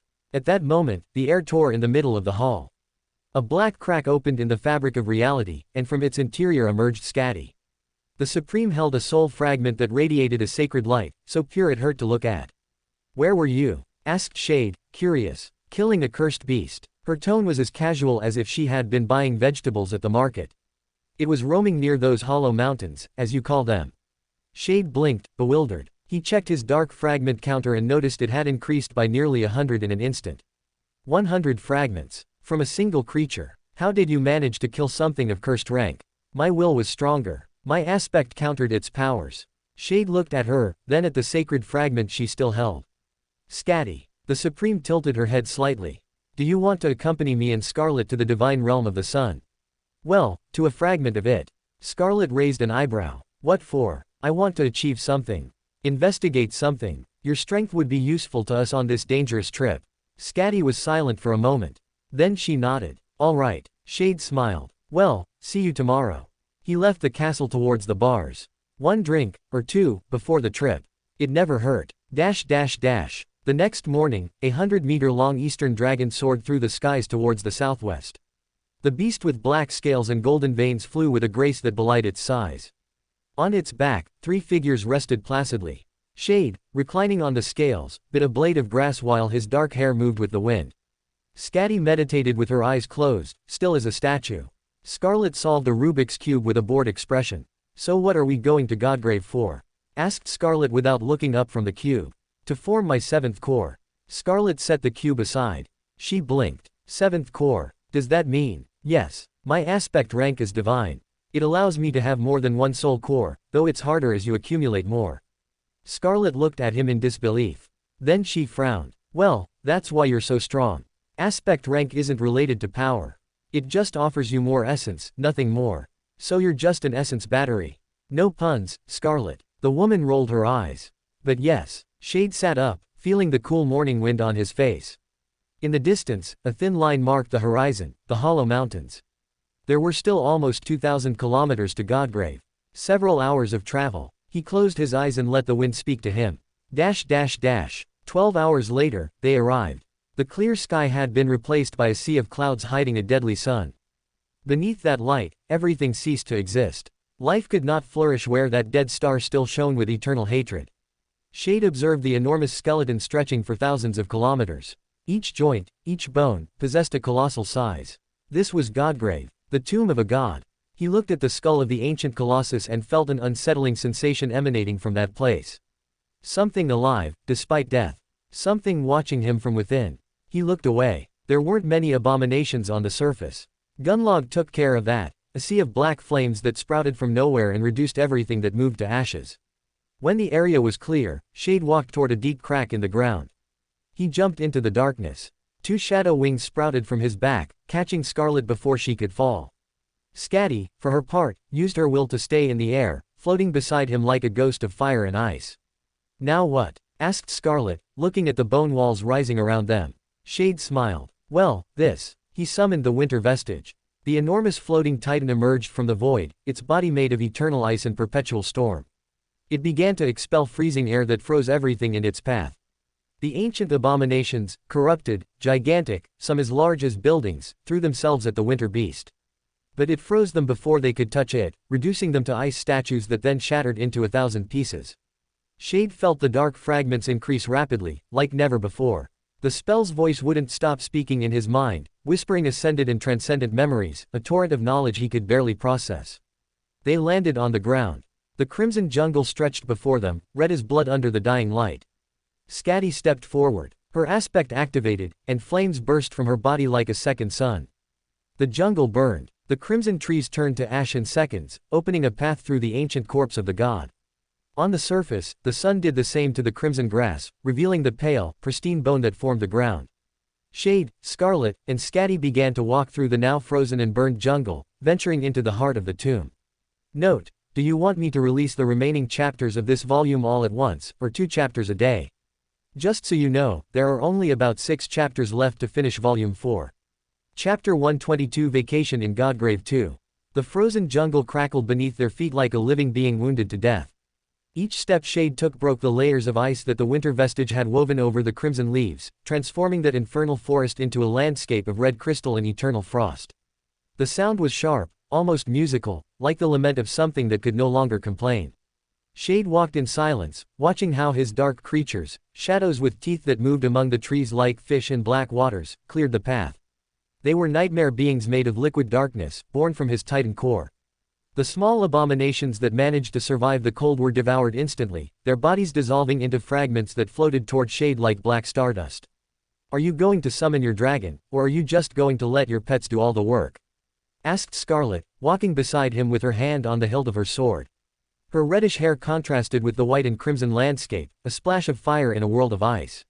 Shade smiled. He raised a hand, and the darkness in front of them opened like a wound in the fabric of reality.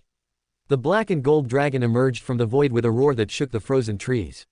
Its wings spread, sweeping the jungle canopy and sending shards of ice into the air like a storm of diamonds. 100 meters of scales, claws, and contained fury. Its golden eyes glowed in the twilight, and when it opened its mouth, a river of black flames burst forth, incinerating everything in its path. The abominations that had managed to hide from the winter vestige stood no chance. The dark fire reached them where they hid, among the roots, under the rocks, inside cracks in the bone, reducing them to ashes in seconds. The soul fragments rained down on Shade like a silent storm, a constant whisper in his mind. "Now that's a show," murmured Scarlet, watching the dragon as it began to advance, opening a street of fire and death through the jungle. Shade whistled softly, and another crack opened in the air. From it emerged a figure radiating an almost unbearable pressure. The Dark Knight. Its black armor seemed to absorb light itself, and in the slit of its helmet glowed 2 red points like dying embers. It wielded a sword so black it hurt to look at, a blade that seemed made of solid night. Each of its movements was precise, economical, lethal. The creature knelt before Shade, and the ground beneath its knees cracked. "Rise," Shade ordered calmly. "Accompany the dragon. Don't let anything near us." The Dark Knight rose without a sound, despite its massive armor, and began to walk toward the front. Its presence was so overwhelming that even Shade's own dark creatures moved aside as it passed. Scarlet whistled, admiring the figure. "It's always impressive every time it appears. He likes to make a grand entrance," Shade commented, watching how his dark creatures created a great shadow sword and threw themselves against the abominations that were still alive, the few that had survived the initial freezing. The combat was fast, brutal, efficient. There were no prisoners in Godgrave. Shade and Scarlet continued their walk through the dense jungle. Around them, the world creaked and groaned. The dragon roared in the distance. The Dark Knight reaped lives in silence. "So when do you plan to challenge the third nightmare?" asked Shade, breaking the silence. Scarlet glanced at him. "Soon. A few weeks ago we found a seed that's connected to the city. We're gathering information to challenge it." She paused briefly, organizing her thoughts. "I want to take at least 10 ascended with me into the third nightmare. That way, some of them can become transcendents." She looked directly at him. "And you, Shade?" "I'm going to challenge my third nightmare soon too. I'll become a saint." Scarlet raised an eyebrow. "And what does Uriel think?" "He quite agrees," said Shade. Beside him, the air distorted and Uriel appeared. The young man had a half-asleep expression, as if he had just been woken from a deep nap. He blinked several times, adjusting to the dying light of Godgrave. "Ah, hi, Scarlet," Uriel greeted, looking around curiously. The frozen trees. The cloud-covered sky. The enormous skeleton of the dead god in the distance. "Seriously, Godgrave?" "Yeah, it's the fastest way to recover our Titan core and get information," Shade replied. "All right." Uriel shrugged. And with that, he disappeared as abruptly as he had arrived. Scarlet shook her head. You're definitely weird. Shade let out a dry laugh. Tell me about it. The landscape gradually changed. The crimson jungle began to give way to stone structures, first isolated, broken columns, collapsed arches, what were once plazas and markets, and then more concentrated. The frozen roots of the trees tangled among walls that must once have been majestic, embracing them like ice serpents that refused to release their prey. Shade raised a hand, and the dragon stopped. The dark knight turned its head toward him, waiting for orders. Even the dark creatures froze, their shadowy forms trembling slightly in the twilight. Ruins, murmured Scarlet, observing the buildings around them. Her voice was lost among the black stone walls. This wasn't in the reports. No one has gotten this deep, Shade replied, advancing cautiously. His eyes scanned every shadow, every crack, every possible ambush. The crimson jungle is lethal for most. We only got through because the winter vestige freezes everything in its path. They walked among what were once temples. The black stone walls were covered in inscriptions that glowed faintly with a dull red light, as if the blood of something had been carved into the rock millennia ago. The figures depicted scenes of worship, of war, of sacrifice. But they all had something in common. The sun was always present, and the sun was always watching. Scatty, who had gone ahead during the fight and was now waiting beside a particularly large wall, called them over with a gesture. The Supreme looked small in front of the 20-meter steel, but her presence was equally imposing. Come, this is interesting. The wall was a steel nearly 20 meters tall, carved with figures of human beings kneeling before a radiant sun. But the human figures had distorted faces, mouths open in silent screams, and the sun had eyes. Eyes that wept black tears. What does it say? Asked Scarlet, approaching. Her hand was still on the hilt of her sword. Scatty scanned the inscriptions with her gaze, her gray eyes moving slowly over the ancient symbols. For a moment, something like unease flickered in her expression. Shade had never seen Scatty uneasy. That, more than anything else, put him on alert. Then, she began to read aloud. Year, the inscription was crossed out, the number erased by time or by design. Of the sun's reign, sanity abandoned the house of the chosen. The emperor, who had been light among mortals, began to hear voices in the radiance. Voices that whispered to him that his subjects hated him, that his children were plotting against him, that the only true loyalty was that which was ripped out with fire and sword. Scatty's voice was flat, devoid of emotion, but the words she spoke carried a weight that made the air itself grow denser. Shade felt his dark creatures retreat slightly, as if afraid of being heard. And the emperor believed the voices. He ordered the execution of his council, sent his most loyal generals to the stake, poisoned his wife and children while they slept. And when the capital rose in arms against him, he invoked the power of the sun to burn the entire city. Shade felt a chill run down his spine. It wasn't physical cold. It was something deeper, an echo of something that had happened before, that might still be happening somewhere. But the sun did not answer. Because the sun was already dead. What the emperor invoked was not the light that gives life, but the darkness that hides within every flame. And that darkness devoured him and his city, and turned them into what now dwells in the depths. Scatty stopped. Her eyes scanned the last lines of the inscription, and when she spoke again, her voice was even lower. Flee, if you still can. He who reads these words is already doomed. The shadow of the dead sun sees everything. The shadow of the dead sun remembers everything. And when it finds you, it will ask you to return what was stolen from it. Silence. The icy wind of the winter vestige whistled among the ruins, but now it sounded like a lament. The crimson trees creaked like complaining bones. Even Shade's dark creatures had stopped, as if something in the atmosphere had put them on alert. What does all that mean? Asked Scarlet, her voice barely a whisper. Shade slowly shook his head. I don't know. But I don't like it. He observed the figures carved into the stone, the sun with eyes weeping black tears, the humans with faces of eternal agony. Something about that image was disturbingly familiar. As if he had seen it before, somewhere, at some time he couldn't remember. Whatever it is, he finally said, looking away from the steel, Godgrave is a dangerous place for us right now. If we plan to go deeper inside, we'll need an army of Ascended and Transcendents. Scarlet nodded. So, we retreat. Shade hesitated. His seventh core awaited him somewhere in the depths. But the inscription spoke of something lurking in the darkness. Something that had devoured an entire civilization. We don't retreat, he said finally. But we'll proceed more carefully. Scatty, stay close. Scarlet, don't leave my side. And if something moves. His hand closed into a fist, and the darkness around him grew denser. We kill it before it can kill us. Chapter 123 Vacation in Godgrave 3. The following days became a continuous descent into the depths of Godgrave. Shade, Scarlet, and Scatty advanced cautiously, each step measured, each breath controlled. The crimson jungle had been left behind, replaced by an even more hostile landscape, caverns of pale bone stretching like the intestines of a dead colossus, ivory stalactites dripping a black, viscous liquid, and a silence so absolute that the beat of one's own heart sounded like a war drum. "This isn't a jungle," Scarlet murmured at one point, dodging a carnivorous plant the size of a horse that tried to snare her with its crimson tendrils. "This is the stomach of something. Something that died a long time ago," Scatty replied, her voice flat but with a hint of respect. "But death doesn't mean inactivity. A corpse's cells continue functioning for hours. Days. Years, if the corpse is large enough." Shade said nothing. His dark eyes scanned the environment, always on alert. The winter gown floated behind them at a prudent distance, its icy aura keeping most threats at bay. But not all. The insects were the worst. Beetles the size of fists with shells reflecting a sickly purple light. Mosquitoes with proboscises as long as daggers that could pierce reinforced armor. Spiders weaving webs from a material as resistant as steel and so adhesive that even Shade's darkness couldn't dissolve them. On one occasion, a swarm of crimson wasps, each the size of a human finger, but with a stinger capable of killing a mid-rank awakened, attacked them from a crack in the bone ceiling. Scatty burned them all with a wave of heat that made the walls crack, but not before 3 of them managed to sting Shade in the arm. The venom was horrible. His arm swelled to twice its size, turning black as coal. The pain was so intense that Shade saw stars for several minutes. Scarlet had to cut away the infected flesh with her sword while Scatty healed the wound with her flames. "Is Godgrave always this fun?" Scarlet asked, cleaning her sword on the shell of one of the dead wasps. Shade, his arm bandaged and his face pale from pain, let out a weak laugh. "Yes. Welcome to my world. The corrupted abominations were another problem.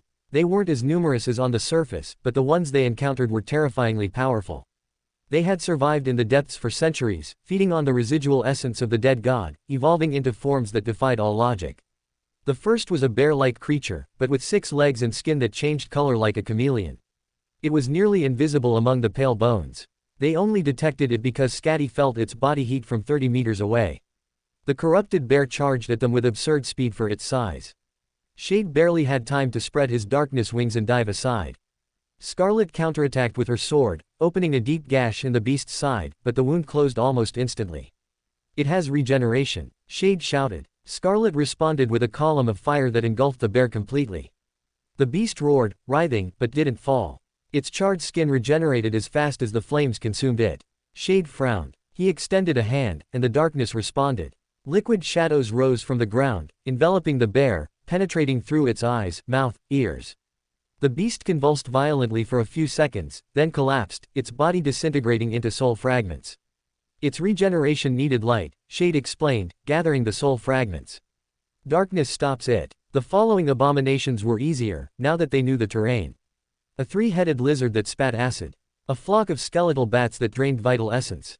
An amorphous thing that constantly changed shape, impossible to hit until Shade froze the air around it with the winter gown and trapped it in an ice prison. Each battle left Shade more exhausted. His arm still ached from the wasp venom. The soul fragments kept accumulating in his counter, but it wasn't enough. The 7th core remained out of reach. Until, finally, at some point on the 3rd day, or perhaps the 4th, it was hard to keep track underground, the pain arrived. Shade stopped abruptly in the middle of a cavern so vast that its walls disappeared into the darkness. His knees buckled. One hand clutched his chest, where his heart beat with a violence that seemed intent on breaking his ribs. "Shade." Scarlet approached him, worried. "What's wrong?" He couldn't answer immediately. The pain was agonizing. A feeling of emptiness in his chest slowly filling, as if something was being born inside him. Something that had been there before, that he had lost, and that was now returning. The 7th core. The soul fragments he had accumulated during the days of exploration, hundreds, perhaps thousands, began to burn within him. The essence flowed through his veins like lava, burning, transforming, rebuilding. Shade fell to his knees. Scarlet tried to hold him up, but Scatty stopped her with a hand on her shoulder. "Leave him," the Supreme said seriously. Minutes passed. Shade trembled uncontrollably, his breathing becoming ragged, his skin changing tone, growing paler, more translucent, as if the darkness within him was consuming his flesh. And then, the pain ceased. Shade opened his eyes. His black pupils glowed with a golden gleam for an instant, then returned to normal. He stood slowly, feeling the new core beating within his chest like a second heart. Stronger. More stable. Darker. Is it done? Scarlet asked. Shade nodded. He raised a hand, and the darkness responded immediately, denser than before, more alive. The shadows around him moved as if they had a will of their own. Seventh core, he murmured, almost not believing it. It's back. Scatty observed him with her gray eyes. Stronger than before. Yes. Aside from the hellish experience inside the enormous skeletal corpse, Shade and Scarlet obtained quite a reward. Among them, multiple useful memories, weapons, and armor, as well as the echo of a corrupted terror that was a wolf, one that Shade had a conversation with. 3 awakened memories. 2 ascended. 3 transcendent. Shade reviewed them one by one, evaluating, discarding, choosing. The first memory was a broken sword that could cut through illusions. Useful, but limited. The second was a ring that slightly increased essence regeneration. The third, a feather that allowed soft landings from great heights. The 2 ascended were more interesting, a pendant that created a shield against mental attacks, and an armor piece with an enchantment for enhancing objects. But the 3 transcendent ones, those were special. The first was armor made of pale scales that could harden to become nearly indestructible for brief periods. The second, a bracelet that stored additional essence, like a reserve battery. Finally, the last thing was the wolf echo that Shade summoned. The beast emerged from the shadows at his feet. Its body was enormous, easily surpassing the size of an adult horse, reaching an impressive 12 meters in height. Its fur was as black as the abyss, its eyes an unsettling, empty yellowish tone. When Shade converted the wolf into a creature of darkness, it filled with more life and presence. Instead of radiating evil and violence, it radiated a deep calm as well as an unbreakable loyalty.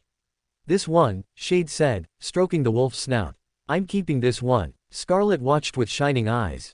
Transcendent echoes were incredibly rare, and having one was astonishing. And the memories? She asked. Shade looked at Scarlet, took her hand, and gave her the memories. Take them, he said. They'll help you in your third nightmare. Scarlet blinked, incredulous. Are you sure? These memories are worth a fortune. You could. I could keep them for myself, yes. But I don't need them. Shade smiled. You do. Besides, I want you to come back alive from that nightmare. These echoes increase your chances. Scarlet stared at him for a long moment. Then she nodded, accepting the echoes. The pale scale armor slid over her body like a second skin. The bracelet adjusted to her wrist. The pendant against mental attacks rested on her chest. I don't know what to say, she murmured. Don't say anything. Just survive. The exploration continued for another day, but they found nothing more. The caverns grew deeper, darker, more dangerous. The winter gown was reaching the limit of its resistance. The cold it emitted was no longer enough to freeze the larger abominations lurking in the depths. Gunlog had taken damage from the continuous battles he had fought, so Shade returned him to his Sea of Souls. As for the Dark Knight, he was equally injured and battered, so Shade dismissed him. We should go back, Scatty said at one point. It wasn't a suggestion. It was a statement. Shade nodded. He had gotten what he came for. The 7th core was back. The memories and the new echo he obtained had been a bonus for his efforts. Let's go back, he said finally. Once I become a transcendent and am better prepared, I'll continue my exploration of Godgrave. The return journey was faster. Without needing to explore or search for abominations, they simply followed the path they had opened days earlier. The Crimson Jungle remained frozen. The ruins of the temples still stood, their unsettling inscriptions glowing in the twilight. Shade didn't look at the sun's wake with teary eyes again. Something about it still disturbed him, even now that he had his 7th core. Hours later, they emerged to the surface. The dying light of the sun hidden behind the clouds hit them like a warm slap after days in darkness. Shade summoned Gunlog after he recovered within his Sea of Souls, and the 3 climbed onto his back. The dragon roared and took off, soaring through the skies northward, back to the citadel. The journey was calm, without many problems or surprise attacks. Around nightfall, they returned to the citadel, where Shade went to sleep after washing off all the dirt and sweat accumulated over the days. Chapter 124 A Grand Scheme. Note: have you read my novel yet? It's called The World Is Die. It's a good novel, go read it. Shade let out a small sigh as he watched the horizon. October had come and gone, and November was in full swing. 2 full weeks had passed since his vacation in Godgrave, 2 weeks in which he alternated between helping rebuild the citadel and fighting nightmare creatures that ventured too close to his domain. His dark creatures had fully recovered from the effort in Godgrave. He had taken all of them with him to the waking world, except for Scatty. The Supreme remained in the citadel to protect it from any powerful abomination that might decide to turn the castle into its nest. It was a practical decision. Skadi was, after all, the only one who could face a cursed beast on equal footing without needing reinforcements. He knew the battle for the Black Skull would begin soon. He had remained impartial from the start, and he would not intervene on either side. After all, he would need all his strength for what came next. Whether he fell into the Nightmare Desert or the burned forest, it would only take him a few weeks to reach the nightmare seat of Ariel's tomb. He remembered well his time inside the nightmare. Nearly a year and a half his stay had lasted there, while outside, in the real world, only a week or two at most had passed. The spell was generous with time when it suited it. If everything failed, well, he would have options. He could challenge a third nightmare of Ravenheart alongside Seishan, or take the nightmare together with Scarlet. He could also transcend without the spell's help, just as he had when he awakened and ascended. The path was there, he only needed to decide which one to take. Snapping out of his thoughts, he watched as the great ship sailed away with 80 million people toward a safer place. 80 million. The number was so large it was almost abstract, but Shade understood what it meant. Lives, families, futures floating away on the water. Shade watched the sea, feeling the ocean breeze and the sunlight on his skin. The moment was calm, almost peaceful. His mind went blank, enjoying the stillness before the storm. It wasn't long before it finally happened. The Song clan was moving. Apparently, Mordred had made his move, and that had deeply disturbed the clan. Shade didn't know the exact details, but he knew Mordred well enough to imagine the chaos he had sown. In little more than a few hours, the members of the Song clan, the Valor clan, and the government were silently mobilizing to prepare. It was like watching giant gears turning beneath the surface, invisible but relentless. Shade felt his communicator vibrate. He moved to a quiet area, away from the refugees and soldiers, and took the call. The projection showed Saint Cor, Sunny, and himself. "I assume you're both already familiar with the situation," said the government transcendent. His tone was grave, without preamble. "What I want to know is what caused this mess. I think I can provide an explanation," Sunny said. Shade and Cor looked at him in silence. Apparently, a citadel has been discovered in the Nightmare Desert. The Valor clan was the first to find it, but their attempt to capture it failed. Now both clans have equal chances of gaining a crucial advantage. Sunny paused briefly, organizing his thoughts. A direct confrontation over access to the Nightmare Gate leading to the Citadel seems inevitable. It appears they're going all in. "I can confirm that," Shade said in a calm voice. He had heard rumors, had seen the troop movements. It wasn't hard to connect the dots. Saint Cor grimaced. "What a perfect coincidence." After a long pause, Cor spoke again. "Valor and Song may be arrogant, but they are not irrational. This bloodshed might still be avoided, perhaps. Similar things have happened before. A large-scale battle can be prevented if they agree to a duel between two champions." Saint Cor let out a low grunt and then added, "The problem this time is that both sides seem confident they will win if the battle takes place. Therefore, they have no reason to seek an alternative. Furthermore, they have been acting erratically lately. It's hard to predict what will happen." Cor nodded slowly. "You two will remain with the emissaries and follow them to the Nightmare Gate. Gather as much information as you can while you're there. I will arrive personally and try to mediate to find an acceptable solution." Shade remained silent and simply nodded. There was nothing to say. The orders were clear. "And if you can't?" Sunny asked. The saint paused briefly. "We'll try to deal with the consequences." With that, he hung up, leaving only Sunny and Shade on the call. "So, Sunny," Shade said, slightly amused, "do you want to know more about the future?" Sunny sighed. The sound was heavy, laden with a resignation that was not like him. "I thought you were joking, but everything happened as you said. I suppose in the end, no one will win." "Yes, that is already a fixed point in fate. It will happen no matter what." Sunny frowned. "And what will you do?" "Absolutely nothing." The answer was immediate. "I'll just be an observer. Regardless of whether I decide to help Song or Valor, nothing will change. And I don't want to kill humans right now." "You're very soft, Shade." Shade smiled, but the smile didn't reach his eyes. "You're going to do something, aren't you?"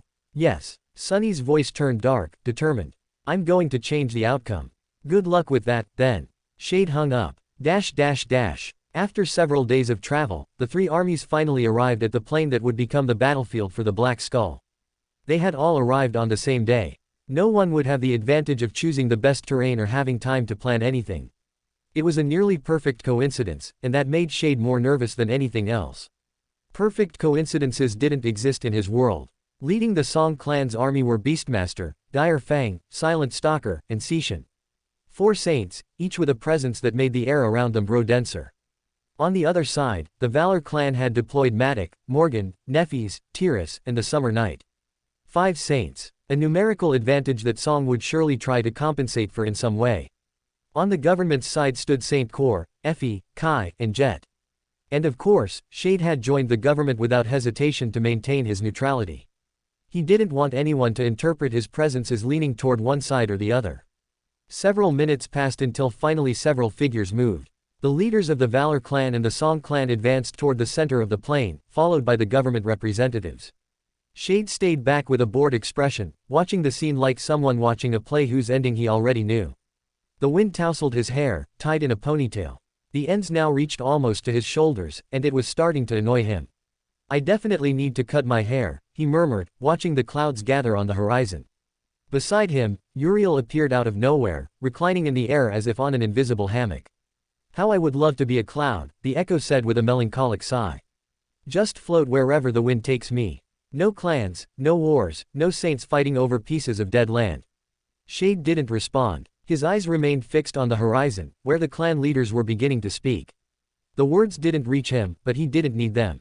He knew the script. 2 clans, 1 citadel, a war that no one would win. And him, in the middle of it all, pretending not to care. But Uriel knew him too well. The echo glanced at him sideways and smiled. "You're thinking about intervening, aren't you?" Shade slowly shook his head.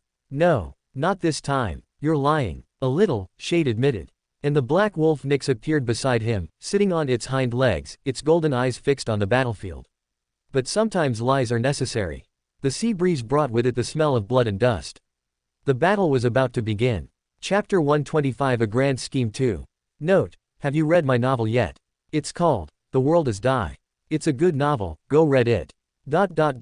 Several minutes passed as the saints spoke, but in the end, war was inevitable. The words were lost in the wind, the ultimatums ignored, and the hatred accumulated over decades finally found its outlet. Sunny and Jet joined forces to fight on Valor's side, while Shade remained motionless, observing. It wasn't his war. Not yet. Shade watched as Saint Kor, Effie, and Kai returned to where he stood. They would only be spectators in the war that was about to happen in a few minutes. The government had decided to maintain neutrality, at least for now. Kai was the first to speak upon reaching Shade. His expression was grim. "What do you think of all this?" Kai asked. Shade shrugged. "Nothing in particular. In fact, I'll tell you something. In the end, no one will win. That's how it is with all wars." "You say that as if you've been in one," Effie commented, her great axe resting on her shoulder. She had seen enough combat in her life to recognize someone who spoke from experience.